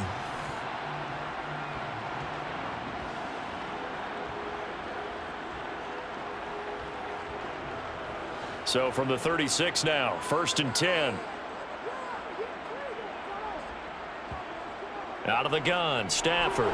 Open man right. Nowhere to go here. He lost the football. It's picked up by the Cowboys. And he is going to bring this back inside the 20 to the 18-yard line. Whenever I see a team turn it over on back-to-back drives, fumbles on their last 2, I know one person's blood pressure who is starting to rise, and that's the head coach. Absolutely. And when's it going to go down? When they stop fumbling? When they stop fumbling and after he's assessed the game film, and only if they manage to win the game.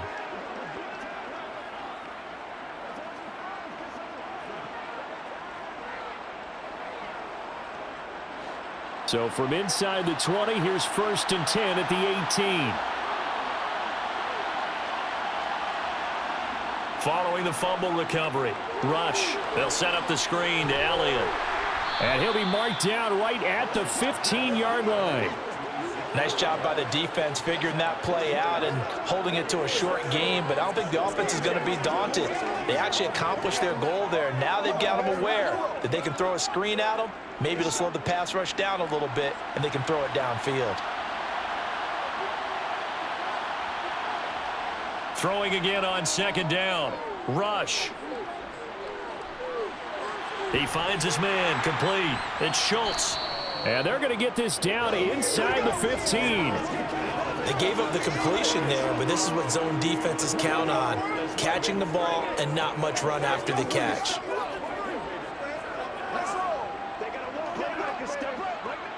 They haven't made much of this great starting field position they had. Here's 3rd and 6. Rush.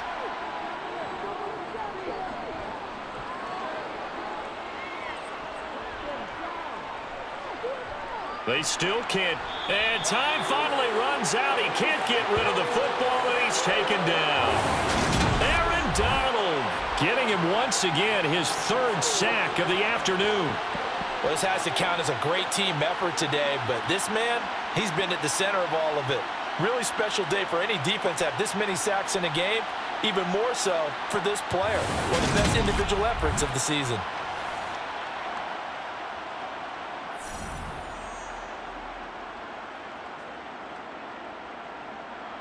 So on 4th down, on comes the Dallas kicker, Brett Maher. It'll be from the right hash, and it'll be a 36-yarder. The kick by Maher is good, and they have regained the lead. So the fumble recovery had them set up in ideal field position, but they can muster only 3 points out of it. Yeah, when you're able to force turnovers, especially when it results in field position like they had, you really want to make it hurt. Here, they take the field goal. That's definitely not what they were hoping for.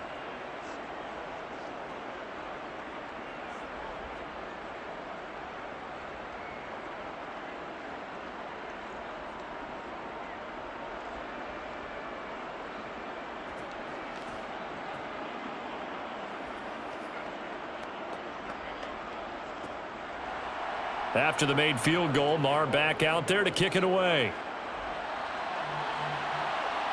Taken in at the 3. And he'll be tackled just shy of the 25. The offense for Los Angeles returns to the field. They're sort of seeing themselves spiral out of control. Let's see if they can get things back on track. And this is where the coach is walking that line of being calm and really being firm with his team. I had one tell me once, when we were having a tough patch, this too shall pass, this too shall pass, and then finally we kept having a rough patch. He said, but you've got to do something to make it pass, and that's what they have to do. They've got to get some control back, get themselves reasserted, and calm things down. See if they can get calm and reassert themselves here. And they nearly get this all the way to midfield. Mark him down at the 49. 25 yards there on the catch and run. But it appears that they read man defense and went to the out route. And what you have to do in that one is the receiver's got to make sure he works the defender towards the middle of the field to give himself space to cut to the outside and have that ball delivered with good timing, and they got it done. So one play, and they're already just shy of midfield. Now it's Stafford. Oh, that's into double coverage and intercepted. Picked up by Leighton Vander Esch. And the Cowboys will take over possession here up at the 44. All right, let's go ahead and just add it up here. Their last 3 drives, 2 fumbles and an interception. Somewhere, to paraphrase one of the great coaches of the NFL, they're asking on that sideline, what the heck is going on out there? Dallas offense set for this next drive. They'll start in excellent field position following the INT.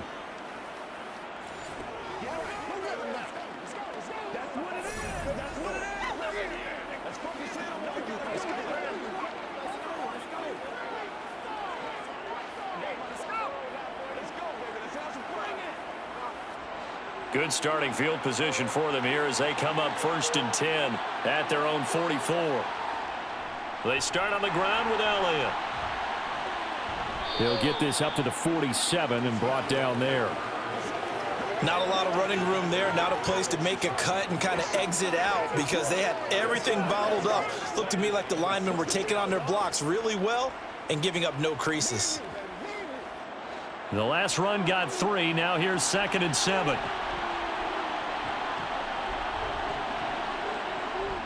They go to Elliott again.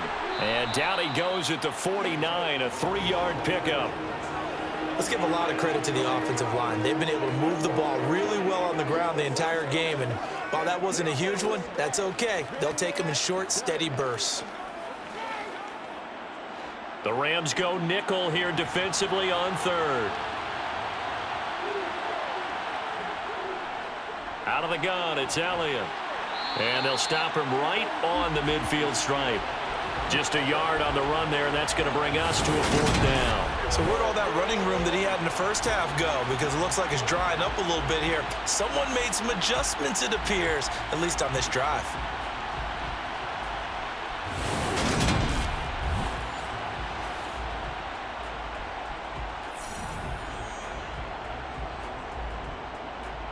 Here's Brian Anger now. He'll boot it away from about his 35.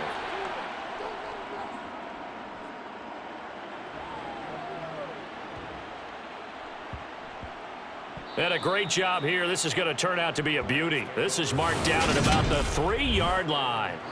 That punt was near perfection as it checked up inside the 5-yard line.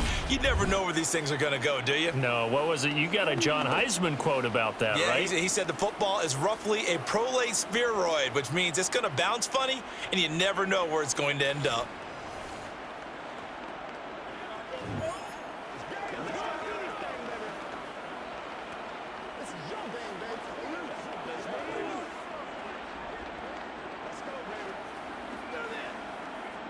They show run with 3 tight ends here on first down.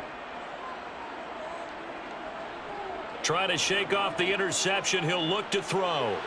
Caught left side, Hopkins. And he'll get this up to right around the 8-yard line. So 5 yards here, 5 on the play. And it's second down. How about the timing on that one? Boy, they were in sync, weren't they? 3-step drop, ball's out of his hands, right to the tight end. Nice completion, just like they do it in practice.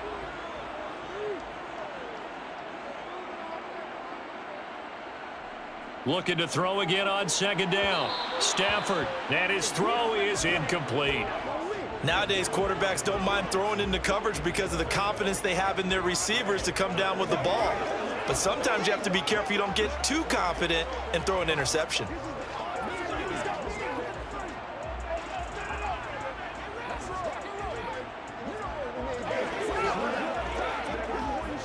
They come up now 3rd and 5 following the incomplete pass. Now Stafford.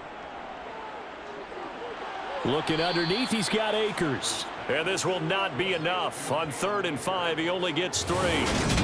I think that call was made not so much to try and get the first down, although they would have taken it if they could have gotten it, but to give their punter a little bit of space and try and help out their defense. Yeah, they got the safe completion on 3rd.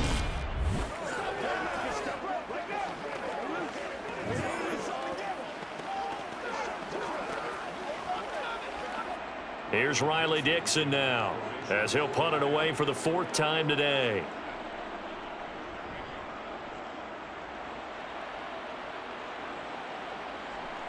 Able to slither by. It's a 45-yard punt, just a 1-yard return. And out will come the offense as they take over. Now the Cowboys offense heads back onto the field. And our game's hit a little bit of a lull here, a little bit of a snag. Punts on back-to-back drives. And old school coaches don't necessarily mind that. Didn't turn it over, right? Didn't create a big play for the other team. Right now what you're looking for is, can you gain an advantage in field position? And that's what both teams are seeking right now. Yeah, they'll be seeking to gain that advantage here on this drive. Rush's throw pulled in by Lamb.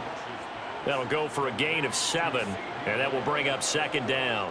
He decided to run a hitch route. It really helps to have a guy who can turn it loose. And, boy, he rifled one in there on that one. Not much run after catch, but it worked really well. 3 yards remain for second down.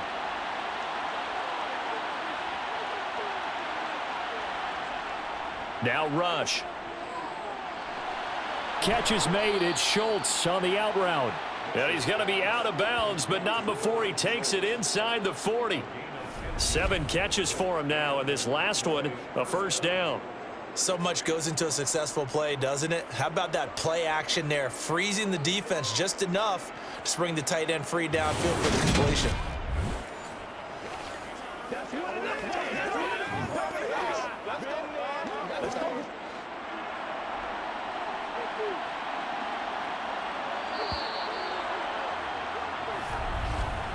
And as they come to the line, they will not be able to get off another play as time has run out on this 3rd quarter. You're watching the NFL on EA Sports. 1st and 10, and they've got 3 tight ends out there. A jumbo package look. A 20th carry here for Elliott. And nothing much materializing there on the first down run. He'll get a couple, and that's it. That play reminded me a lot of a former teammate of mine. We used to call him the trash man. His ability to sift through traffic and make plays was uncanny. And that's exactly what you want from your Mike linebacker.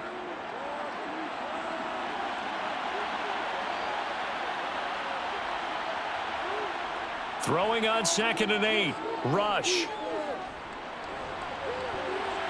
Now look at this. They get the turnover they needed. It's intercepted. Picked off by Jalen Ramsey. And the Rams are right back in this football game. A seismic shift in momentum here in the fourth quarter. That's the break that the defense needed. And you know as well as I do, people are going to question the play call in that situation. Sometimes you have to question the execution, not necessarily the call. And in this case, those defenders found a way to give their team a chance. The Rams offense now making their way out to take over. A golden opportunity for them now following the interception. They need to try to at least get 3. Obviously, a touchdown puts them in a much more secure position.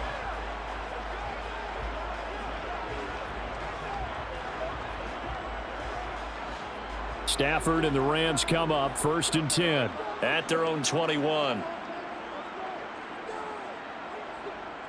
He starts with a give to Akers. And they're able to get this one across the 35. They may want to go back to that one. First play of the drive, good for 15 and a first down. Another carry for their leader and a good one. It's crunch time. They'll need him to continue to be productive in both the run and passing game in order for them to try and snatch a victory.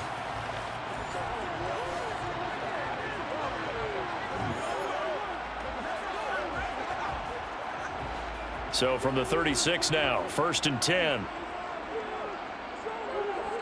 Stafford. He's got this to the tight end, Hopkins. Give him a gain of 5 on the completion, and it'll be 2nd down. Not a big window to throw. Coverage wasn't too bad there. Yeah, they had him under wraps pretty well, but somehow able to muscle his way open and catch the ball.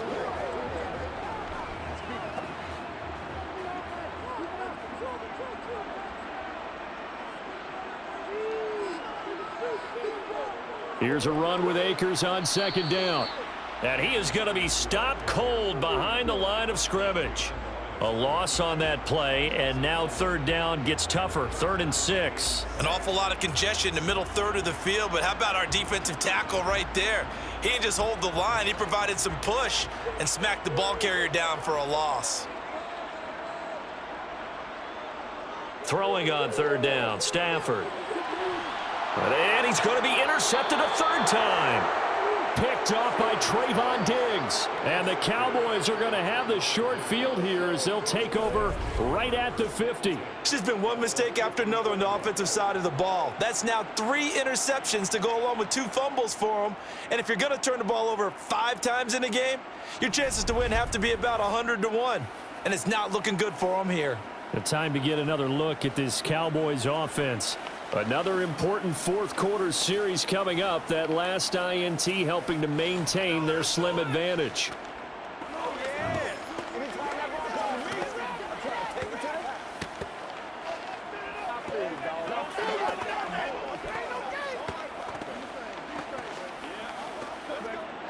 Good starting position for the Cowboys here as they come up 1st and 10 right at the 50-yard line.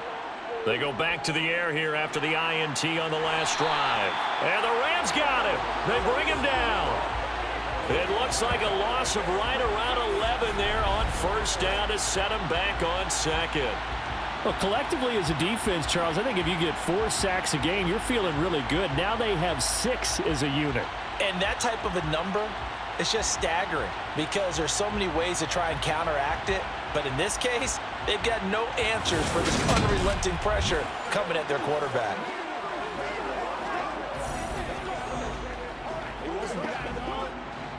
Well, they're in some hot water now. After that sack, it's 2nd and 21. Up the middle, here's Elliott. Shifts by him. It's a pickup of 8 yards to move him into a 3rd and 13 here. Well, partner, I know this type of running back. I mean, this size, this intensity usually gets better as the game goes on. And I can just tell you from experience, the first few quarters, oh, you're eager. You come running up there, I'm going to tackle this guy. By the 4th quarter, you're coming up and thinking about it. And D-line wearing down 4th quarter. Yeah, that's not a guy they want to see consistently. And he'll go underneath here to Elliott. And he'll be brought down inside the 40-yard line. Well, they certainly had success throughout this contest, getting him the ball in the passing game, and there he picks up another 1st down. Whatever they saw going into this one, They've been able to capitalize on it, and no adjustment has been made to take it away.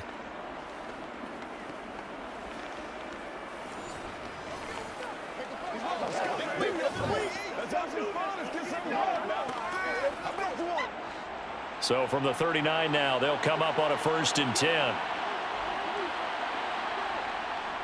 A give to Elliott. And for one of the few times here today, this run's not going to go anywhere. Call it no gain on the play, and it'll be 2nd down. That time they're able to bottle him up, but he's having a really nice game. I agree with that. Let's just go big picture, right? Every back that's in the Hall of Fame had carries where they didn't gain yardage or they lost yardage, but you stick with them, don't you? When they're having a good game, keep feeding them. Now he's going to swing this one out to his running back. And they'll work this down inside the 30. And a nice gain and a broken tackle along the way, and really we shouldn't be surprised, should we? That's what runners do, especially the best ones. They break tackles and gain extra yardage.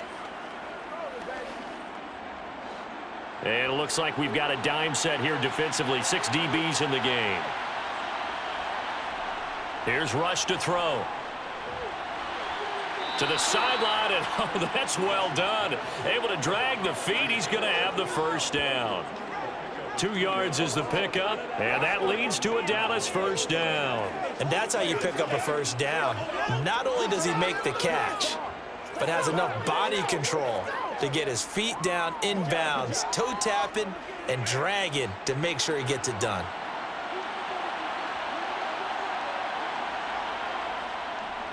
Now back to the ground with Elliott. And only a yard this time as he's taken down right around the 26. Absolutely love the effort there. The ability to flow from his inside spot and stop that one at the line of scrimmage. Nice linebacker play. If nothing else, they've already taken a couple minutes off the clock here already as they come up 2nd down. Back to throw, Rush. Looking left side, and he's got a man. That's Elliott. And he'll be marked down right at the 20-yard line. With all the success they've had throwing the football as a pass rusher, you know you've got to come hard when you see him drop back to throw.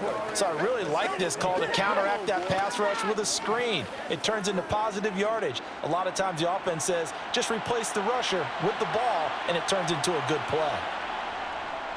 They'll try and run for it with Elliott.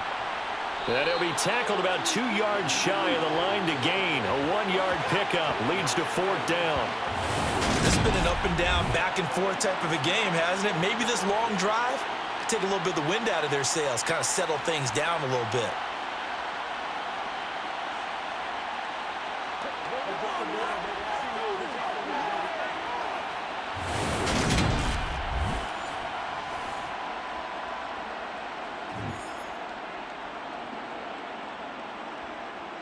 So a big one coming now for Brett Maher.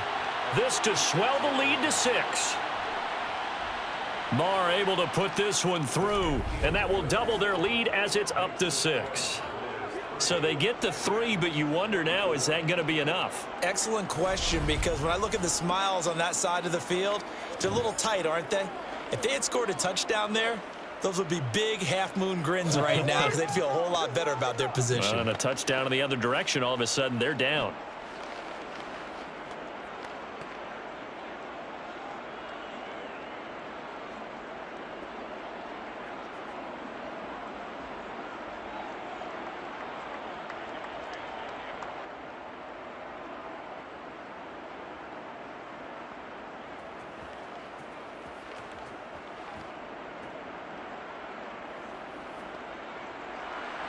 After the made field goal, Maher back out there to kick it away. Fields it right around the goal line. And beyond the 20, but not by much. In fact, just a yard pass there to the 21. The football going back to the Rams now. And that last turnover could have proven more costly, but their defense only gave up 3. But now answering with a field goal doesn't do them much on this drive. They need to try and find the end zone.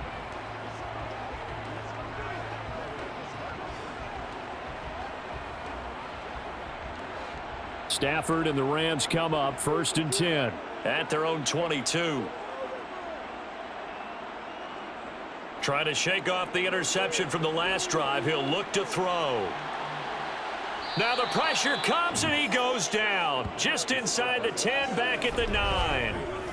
Micah Parsons able to disrupt yet another pass play. That is his 3rd sack of the afternoon. That sack doesn't change their offensive game plan. They always want to air it out and try and get the ball downfield quickly. They're going to have to block a little bit better, though, because the urgency and pressure just increased. Twice the distance now just to get a first down, and one less down to try and get it.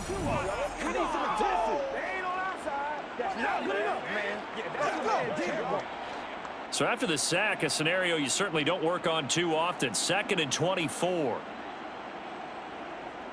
A shotgun snap for Stafford. Gets this into the hands of the tight end, Higbee. So the completion good for 6 yards. And they're going to face an uphill battle here on 3rd and long. Brandon, perfect defense in this situation would have meant that there was an incompletion that would have picked it off. Okay, so they gave up the completion. But I really enjoyed watching how the defense stayed in sync, stayed in great communication. And as he dragged across each zone, you see him pointing, communicating. There he is, and they passed him off to each defender. Ended up making a nice play, even though it was complete. And he is going to have a Rams first down as they're able to get the 3rd down conversion. And here we are in the 4th quarter, partner, and watch them drive for what would be a go-ahead touchdown.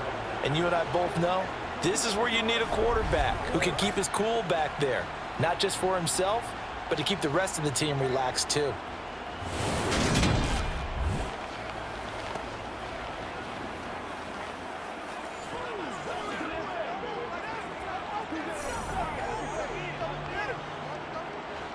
Ball up to the 35 now as they come up on 1st and 10. To throw is Stafford. Looking for Cooper Kupp again, 2 in a row. And able to get this one across the 45 before he's brought down. 13 yards as they've got the connection working. His 2nd catch in a row, 1st down.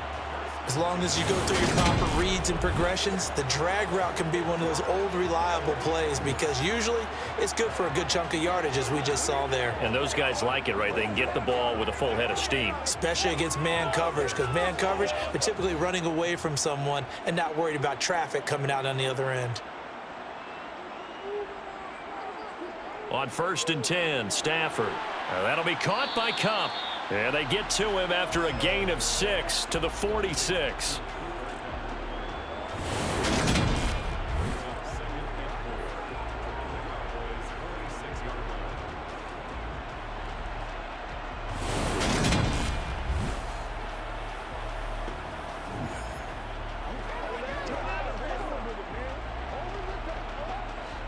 Four yards remain for 2nd down. Throwing again is Stafford. Open man is Higbee, the tight end. And he'll be brought down inside the 40-yard line. And the tight end is certainly a position built to move the chains because they can control space underneath. If they've got good hands, then of course they're a dynamic target. But one other thing is they're right in the sight lines of a quarterback on just about every play. And that makes it easier for the quarterback to pick him out and deliver.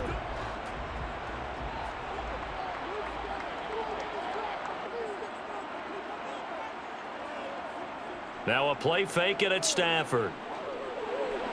The hook up on the right side to Hopkins. And he's going to be out of bounds down around the 35-yard line. Got to give credit where it's due. Really nice defense on that play. The pitch and catch was successful, but not any run after it.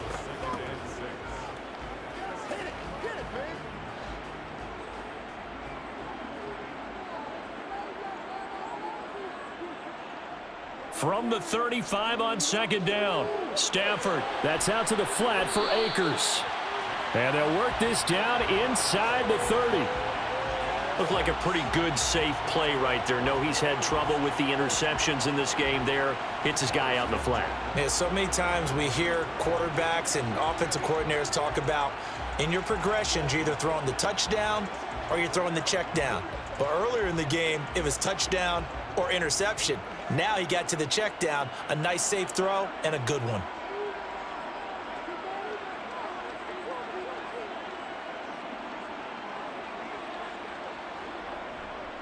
They'll go with Akers here up the middle to about the 26 here. On any running play that's called, they're always hoping that it's going to break big and go the distance. But when you get a nice game like that, you're able to do so many things anyway. You can come back and run essentially the same play again, continue to move the ball on the ground, or you can decide to throw the ball now because usually you have the defense back on its heels.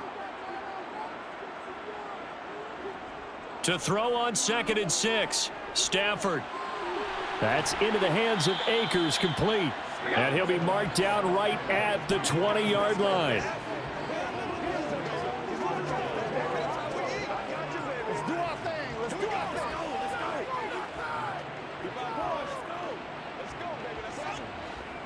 Oh, it's a nickel set here defensively on 3rd and inches. Still want to be prepared for a pass. Now Stafford. Middle of the field, it's Robinson. And he gets it inside the 10 to the 9. It's an 11-yard pickup. Thought they'd run it on 3rd and 1. Not the case. I love the drive they're working on here because they know they can take the lead with a touchdown. And so far on this drive, so good. They moved the ball down the field with very little resistance defensively. But they better be prepared for some adjustments to come their way now.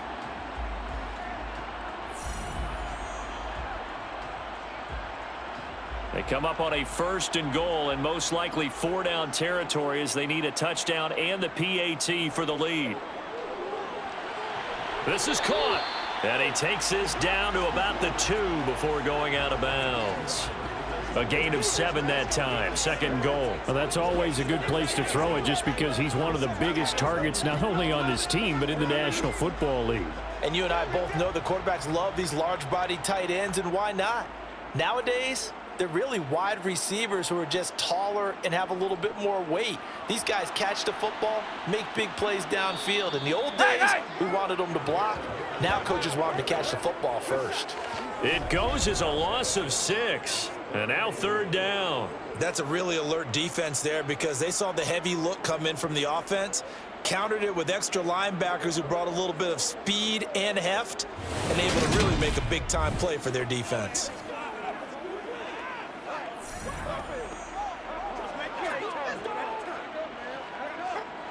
A lot of tired bodies on that field, but this is a big play. 3rd and goal. Throwing is Stafford. Touchdown, Rams. Allen Robinson on the receiving end from Matthew Stafford. And the Rams are an extra point away from going back on top here in the 4th. Well, after another passing touchdown, I don't think it'd be an understatement to say that he's in the zone, and I believe he likes it.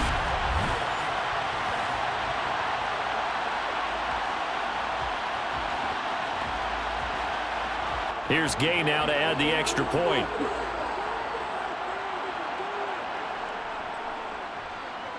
And they have taken the lead here in this 4th quarter. That one was an extended drive, 14 plays all told. And it's Allen Robinson who caps things off with a touchdown.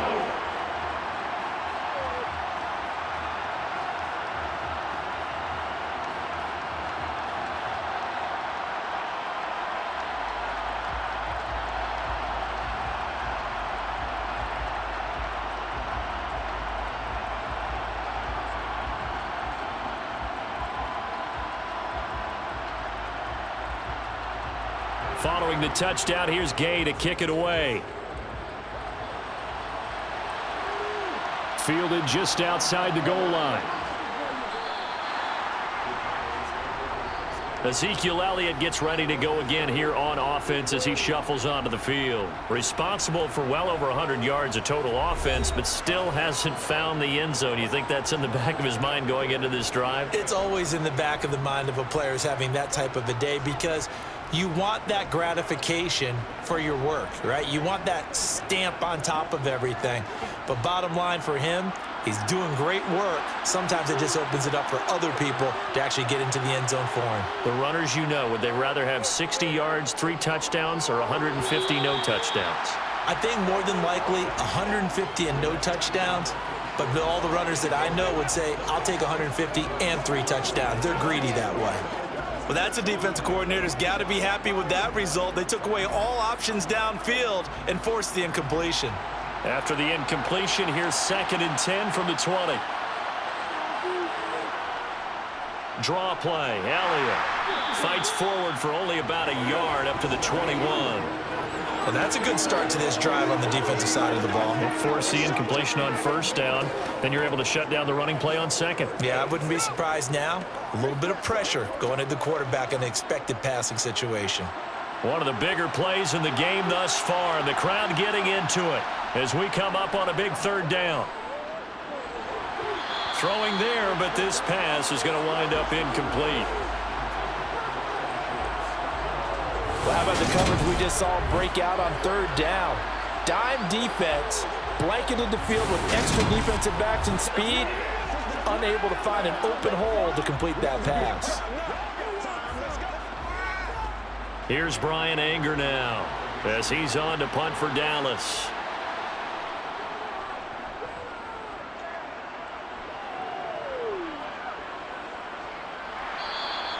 42 yards on the punt, just 2 on the return.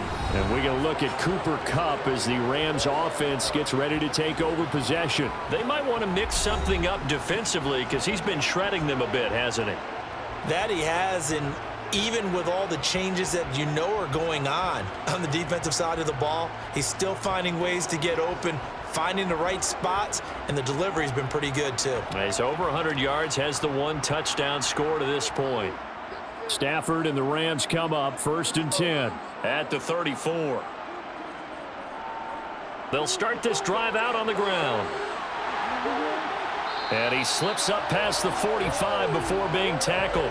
Give him 13 yards on the opening play of the drive and also give him a 1st down. It carries like that. That's how they're going to continue to salt this thing away here, Charles, in the 4th quarter. Yeah, how about that? A new set of downs. Clock continues to move. No better way to close out a game than to tap those mastodons you have up front and say, guys, keep pounding them. Let's keep the ball, keep their offense on the sidelines, and let's close this one out.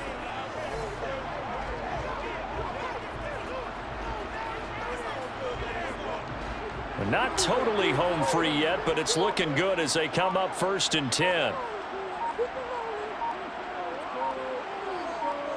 Now it's Stafford.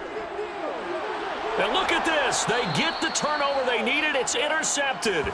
Picked off by Trayvon Diggs. And the Cowboys are right back in this football game. Well, Charles, he's thrown 5 picks in a game before, and right now after that one, he's standing on number 4. And right now, your defensive coordinator is asking the offensive coordinator, can you do anything to slow this down? Because my guys have to keep running back out on the field. So play calling may come into it a little bit, maybe run the ball a little bit more. But a lot of it depends on the scoreboard. They may have to keep throwing it.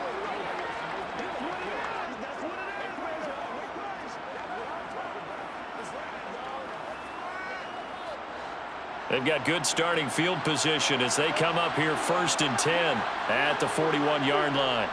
To throw is Rush. And the Rams got him. They bring him down. That one will set him back nearly 10 yards here on 1st down on the sack.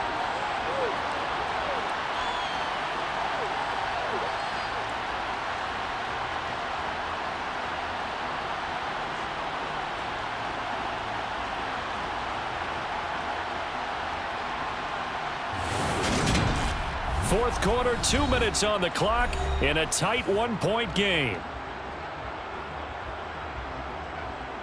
So the Cowboys in possession of the football here as we get you reset. They come up on a 2nd down now in a game that looks like it's going to go down the wire. Throwing on 2nd and long. Rush, and that's complete to Brown. They get 11 back on that one. It leads to 3rd down.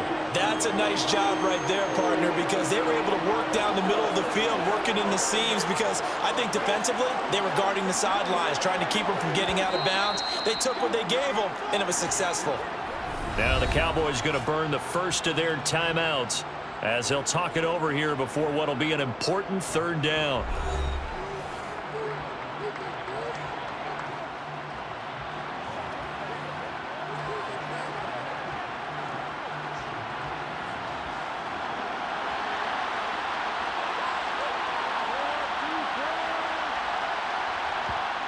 Back to throw.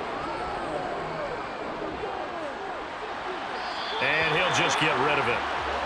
Partner, they've got one chance left to keep this one going, and I think for you and me, let's think along with their offensive coordinator now. Has to think back, cycle through every play of this contest, and remember what's worked and what hasn't. Because right here, he needs the best play of the game in order to keep this one alive. As expected, they're going for it to keep the drive alive. Open man Lamb, it's complete. And he is out of bounds, but not before he's inside the 30. The Charles, they're trying to protect this lead late. Those are the types of mistakes they could afford to go without. About the last thing you want to give them is help in completing a comeback, which is exactly what that penalty does. They'll look to throw, and it's incomplete. Limited time left on the clock after that incompletion, so I think both sides are going to savor every second to prepare before the next snap. Because once the ball's in motion, it may be a nonstop push to finish this drive off. Everyone better be on the same page right now, because I think they're going to try and get several plays off in quick succession if they can. Back to throw. And they will not get the connection there. It's incomplete. 3rd and long coming up. Defensively, you pressure the quarterback or drape all over the passing lane? Yes, that's exactly what you do. It's both because they're not mutually exclusive. They may have been at one time in football, but not anymore. You want to have that pressure. And if you have a big-time pass rusher, send him after the quarterback, and then make sure you blanket the field. He'll decide to keep this once more. And he'll be tackled right on the 10, well short of the first down. Now a timeout called for by the defense as they'll head to the sideline and talk over what to do next.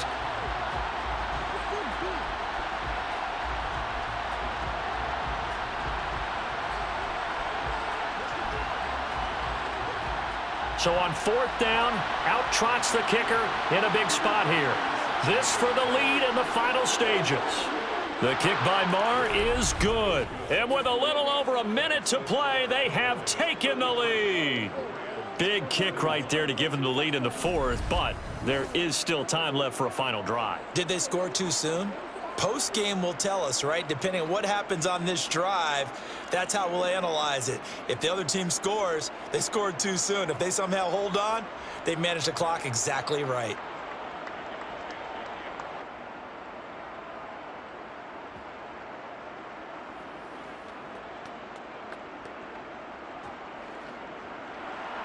After the made field goal, Marr back out there to kick it away. Taking it about the 1. And he's up past the 20 to the 22-yard line.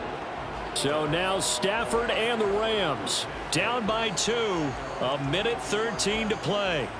Needing at least 40 yards, you'd have to think, to have a shot.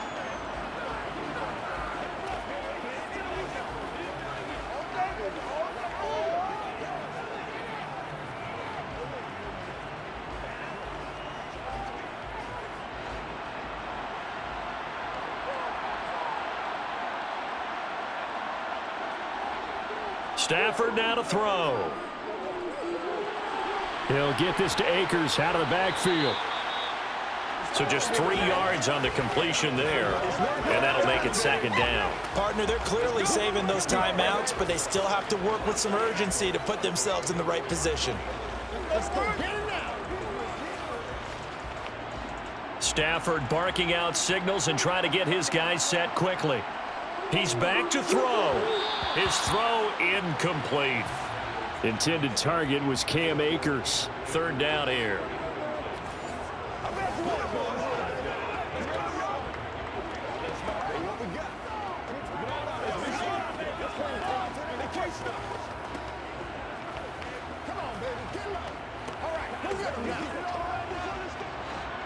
So 7 yards from the first down here as they come up to the line of scrimmage. Stafford. He's got Atwell. That's complete. And he is going to have a Rams first down as they're able to get the 3rd down conversion. Huge first down. Got to hurry. Yeah, now they have to get up there, get set, and then spike it. Now the Rams will signal for a timeout, their 2nd, as they'll stop it with a little over 30 ticks to go in the football game.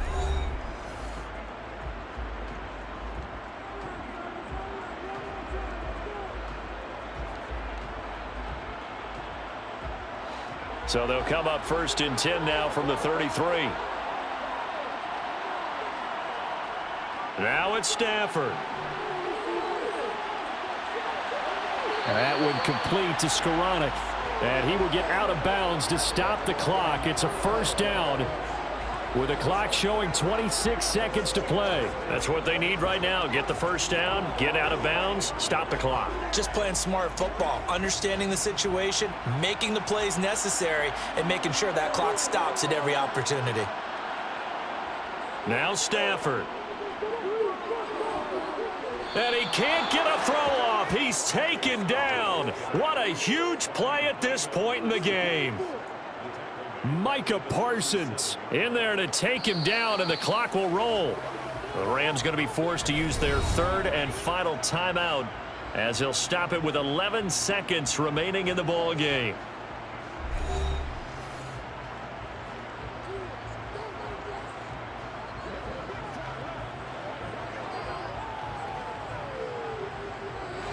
Got to imagine the pass rush will be equally intense here on 2nd down following the sack. It's 2nd and 18. He'll check this down to Akers out of the backfield. Just a 1-yard loss that time, but that's not what they needed. Now they're dealing with a 3rd and long. I believe I could see what they were trying to do there, but unfortunately, the back ran out of room. Too close to the sideline. And for defenders, we're often taught, 11 on the field, those sidelines can become the 12th defender. It worked to the defense's advantage on that play. And now they're looking for 19 yards here on 3rd down following 2 negative plays. He'll look to throw. Now a desperation throw deep downfield. And it's incomplete. So their final drive comes up empty. And with that, the ball game is over. And a fun, close ball game comes to an end. On that last play, Charles, they were on the wrong side of midfield. They needed something near a miracle, and they couldn't get it done. Yeah, the effort, that was good. Very good, in fact. They were just a little too far out to get a decent look at the end zone for that last opportunity. Couldn't get it done, but a nice game overall.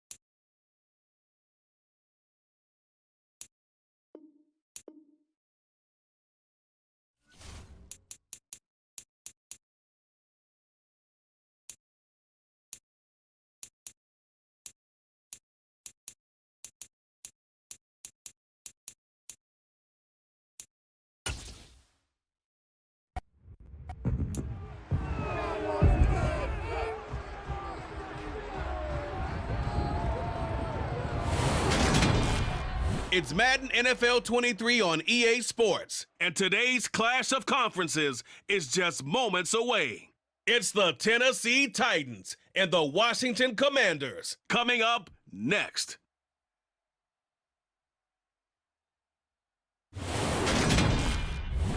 We are technically 5 miles east of Washington, D.C., and that's where you find this place, FedEx Field in Landover, Maryland. Straight ahead, we've got a good one on tap here between the Tennessee Titans and the Washington Commanders.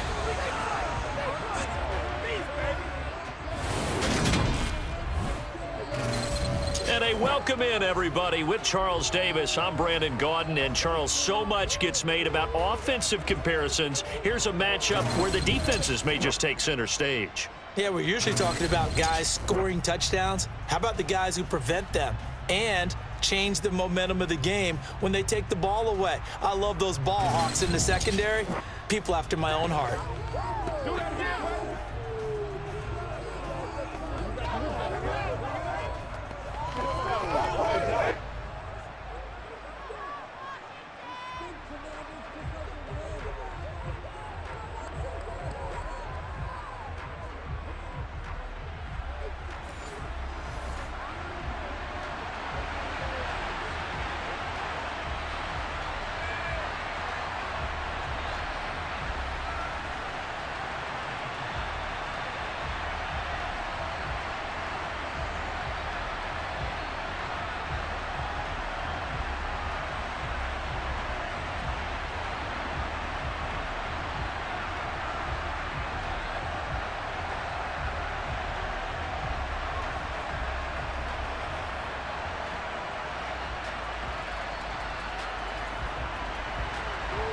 Here's Randy Bullock now to put toe to leather, and we are underway from FedEx Field. Taken at the goal line. And in hindsight, probably should have taken a knee as he only gets this out to the 16-yard line. Commanders trot to the field for their first possession, and it's the 7th-year quarterback out of North Dakota State leading the way. His third NFL team, Carson Wentz. Carson Wentz and the Washington Commanders are hoping to provide stability for each other starting in 2022. It's the third team in 3 years for Wentz and the fourth starter in 4 years for Washington. The big thing with Wentz has always been staying on the field. And last season in Indianapolis, he played a full 17 games, leading the Colts to a 9-8 record and almost into the playoffs.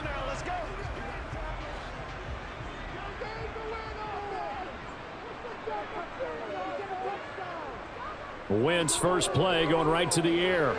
This is caught by his tight end, Logan Thomas. And he's taken down, but not before he gets this across the 25-yard line.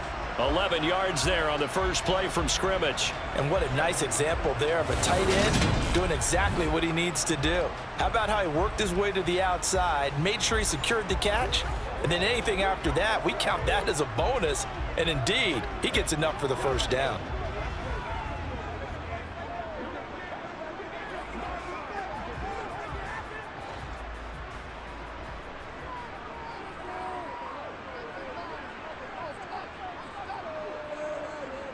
Wentz now on first down.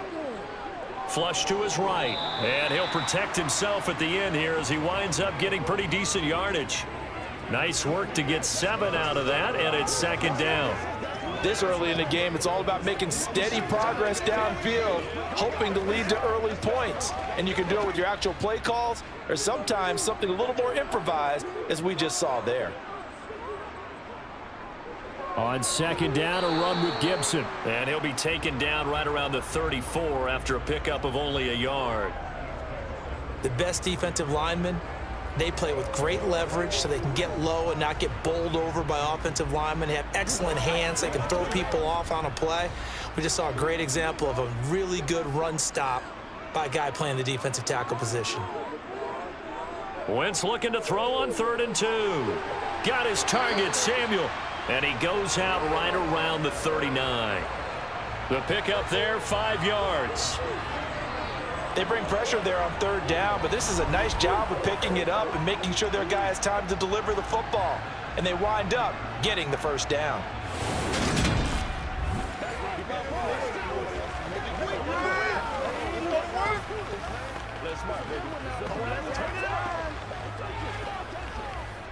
So from the 39 now, they'll come up on a 1st and 10. A give running right, Gibson. Room here to run. And he'll be out of bounds just shy of the 40. We get blocked in the back. Offense. That flag accepted, and it backs the offense up a little bit. First down.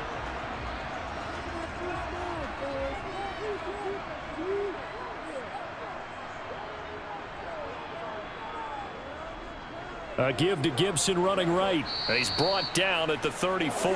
Call it a gain of 4. Not a run that you're going to write home about, but still a good first down run. That's what an offense calls staying on schedule. 3 to 4 yards on first down, you're set up very well for the rest of the drive.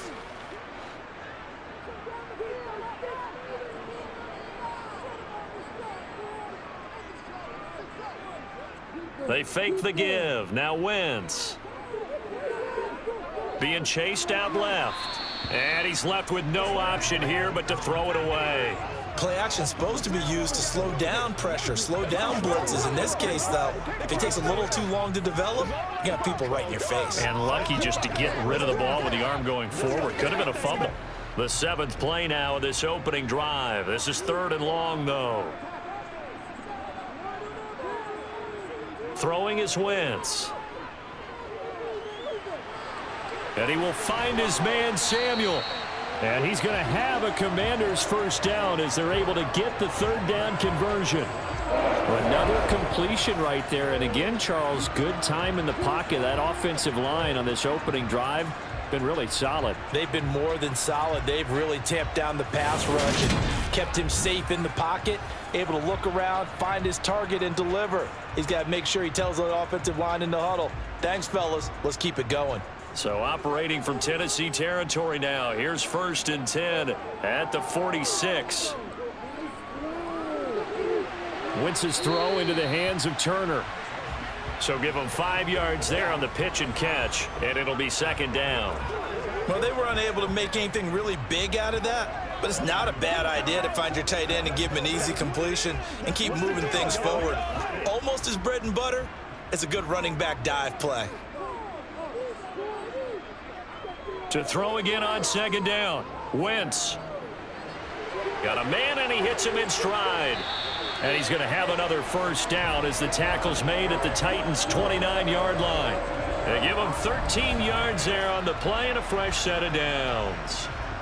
And forget about the run to set up the pass. They're just coming out throwing. Forget trying to set anything up. They feel like they have the advantage. They feel like they have the matchups, and they're just attacking right now. Yep, going to the air on the opening drive.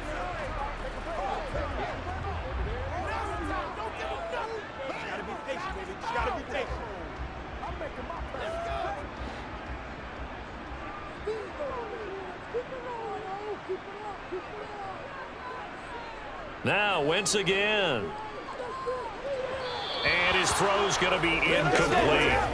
Well, a momentary speed bump there with that throw partner. The defense had other ideas, and they're trying to mount a small stand before this drive reaches the end zone.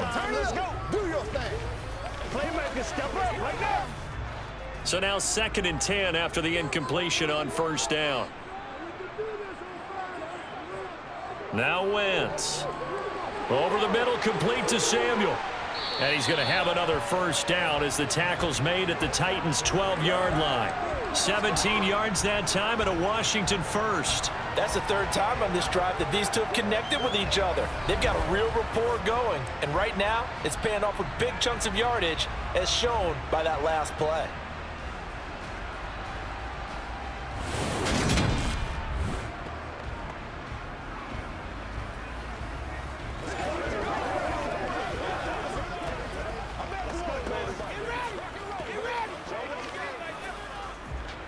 From down at the 12, it's 1st and 10. A run here for J.D. McKissick. And he's going to get a solid gain of 9 before being brought down. 2nd and right at a yard. Someone's looking fresh, and this O-line is definitely licking their chops. Everyone likes to run block. If you're an offensive lineman, nice early burst, nice gain, too. from the 3, 2nd and a yard. A give up the middle to Gibson. And he's going to get this back to the 3-yard line and no further. Nothing doing there as the 13th play of the drive proves to be unlucky. Bad news, they didn't get it on 2nd down. The good news is they still only need about 3 or 4 inches here on 3rd. And the good play callers have looked at both situations. They thought to themselves, okay, this call, I pick up the 1st down, already ready with that call. If I don't, this is what I'm going to come back with in order to pick it up. Touchdown, Washington. J.D. McKissick from 3 yards out. And the Commanders are on the board first here this afternoon. Well, it was 3rd and 1. I was expecting run, so much for that. They pass it, they score it. That had the feel of the head coach telling the offensive coordinator, you've got 4 downs here. We're going to go for it on 4th down unless there's a disaster on 3rd. Go ahead and take a shot if you want to. And he gratefully accepted the opportunity and did exactly that. If they didn't get it there, that had the feel that they would come back and try it on 4th down. Extra point by Sly is up and good. And it's now a 7-0 game. That one was an extended drive, 14 plays all told. And it was polished off by a Washington touchdown.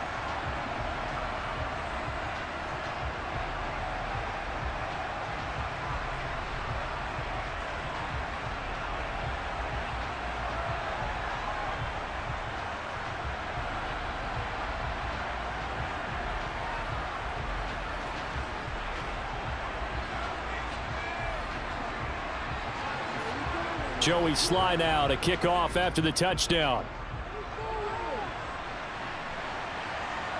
And here comes a return from just beyond the goal line. And only able to get this to the 19, so probably should have opted for the touchback. Here come the Titans for their first possession on offense, and leading them out in his 4th season with the team, 10th overall in the NFL, Ryan Tannehill. There were a few eyebrows raised when Tennessee took Malik Willis in the 3rd round this year, but rest assured, Ryan Tannehill is still the man in Tennessee after leading the Titans to the top seed in the AFC last season. His 12 wins were the most he's posted in 9 seasons as an NFL starter, and he's only the 3rd quarterback to lead the Titans to 3 playoff appearances in the NFL, joining Steve McNair and Warren Moon. Tannehill and the Titans come up now 1st and 10 at their own 19-yard line. They'll start on the ground. It's Derrick Henry. Pass the 20 for a short gain, 2nd down. Brandon, to me, what's important right here on this drive is for them to get at least 2 first downs. They've got to give their defense a chance to settle down, catch their breath a little bit after they give up a touchdown on the opening drive.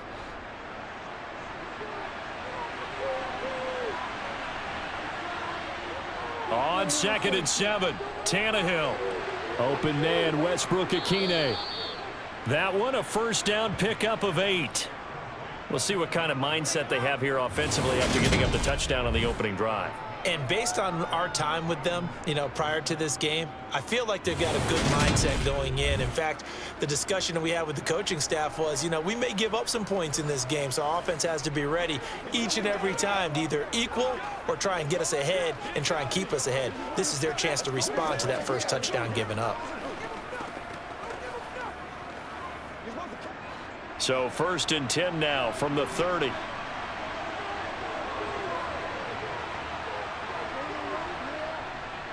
Tannehill going to turn and give this to Henry. And he'll have a gain of 3 to the 33.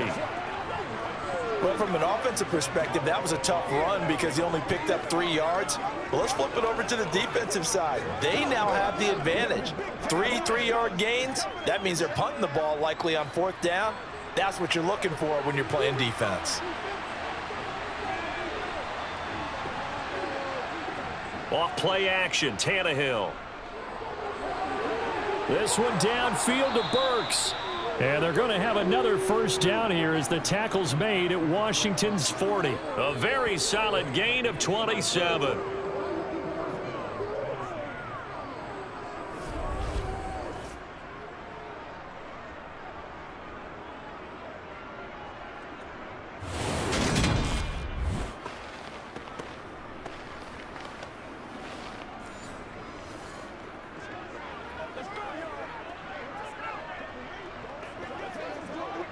From Commander's territory now, it's 1st and 10, right at the 40.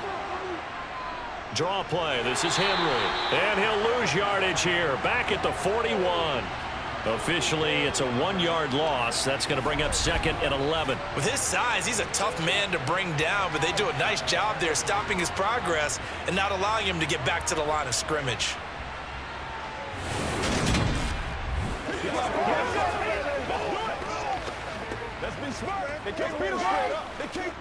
Maybe just a slight detour on what's been a strong drive. Here's 2nd and 11.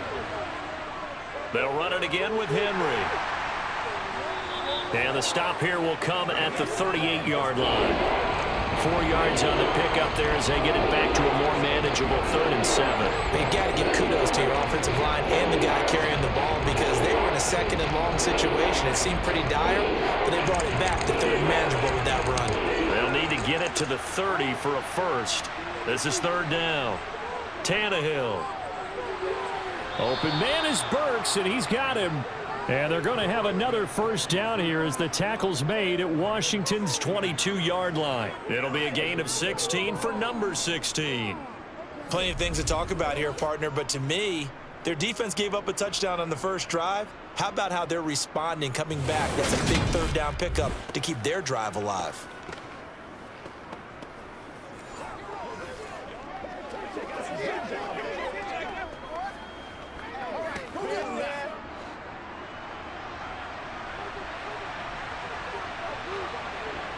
On 1st down, Tannehill. And right side, Henry's got it. And they're going to get this down inside the 20. But yet another completion here on this opening drive, and he's now perfect 4 of 4 to start. Pretty solid execution here. And how about how everyone's handled their nerves? Because you know what it's like to start a ball game. You're so amped up and ready to go that sometimes the execution isn't there. They've been flawless so far. Well drilled, well prepared, and excited to start this game. Meanwhile, Tannehill's throw is on target to Burks. And the Titans are going to have a 1st and goal as he's taken down at about the 8-yard line. Well, Brandon, obviously no panic in them. They gave up the touchdown. You know, their defensive side did that. But he's already taken them back downfield. I love this field general that they've got. It's almost like he went to the defensive captain and said, don't worry about it. We've got you. Now they got 1st and goal. Yeah, we're seeing punch, counter punch, and this could be setting the table for quite the game. I like that. Let's go ahead and put it in the boxing ring, right? You're going to get hit sometimes. Can you respond and hit back? And they're trying to do exactly that. They'll try and run for it with Henry. And not able to break away this time as they're going to stop him right around the line of scrimmage. That's going to go as a loss of 2, and it'll be 2nd down. Sometimes I think these defensive tackles get a little bit of a bum rap. We just see them as big guys that eat up blockers for others to make tackles. Oftentimes they're quicker than they get credit for. And this time he uses quickness to make a play. Moved back to the 10. They'll try on 2nd and goal here. Now Tannehill. And they're going to get him. They bring him down to the sack back at the 16-yard line. Montez Sweat, the man that time to fight in and drop him. Well, in my time in football, I've yet to see a playbook that draws up offensive plays designed to lose yardage. A running play loses yardage on 1st down. They try and throw it, take a sack on 2nd down. What can the offensive coordinator come up with here on 3rd down?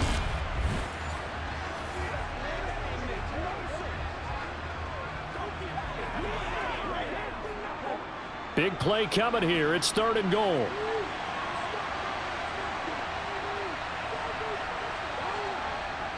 Here's Tannehill. Eluding the pressure right. And he slides and covers up at the end as he's going to be able to pick up decent yardage. It's a gain of 9 yards. And it'll be 4th down. I thought he did a pretty good job there to get back what he could. But let's face it, that sack on 2nd down, talk about throwing a wrench into the works. It certainly did. Yeah, he did everything he could there trying to pick up some positive yardage, and he did, but not enough. Bullock's kick is good, and they are on the board, but still trailing. It's 7-3. So both teams come away with points on their opening drives. Now they still trail. They answered the touchdown with a field goal, but at least able to break that goose egg here early. And that is what's important, right? Because they didn't let that initial touchdown go unanswered. Took the ball themselves, moved it downfield, and put it through the post for 3 points. Game on.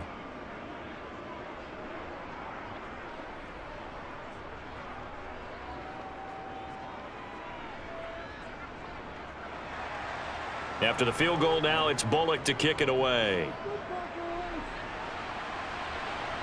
Fielded just outside the goal line. And not much happening on the return as he'll get this to about the 23. Now Washington going to retake the field for drive number 2. A long drive last time out for this offense, Charles. If you remember, they started basically in the shadows of their own end zone, marched it down the field, and a lot of that was through the passing game. And, partner, as a former defensive back, I'm having almost a physical reaction watching what's happening right now. But let's give credit where it's due because they've done an excellent job moving the ball through the air. Secondary getting picked apart pass by pass. Obviously, they need to make some adjustments there on the back end. Yeah, because offensively, we know that they're not going to be shy about throwing that football. Just a yard on the first down carry, so it's 2nd and 9. Nice run defense presented there, and what I mean by that is discipline. Guys filling the right gaps in the right holes, no one over pursuing, and making a very nice play. The run only got a yard. Here's 2nd and 9. Straight ahead, Gibson. And he'll be stopped up at the 26 after a gain of only a couple.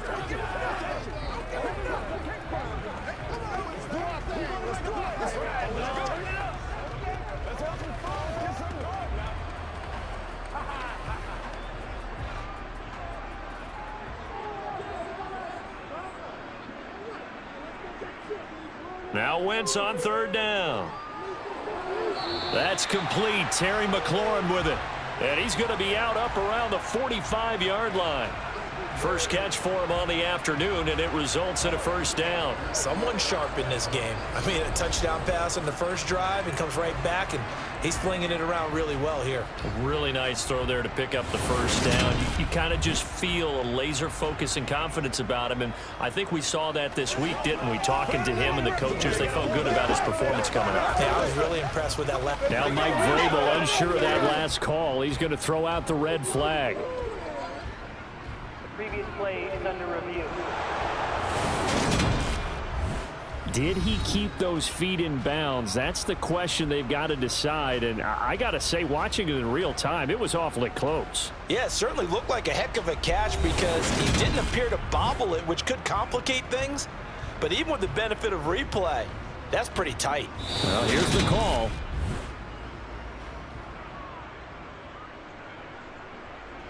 After review of the play, the ruling on the field is reversed. So a good decision there by Mike Vrabel. They correctly contest that call.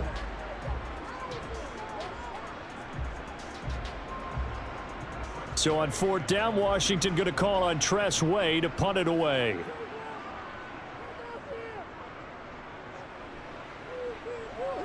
Fair catch called for and taken right near the 30-yard line. It'll be a 39-yard punt, no return, and it'll be Titan football. The Titans coming back onto the field for their second drive.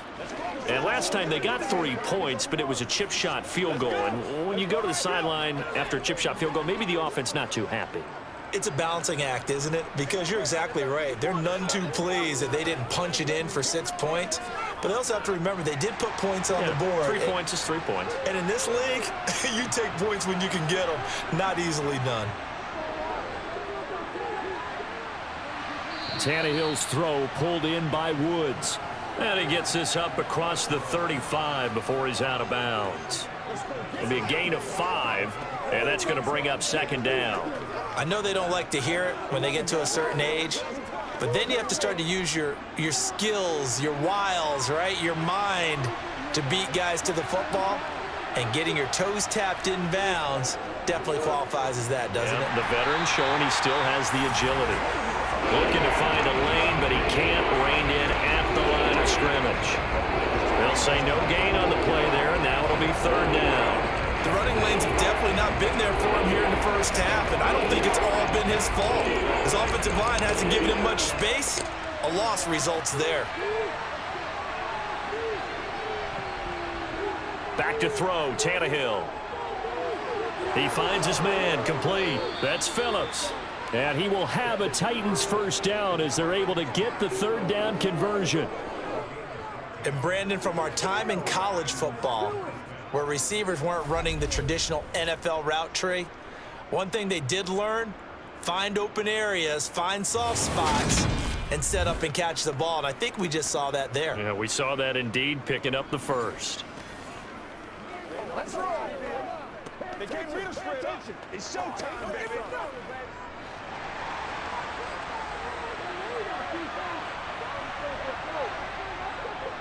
A first down carry for Henry. Down to about the 45. I do know from experience that when you slow down someone's running game, you're now doing the dictating on defense. And guess what? Now you're getting ready to tee off on their quarterback because they have to throw it all the time. But you still have to be alert for the draws and other plays of that nature to make sure you don't get hurt. Tannehill with a play fake to Henry. He'll throw instead. A quick throw there, going to be batted away and incomplete. And that's a nice job there because you've got to play the ball, not the man when in coverage. That'll keep you away from a lot of needless penalties, and he's able to knock that one away.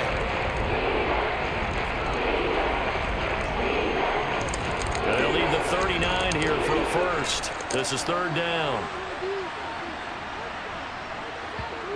Tannehill now to throw. They got a man over the middle. It's Woods. And they're going to have another first down here as the tackle's made at Washington's 34-yard line. Give him 12 yards on that one. It earns him a fresh set of downs. I don't care how many times we see it. I still get a kick out of watching quarterbacks and receivers do the pass tree in pregame warm-up. But I always remember that when we go to practices, we see that after practices as well. They really tune it up, don't they? They tune it up. They know why they do it for these situations. First down. And they build that trust, and that's why they're able to find him in this type of a situation. Back to the ground now. It's Henry. And he'll power ahead, but only for about 3 yards. Second down coming up.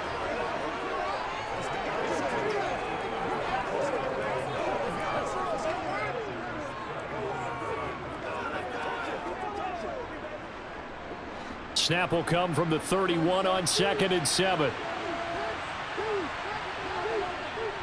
Again, it's Henry.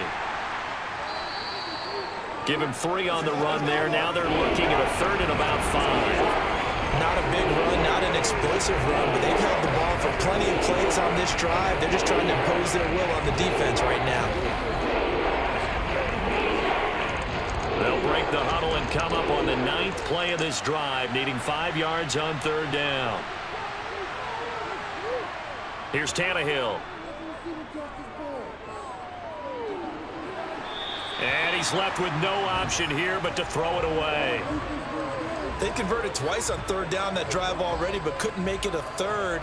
We always talk about in-game adjustments. How about what the defense did there, able to shut them down on that attempt? Tannehill to the sideline. Randy Bullock out now for the Tennessee field goal. Made his first. This now from 46 yards away. Bullock's kick is good. And they'll get it back within a point at 7-6. He might be being set up here for a busy ball game. Already 2 kicks here in the first quarter, and he's knocked both through the posts. And for now, you know they'll be happy getting those 3 points, but what they really want is to find a way for him to kick extra points instead of field goals.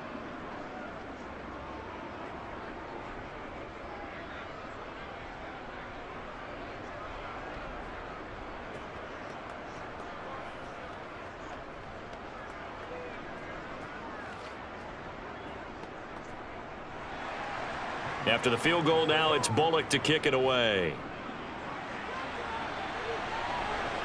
Fields it right around the goal line. And he won't quite make it to the 25.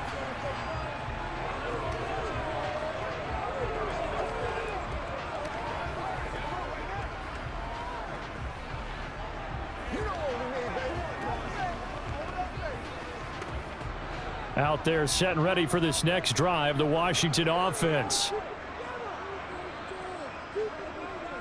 They'll start on the ground here on first down. Nowhere to go that time. Might have gotten a yard up to the 25. After one, a 1-point game, 7-6.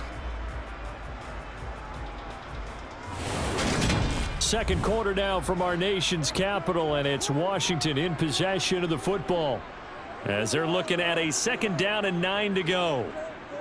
Throwing now is Wentz. Got this complete to Jahan Dotson. And they get him down, but not before he takes it across the 40-yard line. Winston Dotson, your connection there for the Commander first.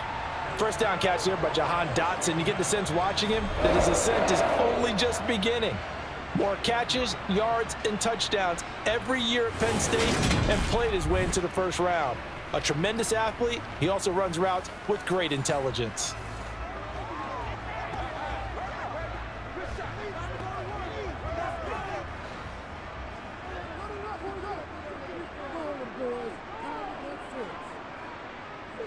Throwing on first is Wentz. Open man is the tight end, John Bates. A gain of 8 there on the play, and that'll bring up a 2nd down in just a couple. Let's just break this down and make it pretty simple. Key to the drag route, letting the play develop, finding the hole in the defense, and giving your athlete, yes, athlete, a chance to make something happen once he has the ball in his hands. A handoff for Gibson. And he's down right around midfield after a gain of 2, maybe 3. In order to play really good run defense when you're playing a 3-4, those 3 guys up front, the nose tackle and the guys they call the defensive ends, they're usually big, big people because they're going to have to eat up a lot of blockers because it's usually 5-on-3. And when they do their job well, guys who play on the inside, those inside linebackers, they're able to just roam and hit. And he finds McLaurin. And he's going to have another first down as the tackle's made at the Titans' 38-yard line. Instead of a 3rd and 1 run, they go pass, and they get 12 yards out of it. Got to say, I was a little surprised to see him, Charles, come out in the shotgun on 3rd and less than a yard. Yeah, but the way the NFL is nowadays, we hardly ever see anyone really run for it on short yardage, so they're going to throw the football more times than not. That was a nice, easy rhythm throw right there, and they pick up the first down.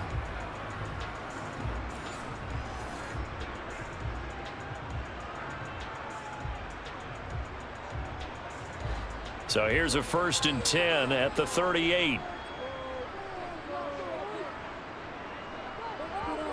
Now Wentz. Over the middle, brought in by Dotson. And they're going to work this down to about the 32-yard line.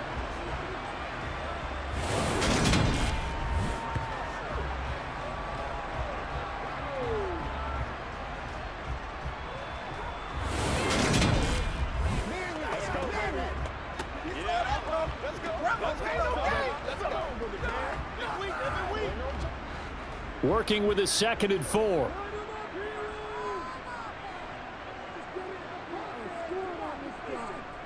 Here's Wentz to throw. And that is incomplete. A lot of force bearing down on him there. He could not hang on. It's 3rd down. Well, that one was all about the defender making life difficult for the receiver. Very tough for a guy to hold on to the football through all that contact. He ends up forcing the incompletion. Washington on 3rd down. A perfect 4 for 4 thus far. This is 3rd and 4. Wentz to throw again. Under pressure, and he will go down. Sacked back at the 38. The corner blitz gets there as he goes down for a loss of 7. Partner, you know what I'm going to say before I even say it. Yeah, you just cannot take a sack in that spot. You're exactly right. You can't take a sack in that spot. Potentially now, a 3-point swing right there.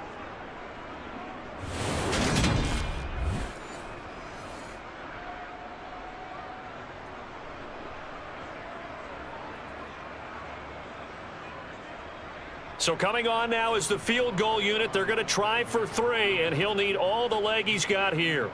This officially a 55-yard attempt. And this one will not get there. It's off to the left anyway. It's no good, and this is going to remain a 1-point game. Yeah, 55 yards is anything but a gimme. You've got to really concentrate on your leg swing and proper technique. This time, though, he's unable to convert. Here's Tennessee ready to begin this drive offensively. And last time able to get 3. It's not what they wanted. They wanted 6, but they got at least something. They mustered something out of the drive. They'll take it. I like the way you've described it. Not ideal, but they'll take it. Anything to put some points on the board. But this time on offense, they don't even want to see the field goal kicker trot on the field. They want that ball in the end zone. Yeah, they'll be going for 6. They'll fake the handoff. Now Tannehill. Rush coming, and he's taken down. It'll be a loss of 10, and it'll bring up 2nd. Just not much a quarterback can do there, CD. The pressure was in his face almost instantaneously, led to a very quick sack. And it appears that this was just a letdown from the offensive line, but they do have a tough job because if you're a big tackle out there on the perimeter, sometimes you don't have the agility to keep up with the defensive end who's looking to wreak havoc in the backfield, and he got there and put his man on the ground. 10th carry now for Derrick Henry. And he'll take it down shy of the 45 at the 46. A good pickup there, 18 yards as they get closer for 3rd down. It's interesting going into this game. There was so much talk from both sides about who will control the line of scrimmage. And we've seen who has it in this one so far. I think bottled him up. He's barely averaging over 3 yards a carry right now.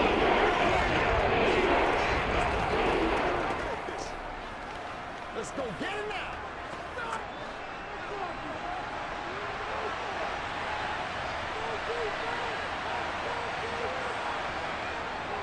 They'll try to run for the first with Henry. And Henry fighting for the marker, but I don't think he got there. He did not. A loss of a yard, and it brings up 4th. That was well played there defensively. 2 tight ends in the formation, which essentially gave them 7 blockers up front. Hard to imagine with all that size and beef that they could let a tackler through. But that's exactly what happened. A loss resulted. On now is the Titans punter, as he should be able to pin him back deep here with his first punt. And it's out of bounds. Now we'll see what the side judge says. He says out at the 8-yard line. The field position game, such an overlooked facet, Charles, of an NFL game, but this offense, they're going to be pinned back. What an ideal punt. An ideal punt, and it leads to that term complementary football, because them doing that puts their defense in a great spot, doesn't it? Gives them a chance. If they want to be aggressive, try and maybe get a safety out of this whole thing, it puts them in that position. Let's go, baby. Turn it up.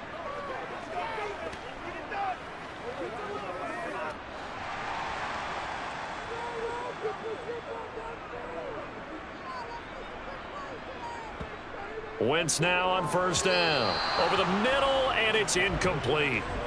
Jahan Dotson was the intended receiver. And that'll bring up 2nd down. Oh, they'll certainly be on the tablets going over that one for sure. Clearly, they were expecting something else out of the defense and couldn't adjust to make that completion happen. So after the incompletion on 1st, now 2nd and 10. Throwing is Wentz. A quick throw knocked away and incomplete. Well, so far in this drive, they've done some good work. They force incompletions on 1st and 2nd down, bring up 3rd and 10. That brings up the big question. Do they bring pressure or do they play coverage on this down? So back-to-back incompletions, and that has them staring at a 3rd and 10. To throw, it's Wentz. Open man is Samuel, complete. And he's going to have a Commander's first down as they're able to get the 3rd down conversion. That's a play that will likely be forgotten when you talk about big moments in this game. But plays like this are critical to keep drives going. And if points result, we'll call this play significant.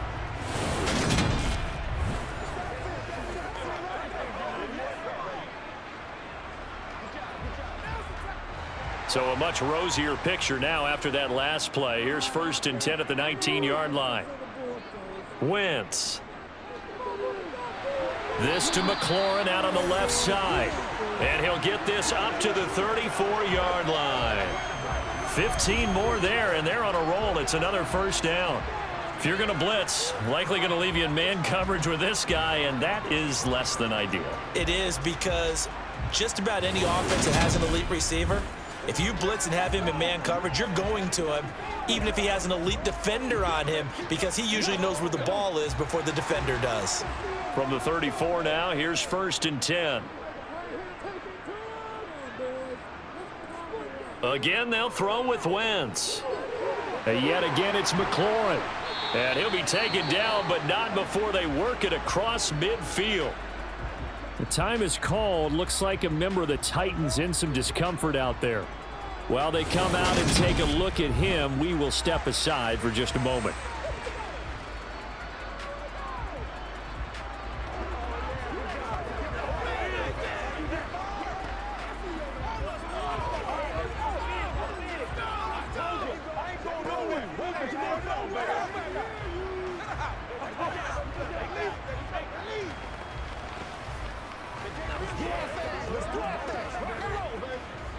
So operating from Tennessee territory now. Here's 1st and 10 at the 46.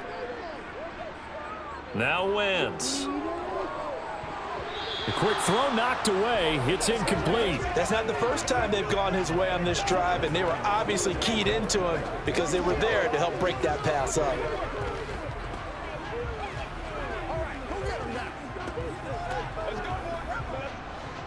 An incomplete pass on 1st down. That leads to a 2nd and 10. To throw is Wentz. Middle of the field, he's got McLaurin.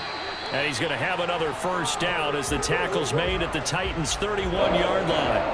And that one good for 16, and the drive will continue. So many times in my career I've heard coaches talk about completions are one thing, but as long as we're there at the catch and we get guys on the ground, we can live with that. But if you're going to give up 10, 12, 15 yards after the catch, then your defense is going to be in a lot of trouble.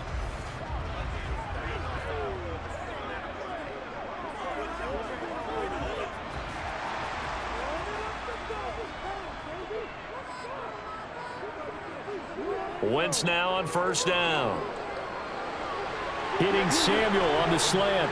And down he goes, taking it inside the 10, just shy of the 5 at the 6. Call that a very strong gain of 24. Just picking up yardage in bunches here these last few plays. They have moved right down the field, and just like that, they're going to be set up with a 1st and goal.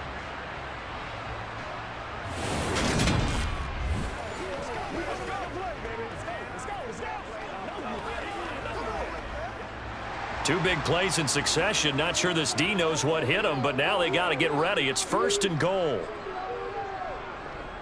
They'll run with Gibson. And he's going to press this one forward as they stop him right around the 1.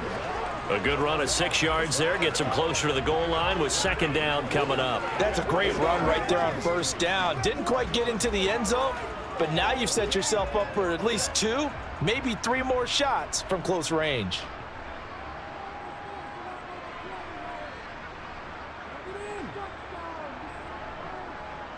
Gibson again. Fighting for the end zone. He lost the football. It's out. And he takes it in. Touchdown, Washington. This has to be great for the psyche of this offense. Presented with bad field position, they didn't let it stop them. They rolled downfield and scored a touchdown.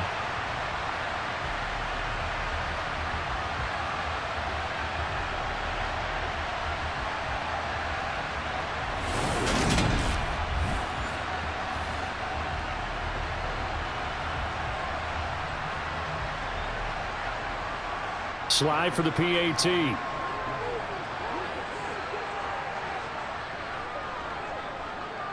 And it's up. It's good. Our score, 14-6. A 10-play drive that time. And it ends with a 1-yard touchdown run.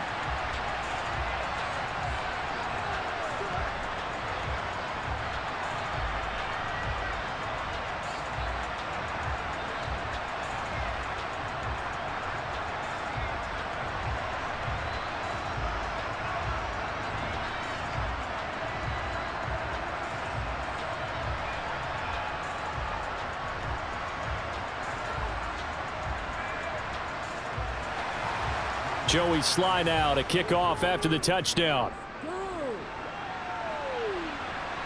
This fielded right at the goal line. And taken down just past the 20 at about the 21-yard line. And here comes Tennessee as they get set to take the field. Now they're about to come up on drive number 4, but so far just 2 field goals on drives 1 through 3. Wondering if the head coach has talked with his offense coordinator and said, look, let's go ahead and press this a little bit. I'm giving you 4 downs on just about every occasion to try and get this offense kick-started and have it culminate in touchdowns. You know, maybe something to press it a little bit. This might be the case.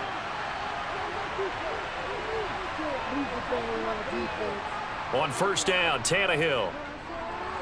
It's complete, Burks. And he's got it past the 30 before he's hit and dropped. A gain of 11 to kick off the drive, and it's a quick first down. Oh, how about the first night of the draft in 2022, round 1? The Tennessee Titans stunned all of us when they traded A.J. Brown to Philadelphia. And then moments later, drafted Traylon Burks out of Arkansas, a player who drew plenty of comparisons to Brown in the run-up to the NFL draft. Size, style, play speed, almost an exact clone. And now they're trying to use him the exact same way, and he produces a nice catch there. And now a throw on first down there, but it's incomplete. And I could see the officials kind of looking at each other down there, silently wondering, does this meet the level of grounding? Fortunately, he did have a receiver in the area, but I have seen less obvious throwaways called as penalties.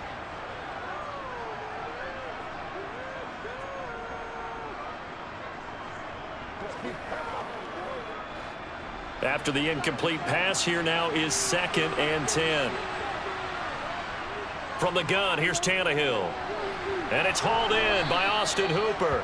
And he's corralled at the 40, but not before picking up 8. Let's not quibble about the gain there on 2nd down. That was a positive play because that was a take-what-you-can-get situation. Got out to the tight end. Now gives him a much better opportunity to convert on 3rd down. The Titans on 3rd down. They've hit it 50%, 3 of 6 to this point. Here it's 3rd and 2. Henry up the middle. And this is going to be a Titans first down as he's got this up to the 45-yard line. And we tend to give those running backs that are slashers a lot of credit, but how about guys who are maulers? Because that's who you want in short yardage situations, and we just saw that occur right there, didn't we? Vertical, downhill running.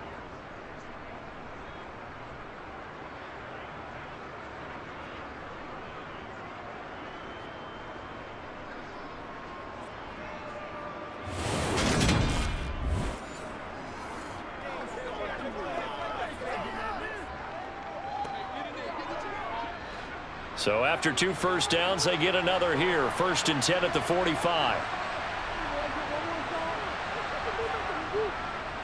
Running left, it's Henry. He'll get it up near midfield to the 49 before being taken down. Well, you don't turn your nose up at a gain of 4, do you? They'll take that on 1st down. Playbook's got to be pretty well open on 2nd and 6. Following the pickup of 4, here's 2nd and 6.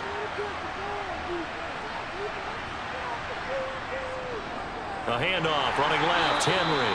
And they go backwards here, losing yardage back at the 48-yard line. It'll be a loss of a couple on the play, so now 3rd down coming up. And the big fella stuffed that one up in a big way. I think doubling him has to be a priority because you can't move up to the next level if you don't take care of him first.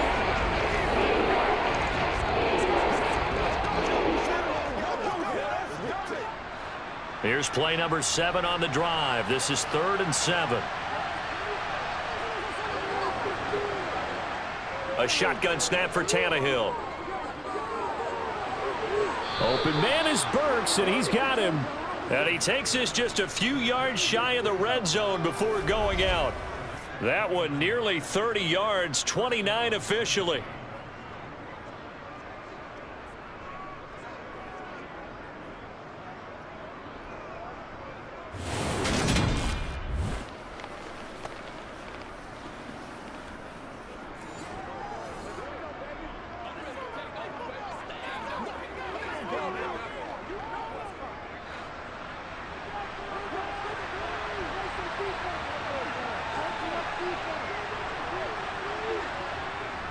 They'll try the right side with Henry. And a short gain here down to the 22. Credit him with a 1-yard gain there to make it 2nd and 9. Vision is so important for the man in the middle because his ability to look through all the clutter that's happening in front of him, diagnose a play, and then go make it and finish it, that's when the great ones know that they have the goods.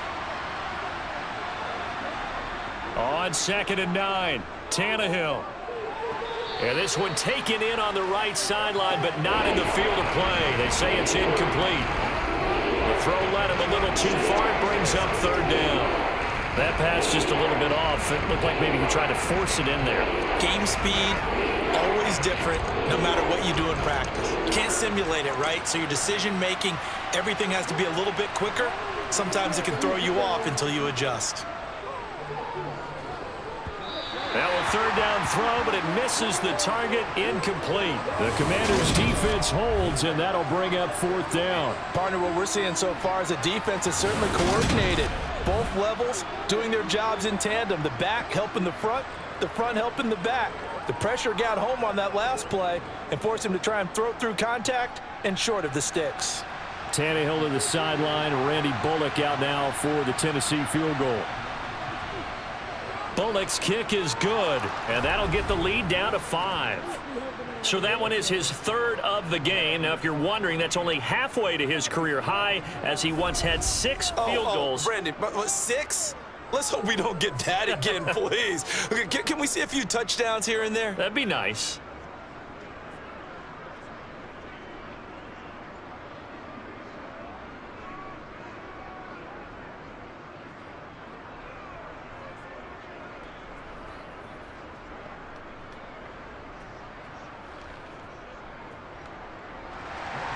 After the field goal now, it's Bullock to kick it away. This taken in at the goal line. And he will be brought down here inside the 20. Good coverage as he's dropped at the 17. And the Washington offense going back to work. And they'll be looking to build off of a nice drive last time, a drive that really relied on the quarterback. Making good decisions, distributing the ball well, distributing it accurately, keeping it away from danger. A really nicely run drive. But now the defense, what adjustments do they need to make in the passing game? Pass rush, pass rush, pass rush. Whether it's the guys up front or maybe you bring additional guys, but you've got to disrupt the timing of them throwing the football. We'll see if they can disrupt it here. Now here's a pass on 1st down that's knocked away and incomplete. Receiver coaches preach to their guys all the time. Separation, that's what's going to make the play successful. That time there was very little, and I think they were actually fortunate that it was only knocked away and not intercepted.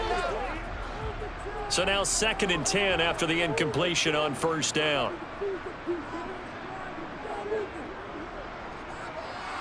And he'll take this up only to about his 18-yard line. Only a yard there on the keeper, and that's going to leave him with a 3rd down.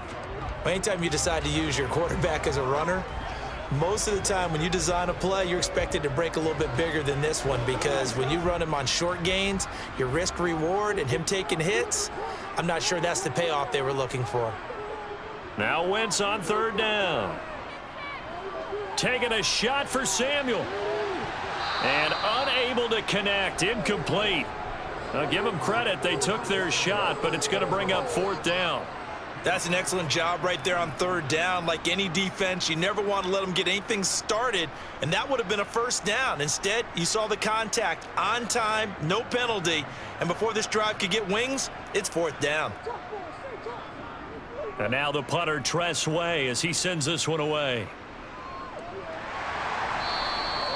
So possession goes over here on the punt. And they will take over 1st and 10. Here's Tennessee ready to begin this drive offensively. Let's rock and roll.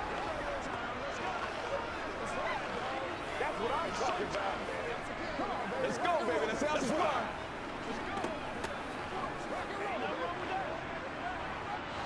Tannehill and the Titans come up now 1st and 10 at the 34. They'll come out throwing here to start the drive. Right side complete. That's Woods. So 5 yards here, 5 on the play, and that'll bring up second down. In so many ways, throwing the hitch route is actually one of the safer things an offense can do. Get the ball out to the receiver as fast as possible, hope he's got man-to-man coverage, and hope that his athleticism wins on the perimeter. From the 39, Tannehill flushed out right. And he'll take this to the other side of midfield before going out of bounds. Tannehill able to take off and pick up the first as well. I think he had eyes on that run the whole time. Good anticipation, because it seemed to me he waited for the coverage to get drawn away and then had the easy scamper out of bounds to get the short yardage first down.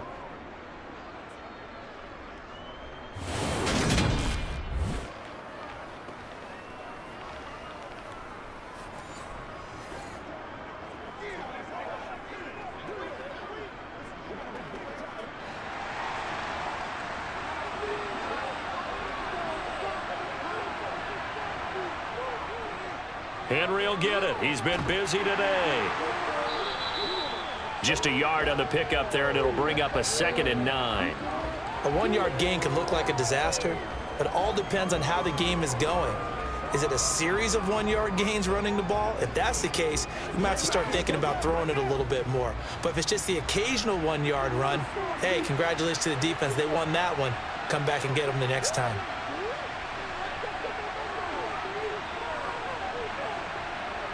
On 2nd and 9, Tannehill, and finding the tight end Hooper.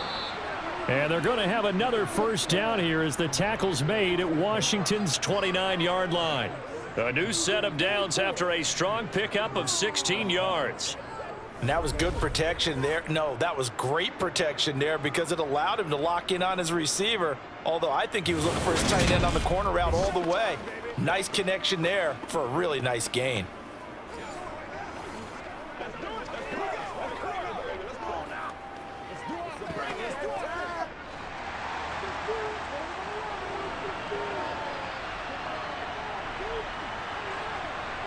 Tannehill on first down. This will go to Henry out wide. And he'll be taken down at about the 22-yard line. Just about every quarterback is trained to really look downfield first before you come back and make a nice, safe throw. And in this case, that's exactly what he did. Found his running back, let him create some space, and it turned out to be a nice play for the offense.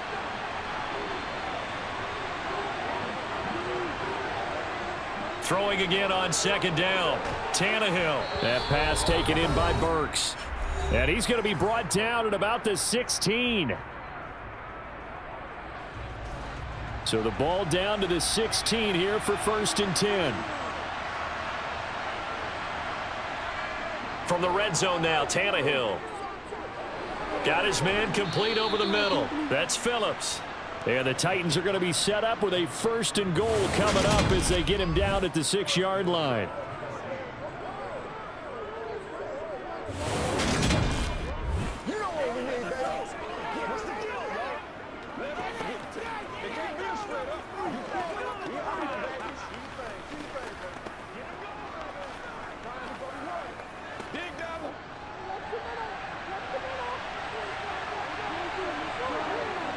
Tannehill now to throw. The quick slant caught. And he is out of bounds here. That'll bring up 2nd and goal after the gain of 5. And they ran just a little underneath route here on 1st and goal, but there's really not a whole lot of room to operate this close to the goal line. And he's just not able to get loose after the catch.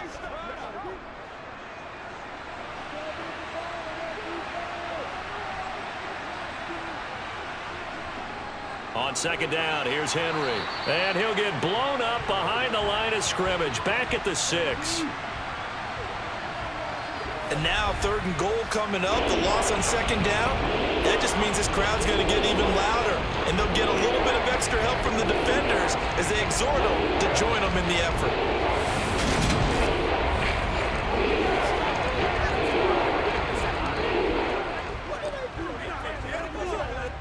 They've been denied touchdowns in the red zone twice already. Here comes 3rd and goal. Here's Tannehill. And that is incomplete, but a penalty flag coming in. This could be a 1st down. defense.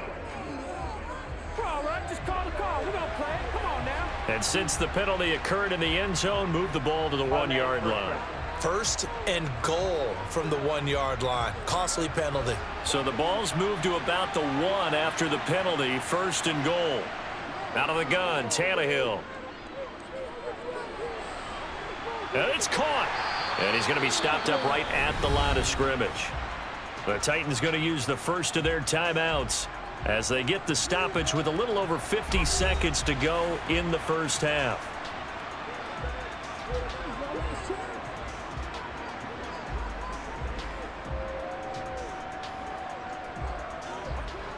Another shot from the 1 on 2nd and goal. Back to throw, Tannehill. And it's caught in the end zone. Touchdown, Tennessee. From a yard out. And the Titans will take the lead here in the final minute of the first half. Well, that's just how they drew it up, CD. His first read was there, got it to him quickly, and into the end zone. Absolutely excellent execution by all involved. And the coordinator, got to give him credit, found the perfect play call. Quarterback let it fly as soon as the target came free, and his guy made a nice catch. Just how you draw it up in practice and then execute it in the game. Bullock good on the extra point, and the lead is now 2. So that one a long 11-play drive. And the result in the end, a Titans touchdown.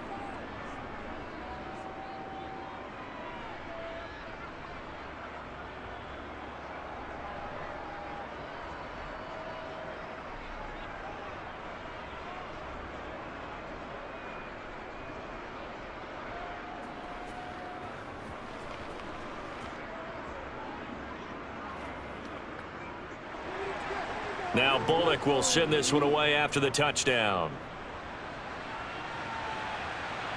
Fielded just outside the goal line. And able to get this out to the 25. Washington going to go on offense now late in this first half. A slim deficit here in a one-possession game. Not much time left, obviously. We'll see if they can march this down the field, at least get 3 and take some momentum into the locker room.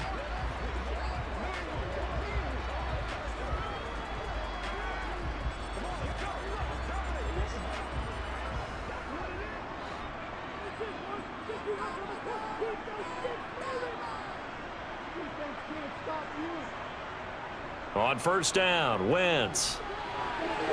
And Thomas has it. And he'll be taken down, but not before they work it across midfield.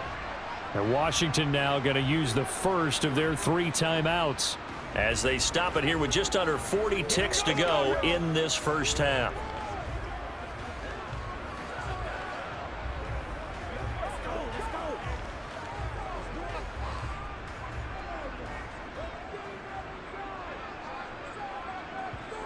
Throwing on first is Wentz. Over the middle, brought in by Dotson. Now another timeout called for by the offense as they'll stop it with a little over 30 seconds to go in the first half of play.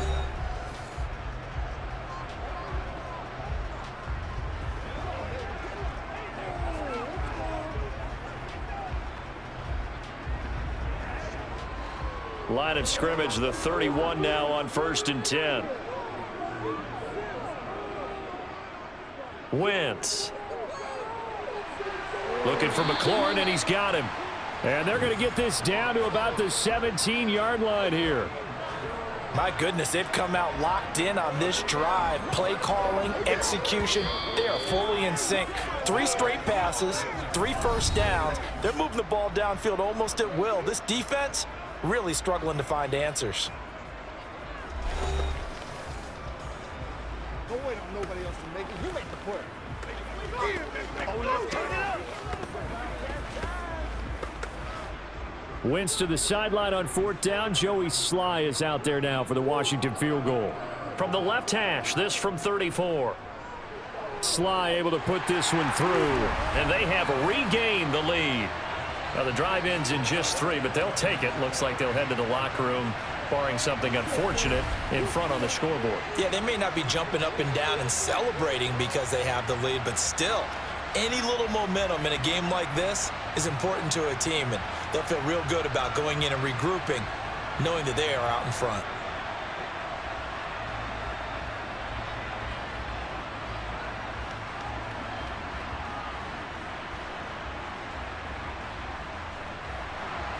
So not much time to speak of remaining in this first half as the kick's away. Fielded just outside the goal line. And he returns this to the 22.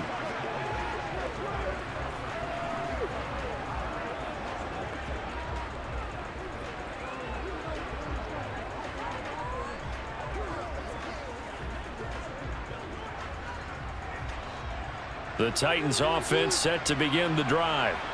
And with only 9 seconds remaining, well, not much time, we'll see how they play this. And he's able to get out to the 32, brought down there. Now whistles and a timeout with 3 seconds left in the first half.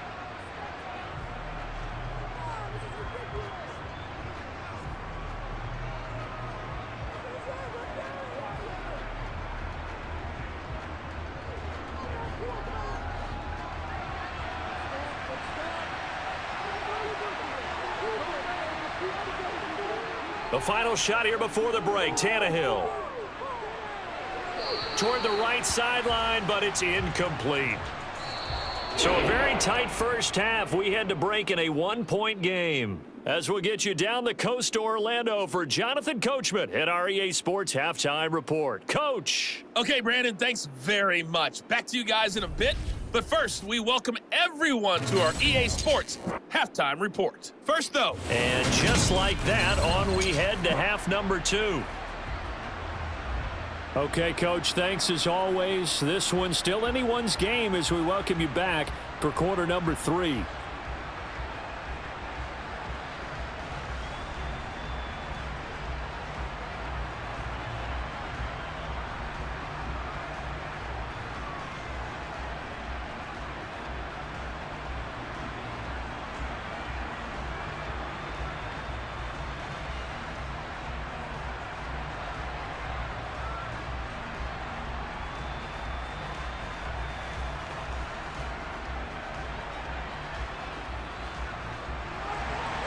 The Titans going to get the ball to start the second half, and they trail here as we get back to it on EA Sports. From a couple yards deep, he'll bring it out of the end zone. And they'll be backed up to start this drive as he's taken down right around the 15. The Titans getting set to go here to begin the third quarter. And Charles, some things to like about that first half, ultimately trailing here, but certainly this deficit is manageable. So curious to see what adjustments they may have made at intermission. As am I, because I think things bode well for a possible comeback, because I thought a lot of their best reps in the first half came through the passing game. They were hitting the open receivers, taking whatever the coverage gave them and making it work well for themselves. Now, they just want to pick up the pace of scoring a little bit. So I expect them to come out and continue to throw the ball effectively. And from the 15, they're able to work this up to the 20 for a pickup of a handful. Nice satisfying run on first down for the offense, picking up 5, which means defensively, the thought process is entirely different. You don't want to panic, but at the same time, you're saying to each other, we've got to tighten this down. We can't give up gains like that.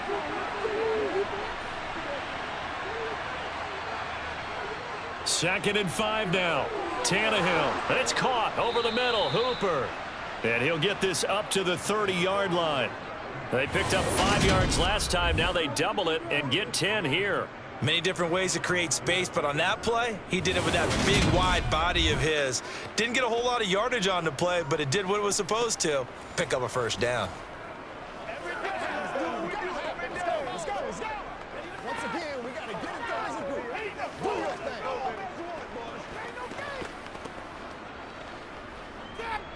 So first and 10 now from the 30.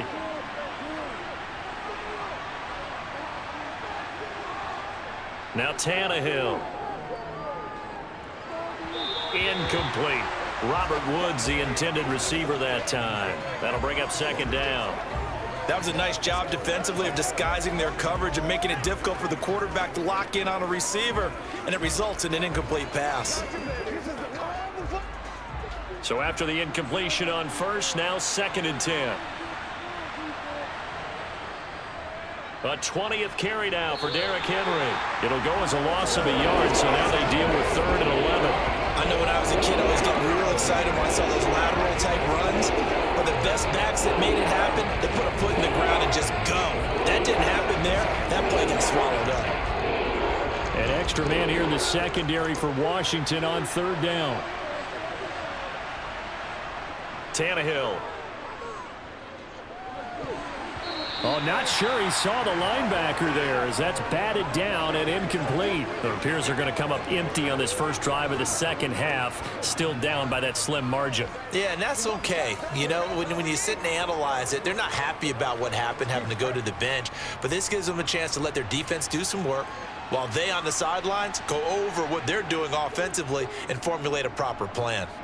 And on 4th down, on is the punt team sending this one away. First possession of the second half now for Washington. And both of these defenses have been stifling these last few drives offensively. Just not able to get anything going, so what needs to change? I think a lot of the guys will go back and review, so to speak, because everyone has someone assigned to how did each play work. Okay, what did we use that kind of worked for us during this game? Try and get back to some of those plays, as well as the possibility of showing something you haven't shown already in this game and trying to change things up. We'll see if they take the advice of Mr. Davis. They'll start this drive out on the ground. A gain of 3, 2nd down. Some teams like to start aggressive to begin a drive, but this is still what you expect to see in normal situations. Just call a simple run, get a few yards to begin the series, and set yourself up for something bigger on 2nd down. Balled at the 26, 2nd and 7. To throw, it's Wentz. Middle of the field, he's got McLaurin. Wentz finding McLaurin there for the Commanders first.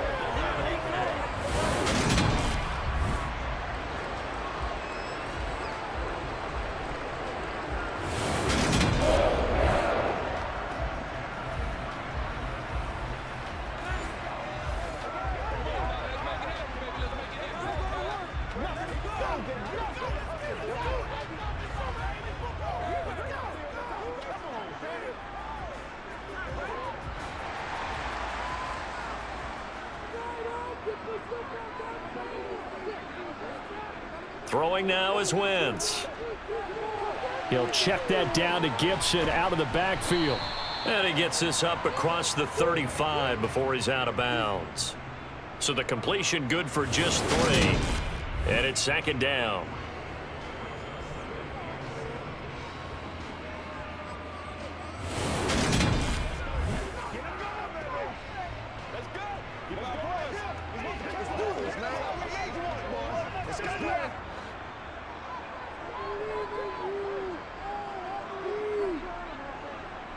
To throw is Wentz. Over the middle, complete to Samuel. And they'll get him down on the other side of midfield. When the hitch route is run really well, that jab step off the line of scrimmage by the receiver, which is designed to back up the defender and give him a little bit of space, all you want there, get that space, catch the football, and then make a move and pick up extra yardage. And that's exactly what he got done there.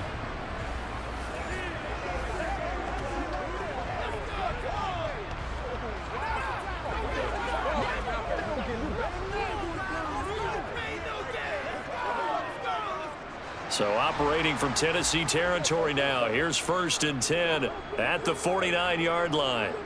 Here's Wentz to throw. This a quick slant, and he's got Terry McLaurin. And he's corralled at the 40, but not before picking up 8. Nothing fancy on 1st down, but a very consistent type of a play. Hit that slant. A lot of people call it an extension of the running game, and it can be if that pass is completed, because you hit a guy on the run like that, you often can go for big yardage. Sets him up nicely for 2nd down, staying ahead of schedule. Gibson here running out of the gun. He could muster only a yard there, and they'll be left with a third and very short. Now, they struggled to get him rolling on the ground in the first half, and that's sort of continuing here in the third quarter. Yeah, but I don't think it's time to abandon the running game. I would say keep feeding the horse, and I believe he'll eventually reward them, especially as we get deeper in the game. Could be 4-down territory even if they don't get this, but they need just a few inches here on third. Throwing there, but this pass is going to wind up incomplete. They sure went against conventional wisdom, calling a pass on 3rd and inches. Had to be thinking to themselves, the defense is going to overcommit against the run. Should be an easy pitch and catch. Didn't turn out that way.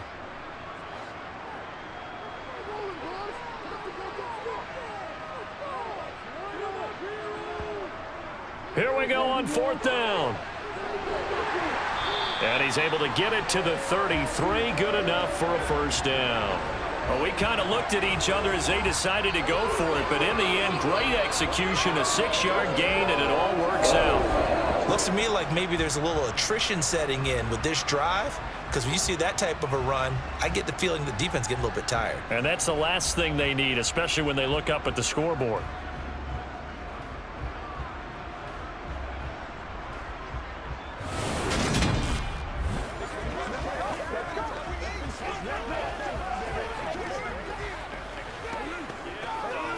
So now following the roll of the dice, they've got a 1st and 10 inside the 35. They'll go again with McKissick. And this time not as successful as he'll get back to the line of scrimmage and no more. No gain on the play there, 2nd down. Nice job there defensively to clamp down because really they've been on their heels this drive. Agreed, and they really needed that one for confidence, just to feel a little bit better. But I don't know if I would be daunted by them stopping me on one run. This drive has gone pretty well. I could come right back at them. And not much running room. Down to the 32. The 2nd down play, not much better than the first. Just a gain of 1 there. Sometimes with the running game, you've just got to stick with it. Look, it's the 3rd quarter. No time to panic. But that also doesn't mean you just do it the same way you've been doing it the entire ball game. Maybe change up some blocking assignments or run a few different plays, but stay with the overall essence of the running game. Now Wentz on 3rd down.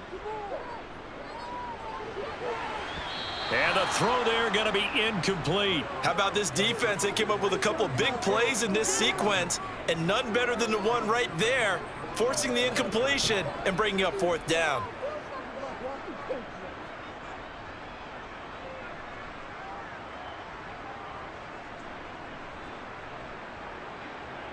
Wentz to the sideline on 4th down. Joey Sly is out there now for the Washington field goal.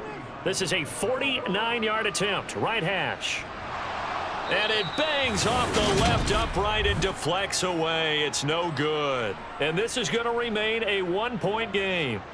So plenty of leg, but it's the accuracy there that lets him down. Yeah, he hit it really well. I think this might have been good from 55, but you'll see it just conk off that upright, and they're denied a chance at 3 points. Now the Titans getting set to go.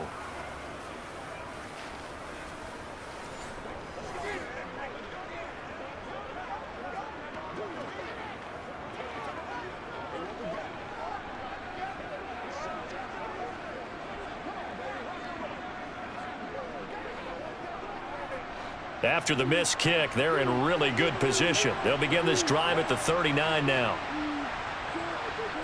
On 1st down, it's Tannehill. Quick hitter here, it's complete.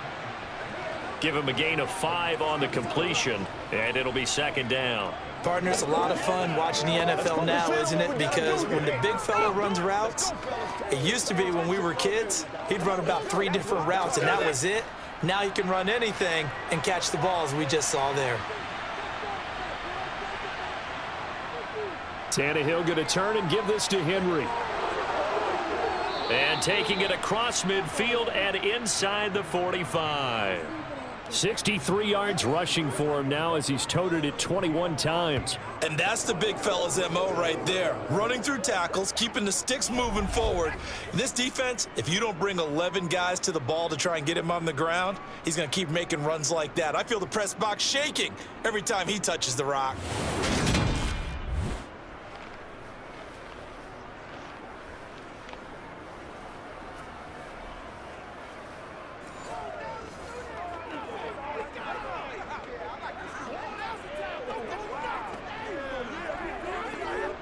A solid run by Derrick Henry, and here's another 1st and 10.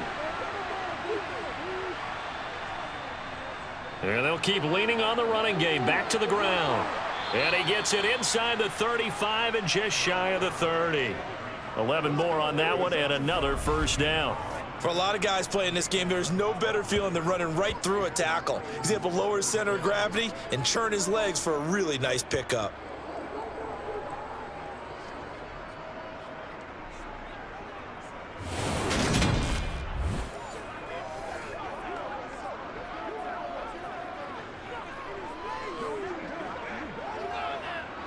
From the 32 now, here's 1st and 10. Tannehill with a play fake to Henry. He'll throw instead. And down he goes. They sack him back right around the 41-yard line. That one will set him back nearly 10 yards here on 1st down on the sack. And you get the feeling, Charles, yeah, he's got the 2 sacks now, but he may get more here. We still got a quarter and then some to go. And the way that he is playing this game, it reminds me of one of the best golfers in the world who can use every club in the bag and make a great shot. That's what he's doing with his pass rush moves right now, showing a little bit of everything. They have no way of stopping him. After the sack, it's 2nd and 19, and the road gets a bit tougher from here.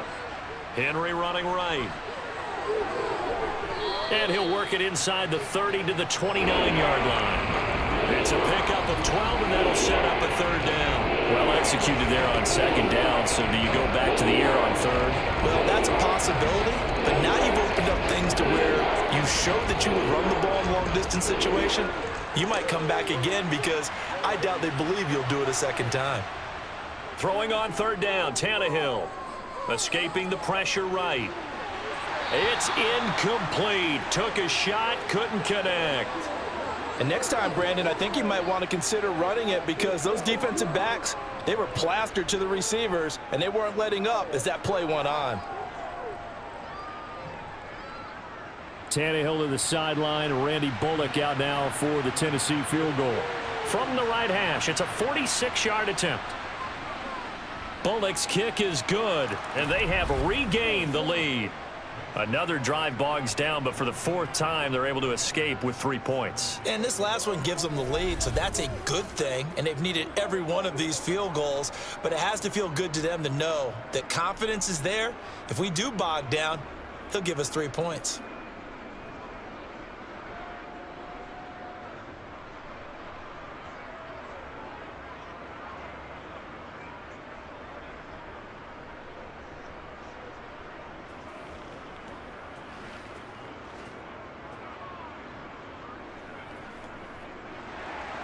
After the field goal now, it's Bullock to kick it away. Taken in at the 3. And some good special teams coverage as they bring him down just outside of the 15. And here we go on the next drive for Washington. And I hate to point to that missed field goal from their last drive, but you look at the scoreboard, they would be in the lead if they had that 3. Well, no doubt those points or those missed points do loom large, but here they're getting a chance for a makeup, aren't they? Almost like my time in school, I was always begging my teachers for a makeup exam. Here's their opportunity now to put those points on the board. And every point becoming more vital here in the 2nd half. Here's Gibson to start the drive. And just no chance of turning the corner. He can only get back to the line of scrimmage. 2nd and 10 coming up. He's already fumbled once in this game, and I thought the ball started to jostle there a little bit, but they got to him quickly at the line of scrimmage. They sure did. And remember, if you're not a very confident runner and you've already dropped it once, if there's traffic around you, the only thing you think about is protecting the football, not gaining yards. Looking for a seam, but finding none. He'll get back to the line of scrimmage, and that's it. No gain on the play there, so that doesn't help. Now they're looking up at a 3rd and 9 situation. Offensive line really didn't give him any room to maneuver on that play. Things closed pretty quickly, didn't they? And how about the wrap-up at the end of that tackle? Left no doubt there would be no additional yardage to be found. Now Wentz. Now the pressure comes, and he goes down. Just inside the 10, back at the 9. Multiple players getting home there for an 8-yard loss. He found his way into the backfield, and he simply would not be denied. Well, they say that life's all about opportunities, and that holds true when you're playing defense as well. How about him seeing that chance, making the most of it, did a great job of wrapping him up and bringing him down.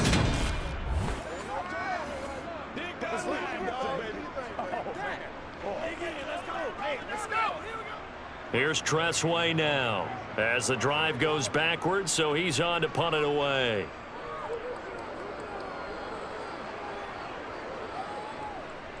He juked him. And now the ball's out. Fumble near midfield. The 30. 10. And he is going to bring this one back to the house. It's a Commanders touchdown on the scoop and score.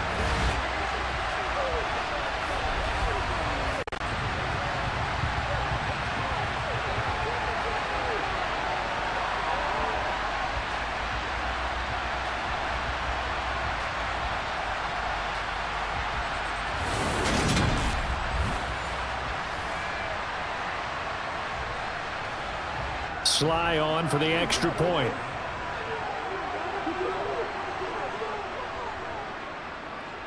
And the lead is up to 5. The scoop and score, always an exciting play in football, and we witnessed it there, grabbing it off the ground and then rumbling it into the end zone for 6.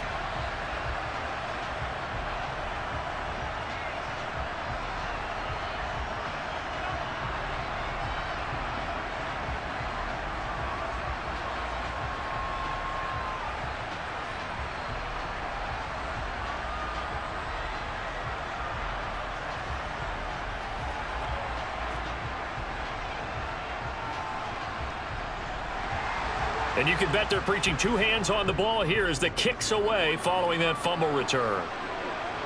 Taken in at the 3. And he brings us out past the 20 to the 24. The Titans set and ready to go on offense.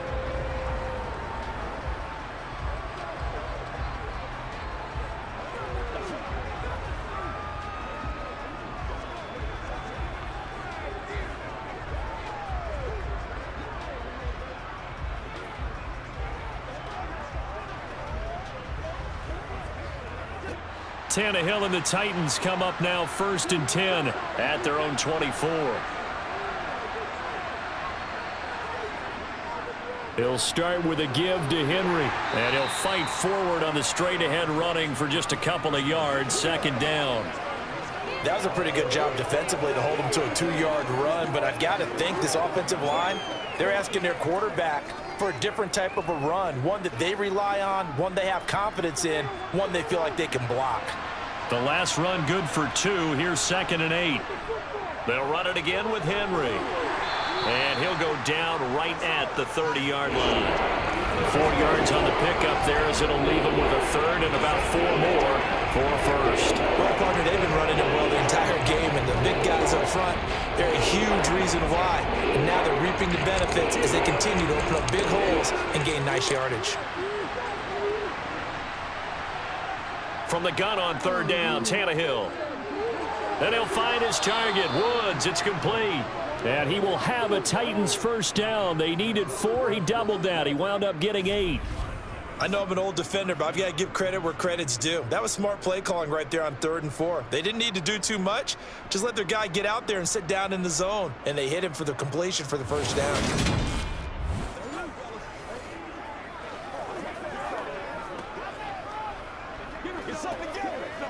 So here's a 1st and 10 at the 38.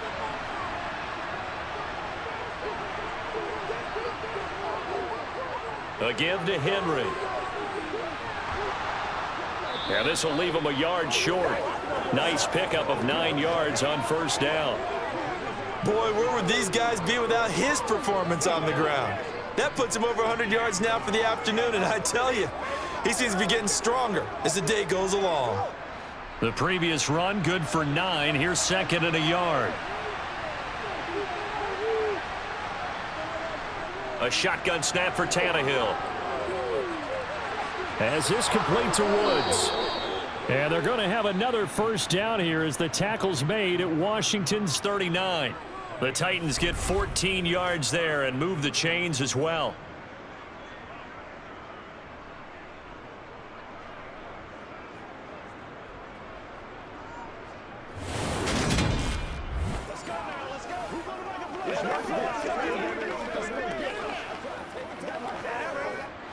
In Washington territory now. Here's 1st and 10 at the 39-yard line. Running from the gun with Henry. And down inside the 35 he goes to the 32-yard line. 108 yards rushing for him now in the ball game. Hey, when you get good yardage like that on first down, it really does a whole lot of good for your entire offense. But I love the way he's finishing those runs. At the end of things, he's making sure he gets just a little bit extra. A good run, got 7 on first. Here's 2nd and 3. Inside handoff, Henry. And he'll go down at the 28. 4 yards the pickup, first down. Now that's the way to do it. Hand it to someone with vision and good footwork, and add in a little bit of power, and you find a way to pick up first downs.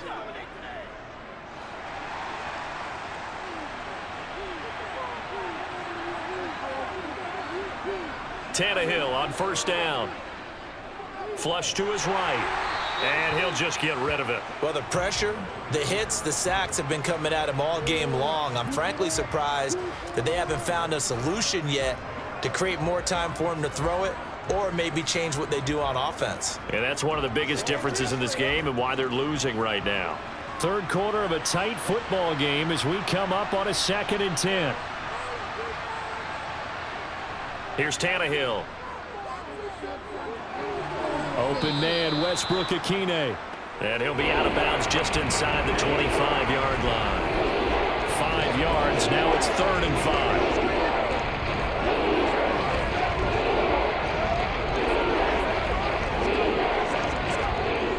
They'll need 5 on this play to move the sticks. Back to throw, Tannehill. And finding the tight end, Hooper.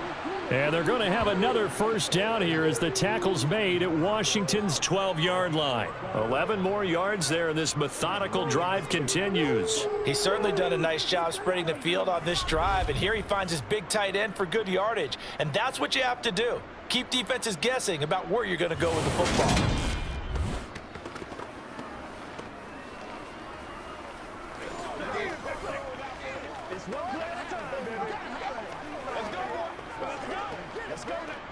From down at the 12, it's 1st and 10.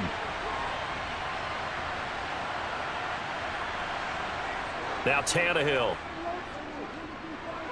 This will go to Henry out wide. And here he'll get it down to the 7.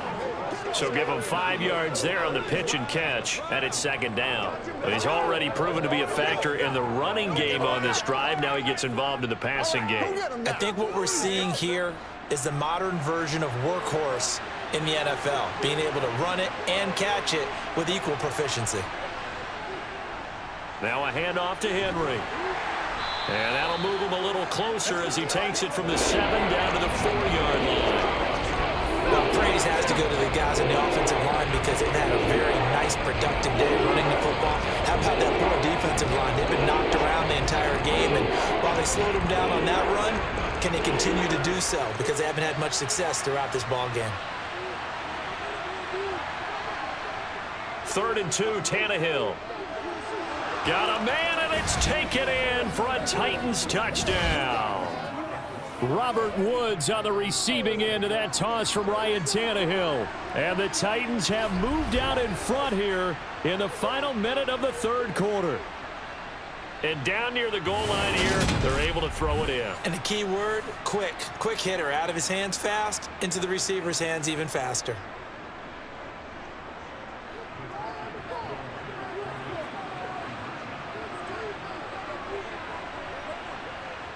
Tannehill looking to throw. Eluding the pressure right. Toward the end zone, but that's going to wind up incomplete. And in the 3rd quarter here, they were trying to push that to a 3-point game, but instead it'll stay at 1. And I'm a big proponent of not chasing points or going for two too early. But in this case, I understand why. You know, if you kick an extra point, you're just up 2, right? So a field goal still puts the other team ahead. So you go for 2 here and protect the field goal lead. They didn't get it done, though.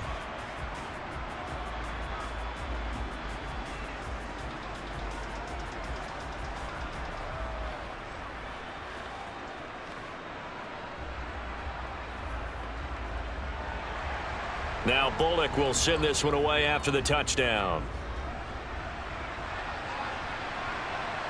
From a yard or 2 deep, here comes a return. And a nice return sets him up pretty good here right at the 30-yard line. A look at Washington as they come onto the field.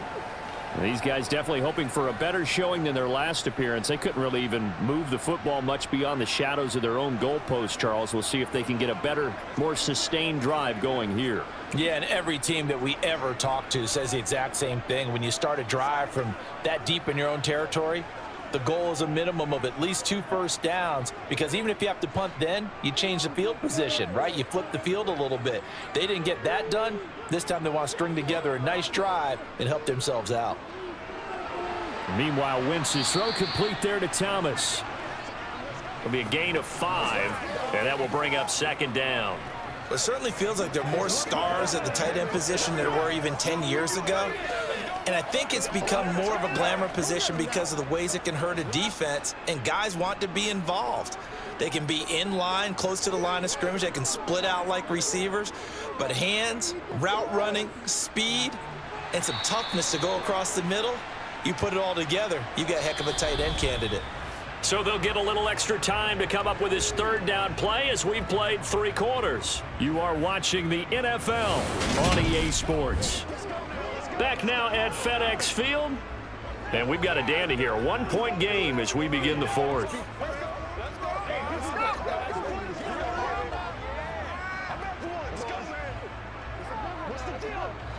And this offense on 3rd down today, they've hit on half of them, 5 for 10. This time they face a 3rd and 2. They'll run with Gibson. Tough sledding. They lose a yard there on 3rd. Brandon, that's what you call being manhandled at the point of attack, and I know the offensive line gets a lot of blame for that one, but occasionally the defense just knows what you're going to do. Maybe they scouted it perfectly, maybe someone tipped it off, but on that play, it had no chance. Here's Tressway now as he's on to punt for Washington.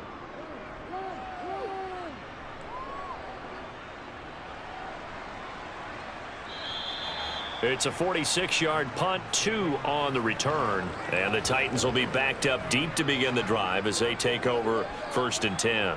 And here comes Tennessee as they get set to take the field. Their defense got the stop, forced the punt, and now you really start to monitor the clock as they nurse this slim lead.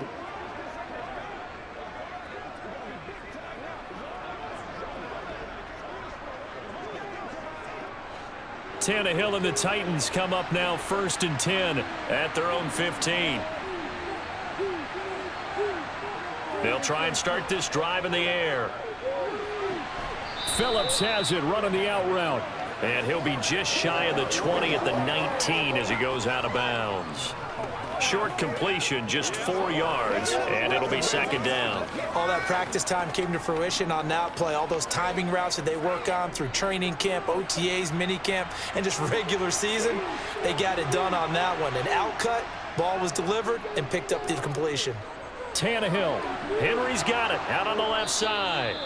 And this one will go to the 28-yard line. 9 yards to pick up there, and it's a 1st down. What a throw right there for the 1st down. He has taken some real punishment in this game, but still standing in the pocket completing that one. He's a flat-out warrior. There's no question about that. How about him stepping up into the teeth of the rush and delivering there for that big strike and that big pickup?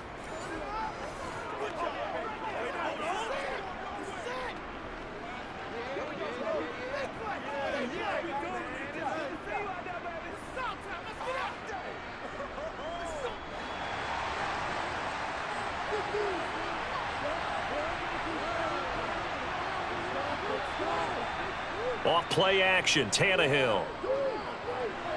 To the sideline. Wow, what a catch. Doesn't get a lot out of it, but he is able to keep the feet in bounds. So the completion gets him just a yard, and that'll make it second down. They should have got more out of that, though. He was wide open. I love how emphatic you are with that call, because that's exactly what I was thinking. Wide open in the flat. Give him a ball that he can use to get upfield with, not just catch and go over the sideline. They cost themselves some yardage there.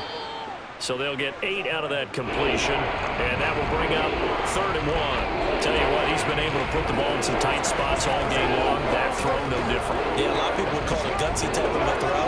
I think he looks at it as, I can do it, so it's not that big of a deal to me, and I'm going to keep firing.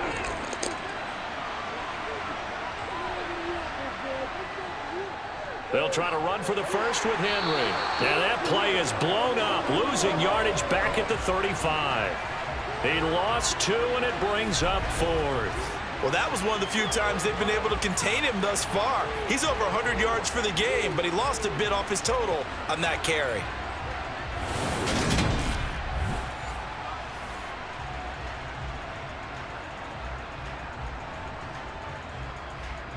On now is the Titans punter, as he's on here to punt it away.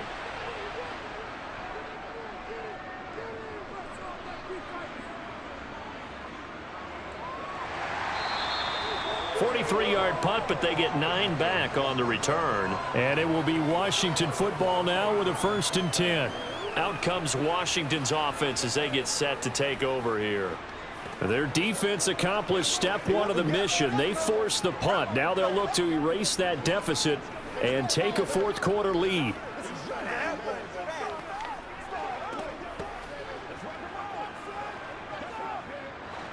Wentz bringing the Commanders up for 1st and 10.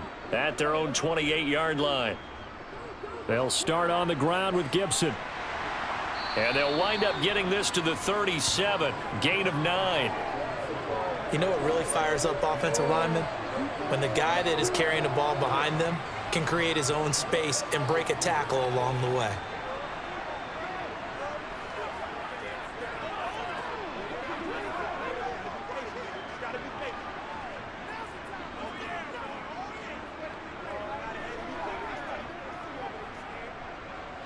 The last run got 9. That leaves him with 2nd and a yard.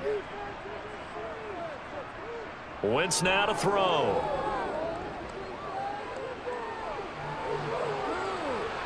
Looking left sideline, but it's incomplete. Not only did he have a chance to scan the field there, it felt like he had a chance to scan it twice. The protection was that good. Unfortunately for him, the coverage downfield, equally good. They tried the throw on 2nd down, unsuccessful. Now it's 3rd and 1. Now Wentz. And that is incomplete. That close on 3rd down, I think everybody probably expecting a run. Instead, they go to the air on 3rd and short yardage. I realize this is a passing league, and they're liable to throw the ball on any down and distance. But that short, I do question the call. Run the football and pick it up. Here's Tressway now, as he's on for the 5th time here today. And he deserves a bronze leg as he gets this one away. Fair catch called. It's taken in right at the 20-yard line. Tennessee's offense back to work again. We'll see Traylon Burks. They have to like what they've gotten from him in this game. Think about the accumulation of catches. 8. The yards per catch now, because you're getting more than a 1st down every time he's touching the ball. This is the kind of game you want when you're able to throw it out wide. Absolutely. Over 100 yards, has the 8 catches. Tannehill and the Titans come up now 1st and 10 at their own 21. They'll start on the ground. It's Derrick Henry. And he's going to get 7 out of this before being taken down at the 27. If you can keep getting gains like that, Charles, with the lead here in the 4th quarter, I mean, keep running it, right? No doubt about it, but what the offense coordinator has to do is understand they're going to continue to stack the line of scrimmage. What runs do you have in your arsenal that'll work against a stacked box and continue to move the ball? They'll fake it. Now Tannehill. This is Jeff Swaim, the tight end. And he slips up past the 45 before being tackled. 19 yards to pick up there. Move the chains. And these guys certainly are not hiding what their intention is. They're absolutely showing it. They're definitely not going to sit on this lead here in the 4th quarter.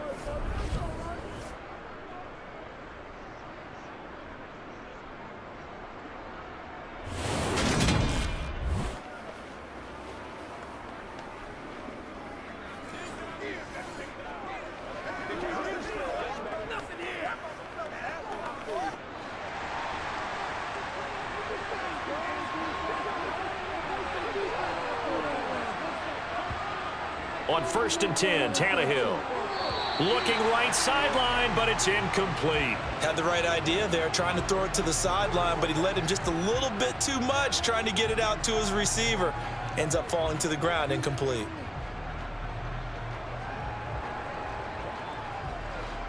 An incomplete pass on 1st down. That leads to a 2nd and 10. Here's Tannehill. He's got Hooper on the short connection, and they'll get him down on the other side of midfield. Completion was given up, but that's why you play zone defense, so that you can have people around the ball when it's caught, and you don't give up much run after the catch.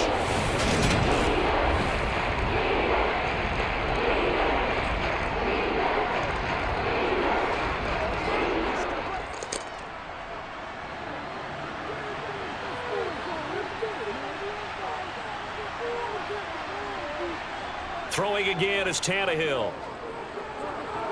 And this is going to be incomplete. Well, the other day they told us when we've got 3rd and 5 or less, we have to be able to convert. And I guess every team would say that, Charles, but an opportunity missed there. What they were trying to tell us is they believe it's a matchup game at that point. And they liked some matchups that they had, thought they could exploit them, unable to do so on that play. On now is the Titans punter, as he'll come on to kick this one away. Out of bounds as he appeared to be looking for the corner. He got it. They're going to mark this at the 4-yard line. You hate to give the ball away here in the 4th quarter while you're just holding a slim lead. But that punt, absolutely ideal. They pin them inside the 5-yard line. They give their defense a really nice opportunity.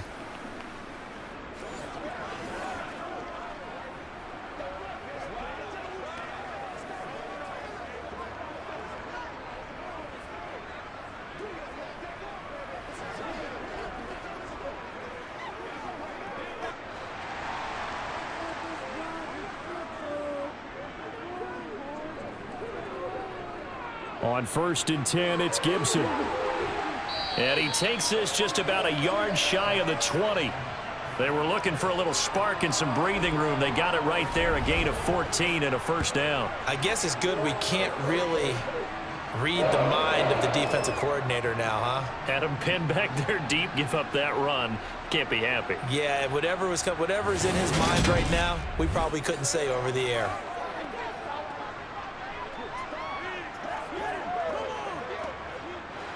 So a much rosier picture now after that last play. Here's 1st and 10 at the 19-yard line. Now Wentz. He completes this one to Terry McLaurin. And he's going to be out up around the 45-yard line. A good pickup there, 26 yards.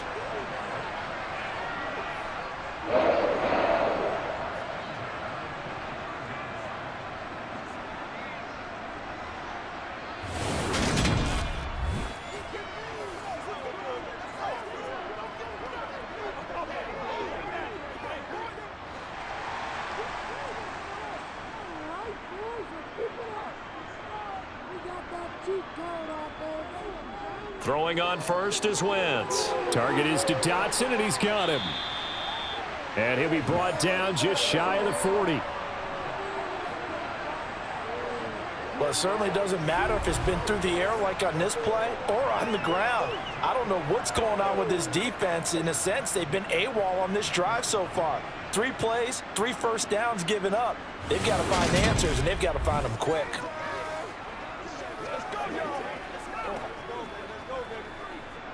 So operating from Tennessee territory now. Here's 1st and 10 at the 41.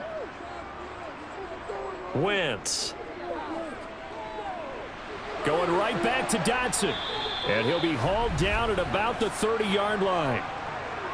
And passing yardage-wise, now up over 350 in this game. Pretty nice performance. Definitely that, which usually means you're putting a lot of pressure on guys trying to cover. If you're a defensive back and they put over 350 yards on you, you've had a long day. The key to everything, if you're doing it without throwing interceptions or turning the ball over.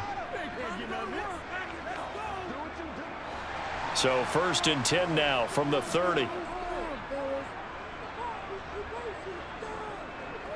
To throw, it's Wentz. And that is caught on the right sideline, but out of bounds, says the line judge. The throw took him a little too far. It's second down. Oh, he caught it. Just couldn't get the feet down. Couldn't get that toe tap sequence, right? I was ready to call him tippy toes if that one was completed. After the incomplete pass, here now is 2nd and 10. Again, it's Wentz.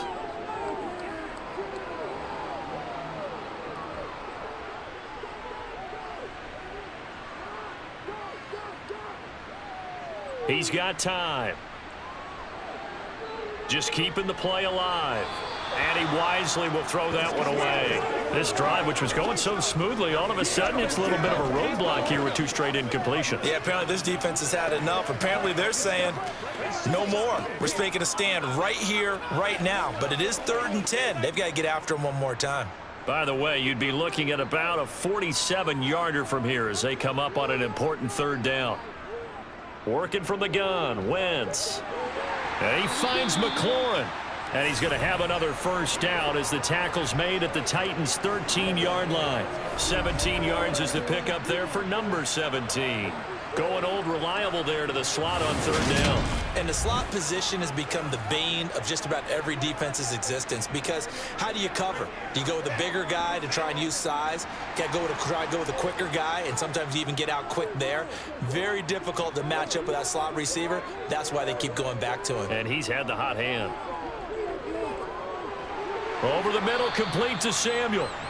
And he's tackled a yard short of the marker. Good gain of 9 on first down.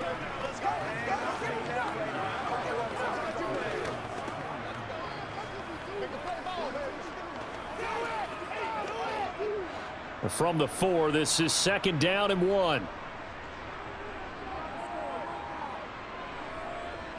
A give up the middle to Gibson. And he's maybe going to get this back to the 4, but that's about all. Not enough there for a first. No gain, as a matter of fact. And it leaves them at 3rd and 1. Brandon, one thing about blitzes, they really confuse offensive linemen at times. And what you have to do is lock in on the guy right in front of you. If you don't, you saw the end result. Defensive tackle ended up making the play. Wentz to throw on 3rd and 1. Dotson has it. Touchdown, Commanders. 4 yards on the touchdown grab. And the Commanders go coast to coast and finish the drive off with 6 points. You always admire a guy who can go to his progressions and find the open receiver. I believe we just saw that there. And we admire him just a little bit more when it goes for a touchdown.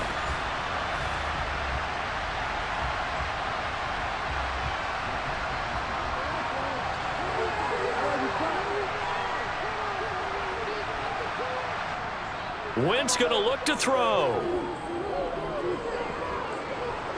And it is incomplete, so they can't convert for 2. And now the lead stays at 5. Well, they tried to get 2 and ended up getting none because the quarterback had nowhere to go with the ball and ends up getting sacked. Nowhere to go at all. Great job, though, defensively. They were ready.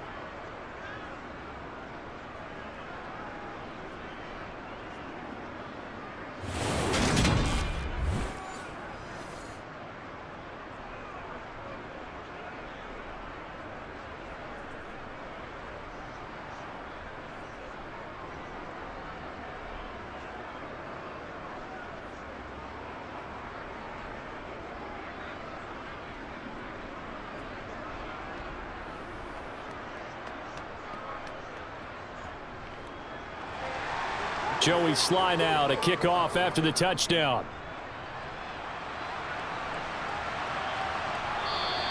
And this will be a touchback, so they'll bring it out to the 25. Here's Tennessee ready to begin this drive offensively. See if they can put this drive in the end zone, Charles, because it's been a little bit of a rough go at times. They've had to punt the football a ton in this ball game because of stalled out drives. So are you saying that you're kind of tired of seeing the punter run out there and do his thing during this game? Is that what you're trying to say? Well, I mean, I'm okay with it. I have a feeling that this offense, they don't want to see the punter again. And frankly, the punter doesn't want to run out there anymore himself. He'd love to see his offense put together a drive and give his leg a rest. And not much to speak of. Call it a 1-yard gain up to the 26. Well, partner, I don't think it's any secret that any running back wants to be able to see a hole open so that he can gallop through it. But in this case, he had to slow down. There was really no hole there, and he took a big hit in order to get that 1 yard. On 2nd and 9, Tannehill. He completes it to Henry. And brought down, but not before reaching the 45-yard line. 19 yards to pick up there. Move the chains. There it is, a staple of most teams' playbooks, the angle route. A lot of times you want to take away that inside route by a back, but when they sell it like he's going to the flat, that is tough on inside linebackers. One false step, and that ball's completed.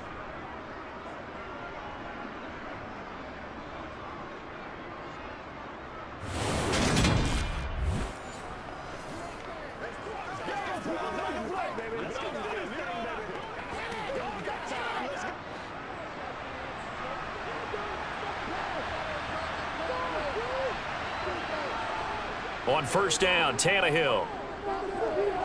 It's complete, Burks. And this will be good for a pickup of 9 to the 46. Timing is so important on a route like this because he's going to line up out right and then cut straight across the field. I think the ball might have come out a count or two too late because by the time he was able to secure it, not much of a chance to turn it upfield.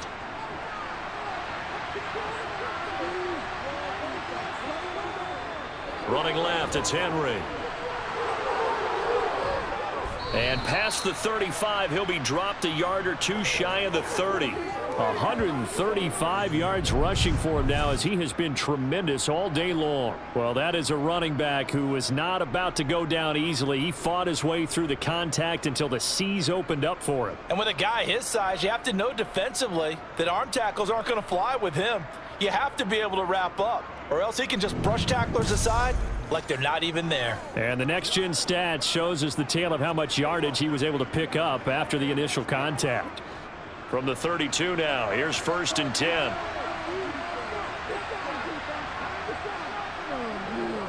Again, it's Henry.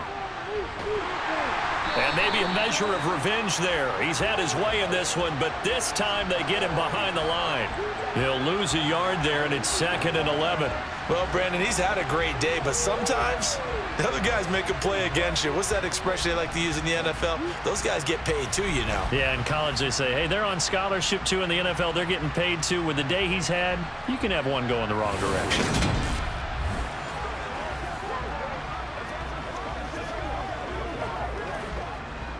Maybe just a slight detour on what's been a strong drive. Here's 2nd and 11. Now a play fake, and it's Tannehill. He's going to let this go. Back of the end zone. And that's going to wind up incomplete. However, we do have a flag down. Let's check in with our referee. They were looking to throw, holding on the big right tackle. That's real simple, partner. Keep your hands inside in the chest area. You're probably okay. You get it out on the shoulders, get them wide. Usually going to pick up a holding call. After the penalty, it's Henry. And for one of the few times here today, this one's not going to go anywhere. No gain on the play this time, and it'll be a 3rd and long situation coming up. He's having a big game running the football, but that one will hurt the yards per carry a little bit. Yeah, but the average he's got so far, that's the type of average he wants to take with him to contract negotiations, doesn't he? Now on 3rd and long, they'll look to throw. This is caught. It's Woods. And they'll work this down inside the 30. So much about this game is just understanding situations and then having to execute, isn't it? Guard the first down sticks. Don't let them get there. And they rallied and made the tackle.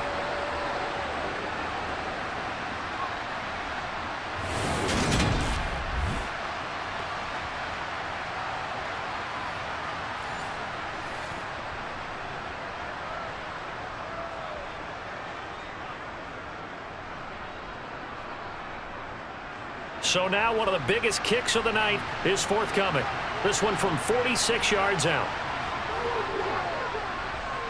Bullock's kick is good, and that will cut the lead down to just 2. So with that field goal, this one's now back within a field goal. Maybe not the ultimate result they wanted, but gets them that much closer. This game is unfolding like a really good book, isn't it? Because I feel like there's a few more plot twists yet to be revealed before this one is over.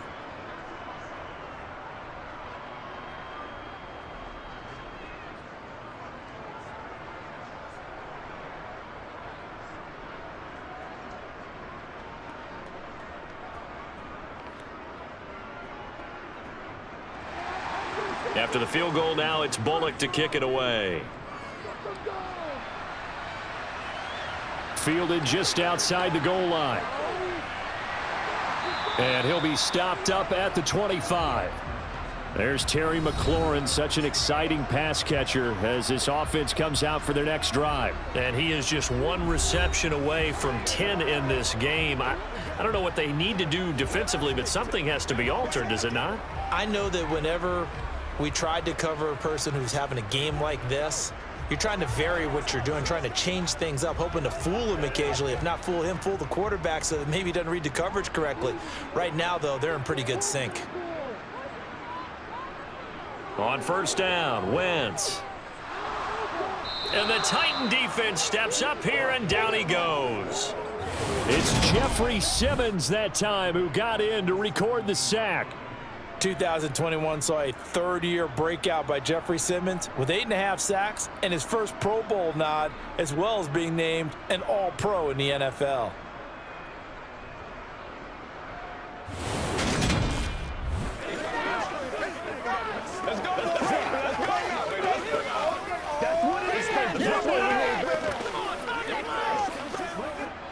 Clock continuing to run. They'll probably wind this all the way before snapping it on second down.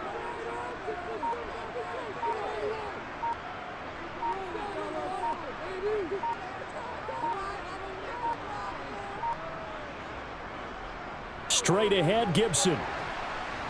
And he'll take this one up to about the 23. 45 yards on the ground for him so far. And this is an absolutely big third down that's been set up here, partner, and there's no other way to put it. The defense has to get a stop here if they have any hopes of winning this game. Has to. You said big third down. I'd put the word big in capital letters here.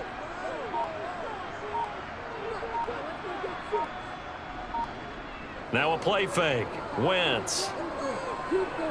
Flushed out right. And incomplete on the deep ball. Well, the connection they've had has been excellent today, but not on that snap. I think he was asking just a little too much as he extended that play, hoping for one more completion with him.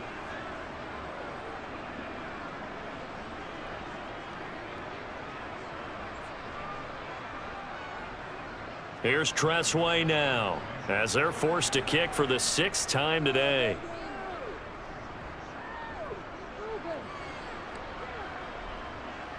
Taken at the 37. Inside of 2 minutes remaining in a 2-point ball game.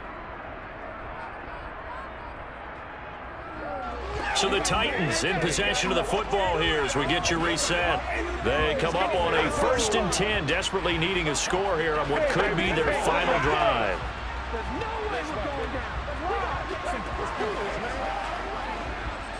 The Titans offense set to begin the drive.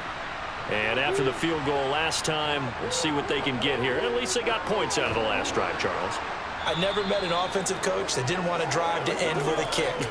Most of them wanted to end with a PAT, right? In this case, a field goal, they'll take it way better than the alternative, which is a punt. Yeah, but you met fan bases that wanted that, that weren't happy with that field goal. I haven't met a fan base yet that wants to drive to end with a kick, other than the extra point. That's it. Throwing Tannehill. That pass taken in by Burks.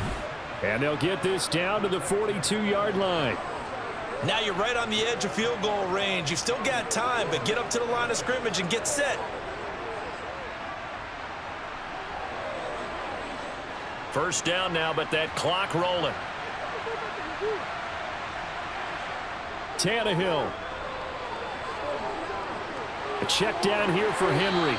And the tackle going to be made at the 38. Clock's under a minute. Still plenty of time, partner. They have all 3 timeouts. That means they have plenty of options in their play calling and where they target on the field. They can throw it downfield, maybe even in the middle, and use their timeouts. Titans moving quickly here. They're in the hurry up. Here's Tannehill. And that is dropped. Oh, my goodness. That could have been a game changer, but he could not hang on. These are the spots, this stage of the game, where it pays to have speed on the perimeter, doesn't it? It certainly does. And in the second quarter, he may very well run by him. But in this situation, I know as a defender, I'm loosening up a couple of extra steps that allowed him to run with him stride for stride. A throw there, but that's going to wind up incomplete. With that incompletion, reality is staring them right in the face. This entire game is down to the next snap.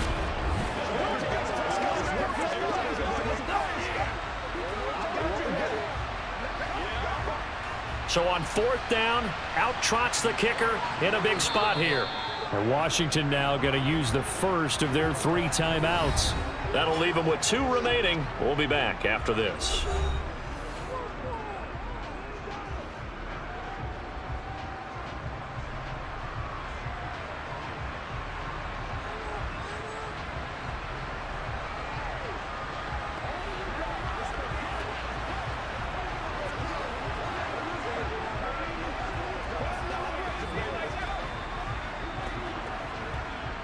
So the field goal unit is on the field as this is a big spot right here.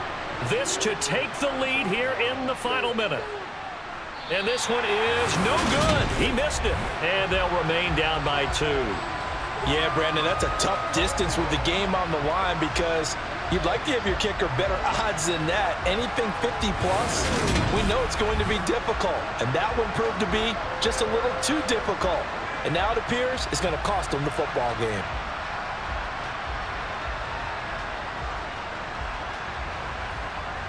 Another drive coming up for this Washington offense. And 3 timeouts remaining here defensively, but really not much reason to use them at this point as this one is all but over.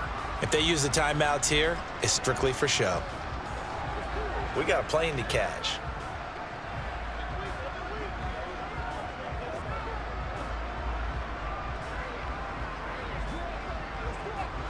So good starting field position for him here as they come up 1st and 10 at the 45. They'll start this drive out on the ground. And he's up over midfield and down into Tennessee territory.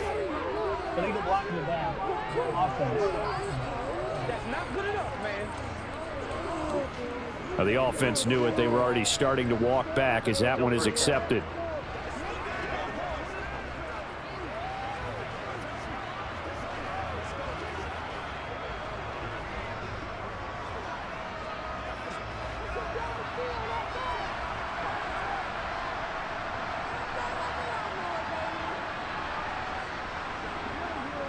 Here's a give to Gibson.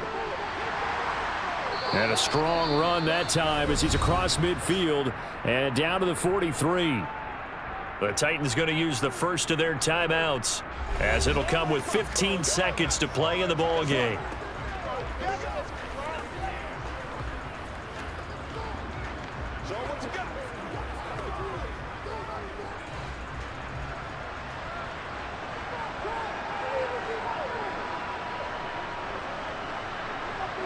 Down to a knee here. The defense still with a couple of timeouts. We'll see if they want to use them.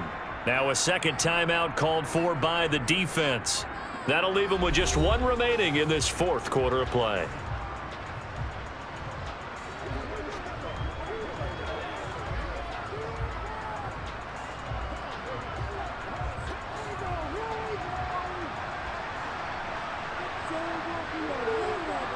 Washington about to close this one out as they are down to a knee. Now the defense will burn their 3rd and final timeout. And as the 2 teams talk it over on their respective sidelines, we take a break.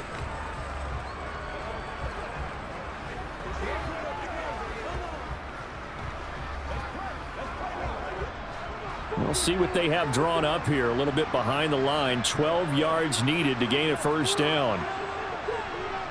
So he'll take a knee here to wrap this one up, and he's going to want to keep that game ball. He was sensational.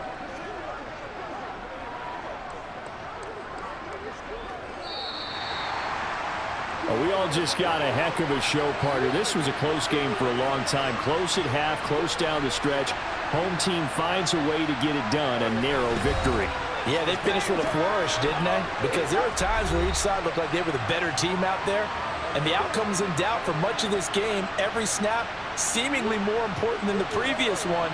Great effort from the guys visiting, but in the end, how about those guys in their home stadium finding a way to win?